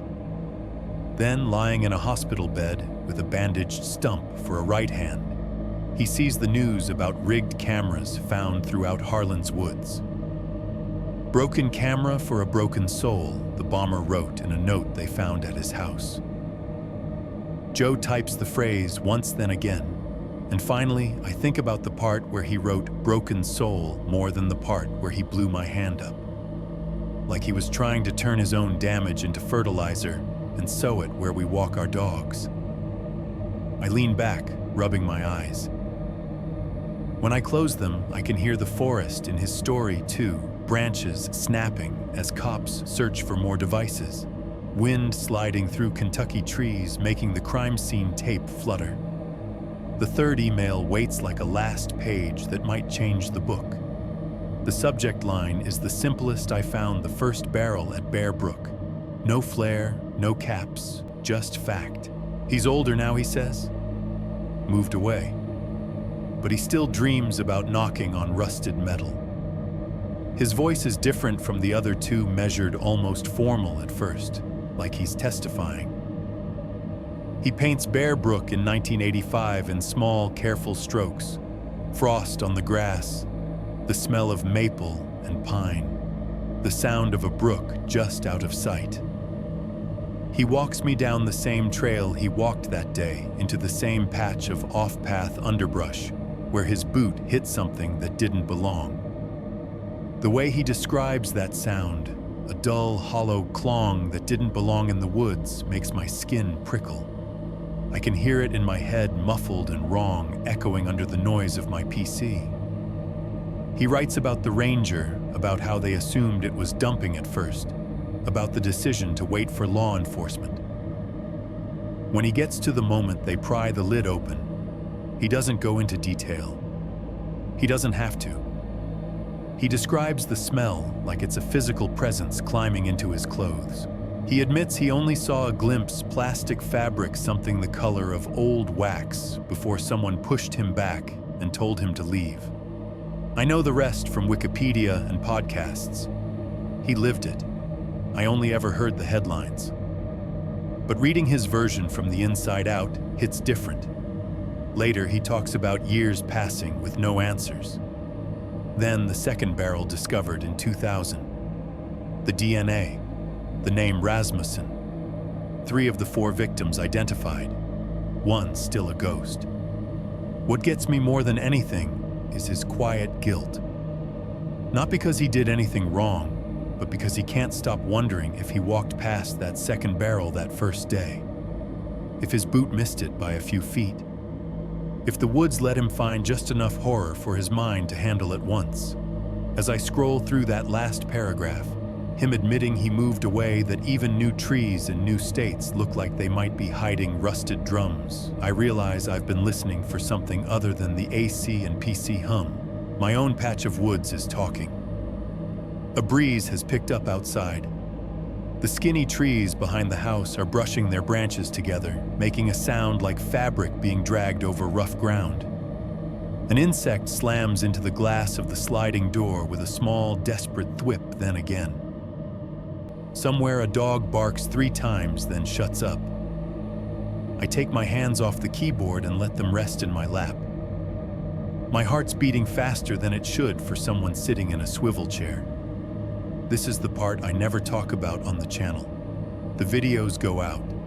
People comment. They ask for more. They share timestamps of the spookiest part. And then there are the other comments, the ones that laugh about falling asleep to my voice, about putting on 3 hours of true horror stories as bedtime noise. More than once, someone's typed, "Your narrations help me relax. Relax." The soldier who saw a field of bodies in a jungle and still hears cups clink in his memory. The gas station clerk who lost fingers to a bomb hidden in a toy for hunters. The hunter who kicked a barrel and dragged a nameless family into the light. These aren't urban legends. They're not creepypasta. They're not a demon in a mirror you can banish by turning off the bathroom light. They're just people who went into forests and came back with something they didn't choose. If I read their emails into a mic, add some rain sound in the background, and upload it with a thumbnail and red text, am I? What a storyteller, a witness, a leech. For the first time since I started this channel, the question doesn't feel hypothetical. I swivel my chair a few degrees, looking at the faint reflection of my face in the dark second monitor. In the half-glare, my own eyes look tired, older than 30-something little blue ghosts floating over the icons. There's a template that works: tense music, dramatic pauses, a thumbnail with a shocked face, and a circle around the scariest part. I know I could turn these 3 emails into one of my biggest videos yet. Top 3 true forest horror stories, or something equally algorithm-friendly. The thought makes my stomach twist. On the other monitor, the emails wait. Lines of text from men who didn't ask to be main characters in anything. The AC kicks on again, filling the room with its low mechanical sigh. The sound of air through vents, the soft patter of coffee dripping its last, the distant rush of a car on the road beyond the trees, it all blends into something that sounds unnervingly like every background scene in the stories I just read. Maybe the point isn't to make it entertaining. Maybe that's where the line is. If I'm going to tell these, I owe them something else. Names where they want them used. Silence where they don't. No made-up details to goose the scare factor. No exaggerations, no cheap jump cuts. Just a voice steady saying this happened. To him, to them, to us. I look back at the subject lines. Jungle, camera, barrel. For a moment, I hover the mouse over the archive button. I could let them sit, pretend I never saw them. Let their stories stay in my inbox instead of turning them into something strangers scroll past on a Tuesday night. Then I remember the way each email ends. The ex-soldier. If you tell this, don't make it sound like a campfire story. Make it sound like a warning. Joe, if you use this, tell people not to pick up random gear in the woods. I don't care if that's the whole video. The hunter, I'm tired of being the unnamed hunter in other people's articles. If I'm going to haunt anybody, I want it to be for something I chose. I take a slow breath and click star on all three, moving them into my in-production folder. The ring light is still off. The camera on my desk is pointed at my empty chair, its little glass eye dark. Tomorrow or the next night, I'll turn it on. I'll write scripts that stick as close to their words as possible. I'll record them late when the woods outside the glass feel close enough to lean against. Tonight, though, I just sit there a minute longer, watching my cursor blink on a blank document titled Forest Stories, Episode 1. Outside in the dark strip of trees behind the house, something shifts a branch, a squirrel the wind. It makes a soft sound, like a footstep in leaves just at the edge of what I can hear. I listen until it fades, then open a new line on the screen and start to type. I recorded the episode the way I always do, like I'm building a little coffin for somebody else's ghosts and hoping I don't climb in with them. First step was getting the room right. I swung the boom arm in until the mic hovered just left of my mouth, about a handspan away. The shock mount creaked faintly as I tightened the last knob. On my right monitor, the audio software sat open, its interface a familiar cityscape of sliders and buttons. I tapped the mic with a fingernail, just the slightest touch, and watched the green bars jump. Check, check, I said, voice low. Forest Series Episode 1. Levels good. The bars bounced up into yellow and back down. No red, no clipping. I nudged the input gain down one notch anyway. Paranoia is just experience dressed up in tech settings. I stood up and went to the window. The night outside was surprisingly loud when you paid attention. Crickets, a neighbor's TV bleeding a laugh track through the walls, some car with a bad muffler growling down the cross street. I slid the window shut until it clicked, then pulled the cheap hollow core door to the hallway, mostly closed too. The house got muffled like I'd put headphones over its ears. Back at the desk, I pulled the printed scripts closer. 3 stapled stacks each with my own notes scribbled in the margins. I'd spent the afternoon shaping their emails into something I could say out loud without losing what they'd actually written. Most of my underlines clustered around sounds. In the ex-soldier's story, I'd highlighted soft storm of flies 3 times. I circled cups clinking and helicopters over the trees. In the Harlan script, there were double lines under small click before the blast, an intercom crackling with static.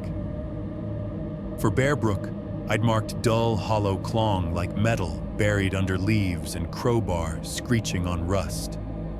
These would be anchors points where I'd let the soundscape breathe a little. Nothing cheesy, no screaming women or stock wolf howls. just low forest ambience under everything texture you feel more than here. A faint jungle bed for Jonestown insects, distant rotors that heavy humid hiss. A quiet gas station hum for Harlan, fluorescent buzz, refrigerator drone, the distant wail of a siren you're not sure is in the story or outside. For Bear Brook, the soft crunch of leaves, a brook, maybe the occasional crow in the far background. Soft, subtle. Enough to make someone in bed at 3 a.m. tilt their head and wonder if a sound came from their room or their headphones. I armed the first track, watched the little red dot arm itself like a tiny bomb, and took a breath. Forest stories, I murmured, just to hear how the phrase landed in my own voice. Episode 1. I hit record. The counter started climbing, 101, 102. Tonight I began slipping into the cadence I'd honed over hundreds of late-night narrations. I'm going to tell you 3 true stories. Not about ghosts, not about monsters with red eyes at the edge of the firelight, but about things that happened in real forests under real trees, to people who thought they were just going for a walk or doing a job or taking a flight into the jungle. As I moved into the Jonestown story, the words settled into place following the outline I'd built. A retired soldier wrote to me, I said, eyes flicking between the script and the waveform as it grew. He's in his 70s now, lives in a small house somewhere with a TV that's always on too bright, and he can't sleep through the night anymore. Because once a long time ago, he marched into a place called Jonestown. The jungle rose up in my mind as I spoke, green, heavy buzzing. I described the airstrip, the trek, the way the trees just watched. I borrowed his phrase about the day the jungle went quiet, and when I got to the part where he stepped into the clearing and heard flies instead of gunfire, my throat went dry. I reached blindly for the water glass beside my keyboard fingers, fumbling against the smooth surface. The mic picked up a tiny clink as the glass met my teeth. I cursed under my breath, paused, the recording rolled back a few seconds, and did the paragraph again. Jonestown bled into Harlan. Years later, in a gas station off Route 119 in Kentucky, I said a guy on the night shift thought he was just killing time with a broken trail camera. As I described Joe unscrewing the back panel under flickering fluorescent lights, my right hand free resting in my lap found my left and started rubbing my fingertips with my thumb one by one. A nervous habit I didn't realize I'd picked up from reading his description of phantom pain. The last sound he remembers before the world went white, I said softly. Leaning in toward the mic is a small, almost polite click. I let a beat of silence sit there just long enough to make anyone listening feel it. In my headphones, the room's own quiet sounded thick. Then Bear Brook. In November 1985, I told them a hunter stepped off his usual trail in Bear Brook State Park, following a fresh scrape on a sapling. He thought he was tracking a buck. Instead, his boot hit something that didn't belong. I couldn't help it. I glanced at the slider door. The woods behind my house were a poor imitation of New Hampshire, but in the glass, I saw my face the mic, and behind that, the black vertical smears of trunks crowded together. I watched my own reflection, looking over its shoulder for a split second, then forced my eyes back to the script. I described the dull, hollow drum sound, the ranger's knuckles tapping, the wrong echo, the crowbar on rust. I kept my language clinical where it needed to be, let the horror come from implication instead of gore. The barrel opening, the smell. At some point, as I was halfway through a sentence about metal lids and soft thumps, the house decided to mess with me. A sharp bang burst out from the kitchen, loud enough to cut clean through my headphones. It sounded like somebody had dropped a pan, or a cabinet had snapped shut, or the freezer had finally given up and dropped a load of ice. I jerked so hard my knee banged the underside of the desk, sending a tremor up through the mic arm. The waveform on screen went momentarily insane, spiking red with the noise of me gasping. "Jesus," I blurted, half laughing, half swearing. "Okay, that's not the forest. That's just my crappy freezer." My heart hammered against my ribs. I sat there for a moment listening. Nothing. No follow-up crash. No footsteps. Just the fridge humming like an idiot and the AC whirring in solidarity. I took the headphones off, set them on the desk, and walked into the kitchen. The freezer door was sealed shut.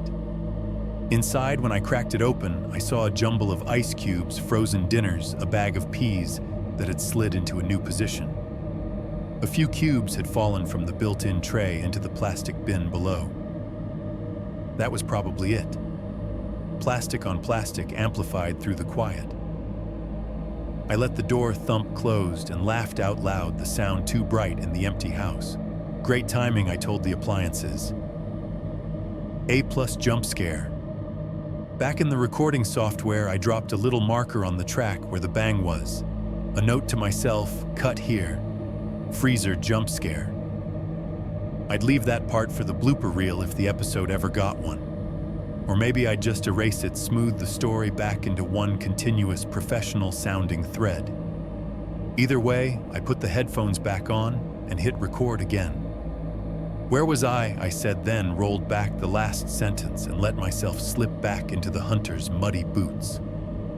The stories deserved better than my heart attack over falling ice. When I finally hit stop for the last time, my voice was rough around the edges. The counter in the corner of the screen said I'd been recording off and on for an hour and 11 minutes. The waveform stretched across the timeline like some strange city skyline peaks at the intense moments valleys where I'd let silence do the work. I leaned back, stretching until my spine popped. The trees outside the window were quieter now. The breeze had died, leaving them standing still and tall like they were waiting. Time to test it. I dragged the playhead back to the beginning, unmuted the monitor track, and hit play. My own voice filled my ears, familiar and alien at the same time. I listened as if it belonged to someone else. The levels were good, no obvious clipping. The room tone was clean aside from a small hiss I knew I could smooth out. The jungle ambience I'd dropped in sat just under my words, hardly audible unless you went looking for it. I skipped ahead to the Harlan section. There I was talking about Joe's break room, about the battery touching the terminals, about the tiny, almost polite click before everything disappeared. As I heard myself say the word click, something brushed the edge of the mix. It was faint, so faint that if I hadn't just spent an hour thinking about sound, I might have missed it. A soft little chouquet under my voice, not loud enough to move the meters, just a tiny mechanical syllable like a camera shutter, or a light switch, or the arming sound of something waking up. I frowned and rolled back a few seconds, played it again. The last thing he heard was a small, almost polite click, chk. There, right after. Not in time with my mouth noises, not part of the natural consonant. A ghost note in the track. I glanced at the room. The PC fan spun steady. The AC was between cycles. No one upstairs, no roommates, no pets. My phone was on silent, face down on the desk. Probably a random artifact. A buffer glitch. A tiny hiccup in the audio interface. I'd recorded in this house 100 times and caught stranger anomalies, little pops, distant neighbor doors, the tick of the thermostat pretending to be a footstep. Snippet in post, I muttered, highlighting the section and dropping a marker. Don't go making your own stuff up. I told myself that twice more just to be sure. Then I saved the project, closed the DAW, and let the room fall quiet, except for the trees outside, and the thought tucked somewhere behind my ribs that sometimes the worst sounds are the ones you can explain away. The video went up on a Thursday night because Thursdays were forest nights now. I scheduled it for 9 p.m. My time set the thumbnail "No Screaming Faces, Just a Dark Tree Line" and the title "3 True Forest Horror Stories" in plain white text, and watched the little countdown tick away. When the public switch flipped, I sat there for a minute staring at my own upload page like it might blink first. At first, it was the usual trickle. A few hundred views in the first hour. Regulars dropping in with the familiar rituals first love when you upload these long ones. Time to get comfy and get scared. By midnight, it had nudged into the thousands. The retention graph looked good, most people sticking around well past the intro. I clicked into the comments, scrolling. They were different this time. Listening at 2 a.m. next to the woods. Why do I do this to myself? I hike alone a lot, and now I'm terrified. Thanks a lot, dude. My grandpa was in Vietnam, and he never talks about it.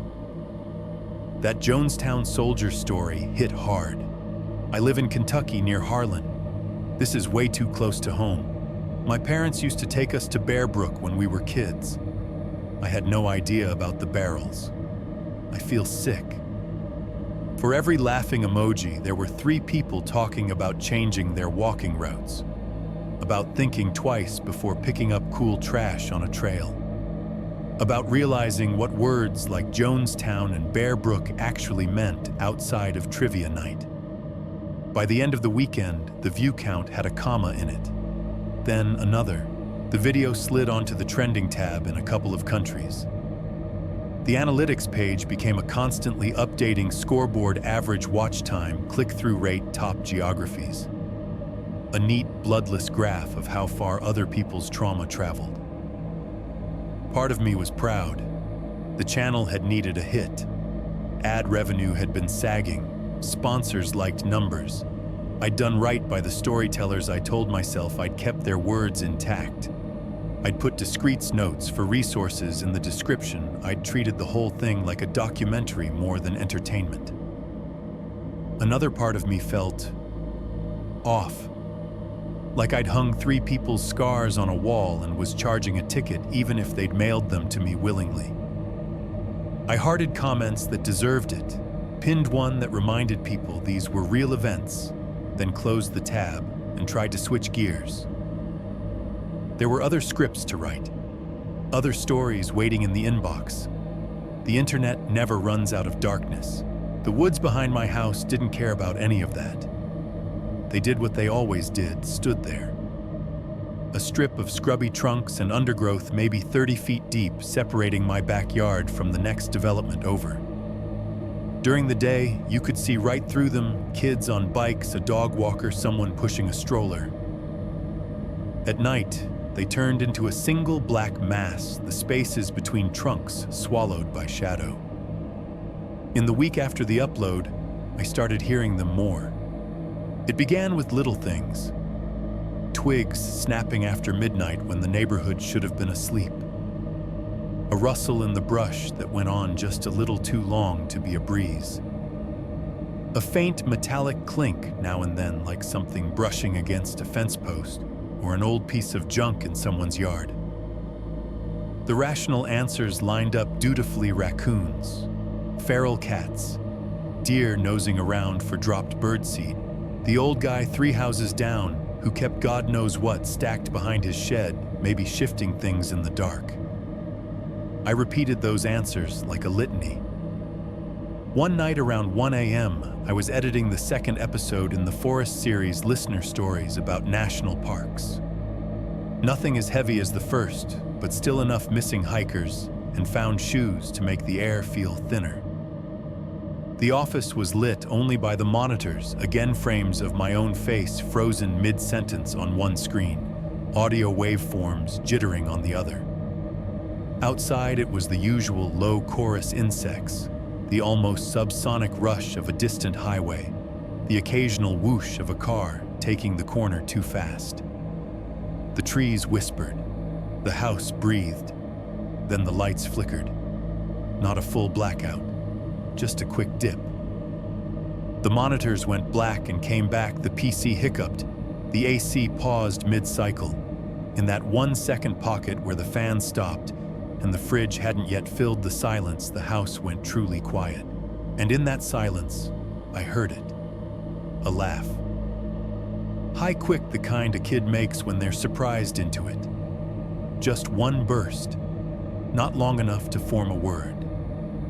It came from somewhere out past the glass, threaded through the trees, thin as a radio station you're losing as you drive out of range.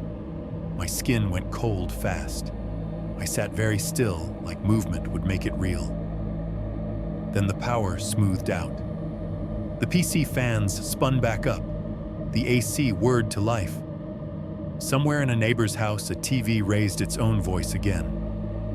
The window showed only my reflection overlaid on the dark shapes of the trunks. Loose wire, I told myself. Neighbors. Sound carries weird at night. People laugh in the dark all the time. Kids sneak out. Teens smoke things they're not supposed to. Not everything is omen or echo.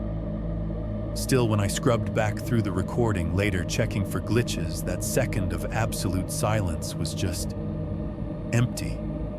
No recorded laugh. No strange frequency spike. Just my own breathing, slightly faster than I remembered. A few days after that, still riding the weird mix of success and unease, I did something I'd been telling myself to do since I moved in. I bought a trail camera. Part of it was curiosity.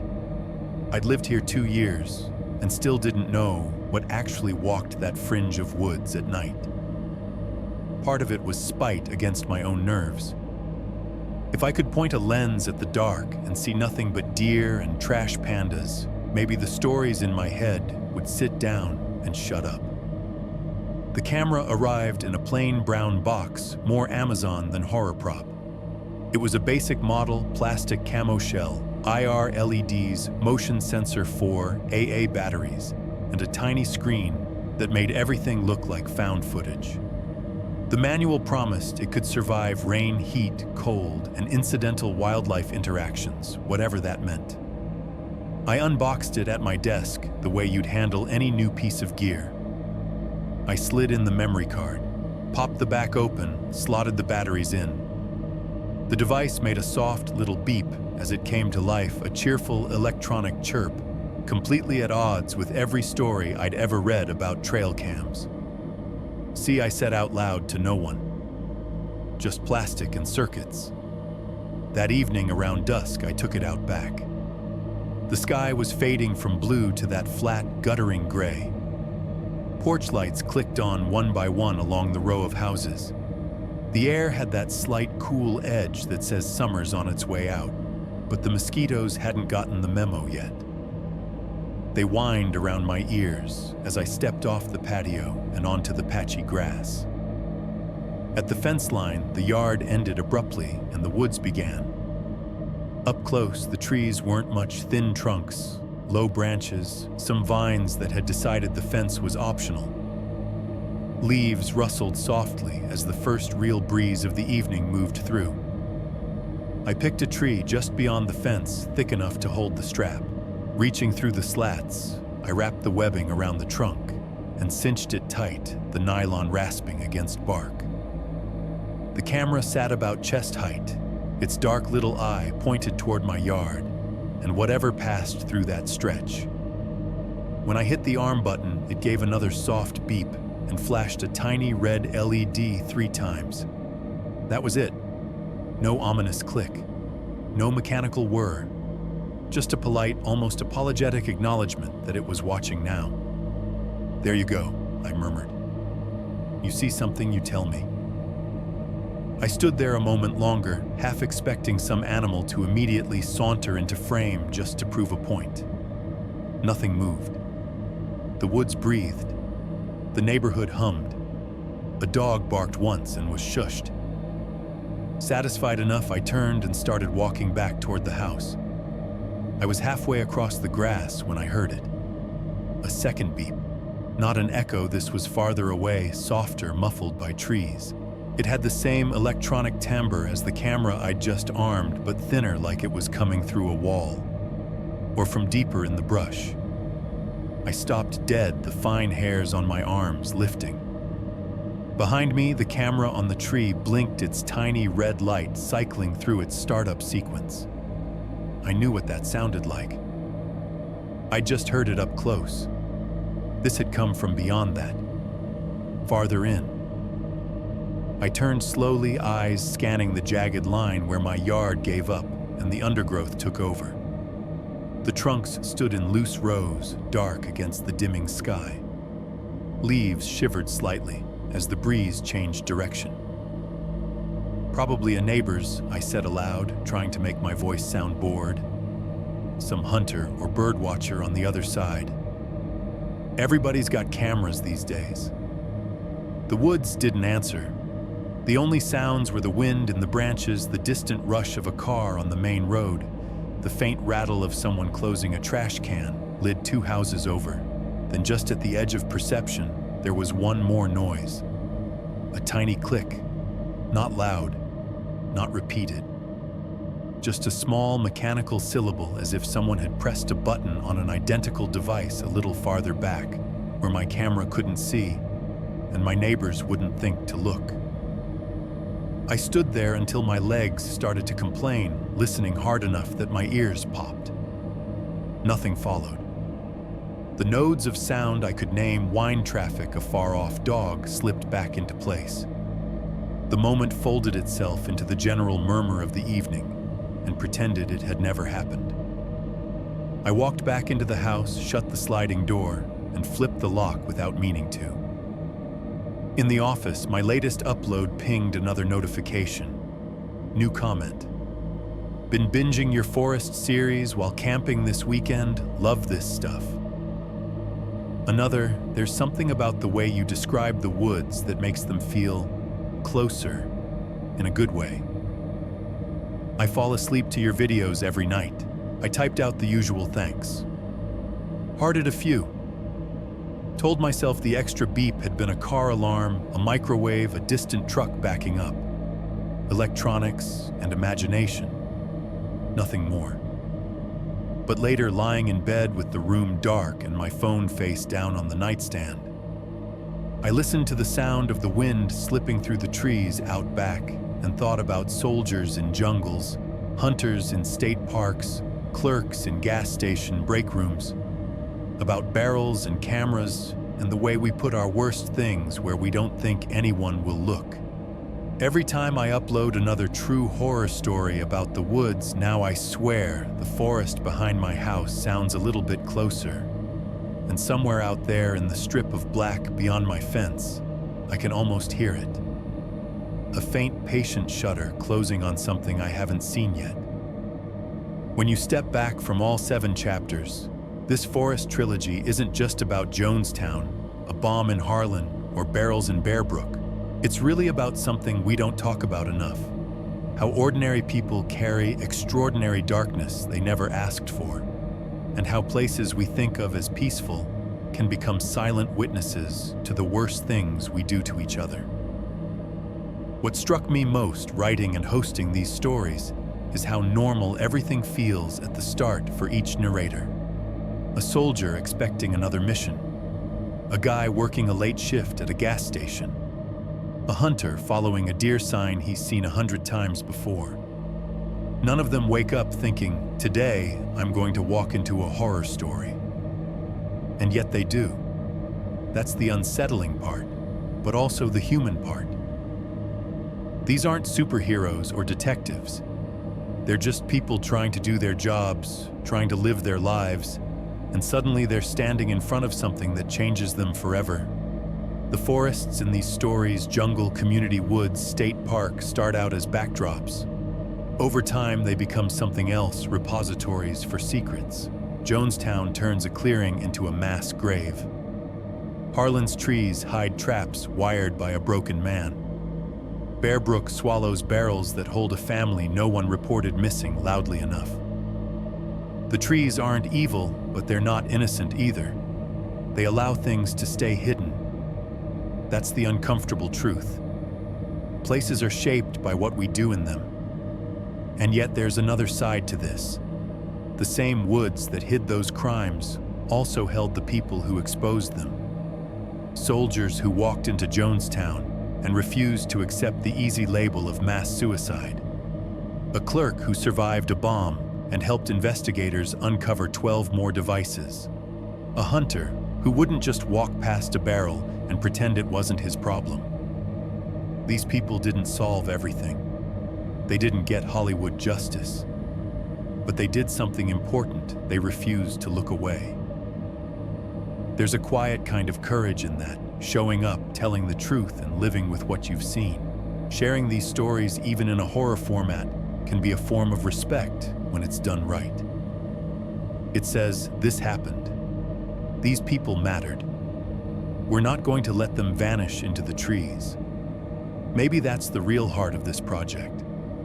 Not to make you afraid of forests, but to remind you that every creepy story you hear might be sitting on top of someone's real pain.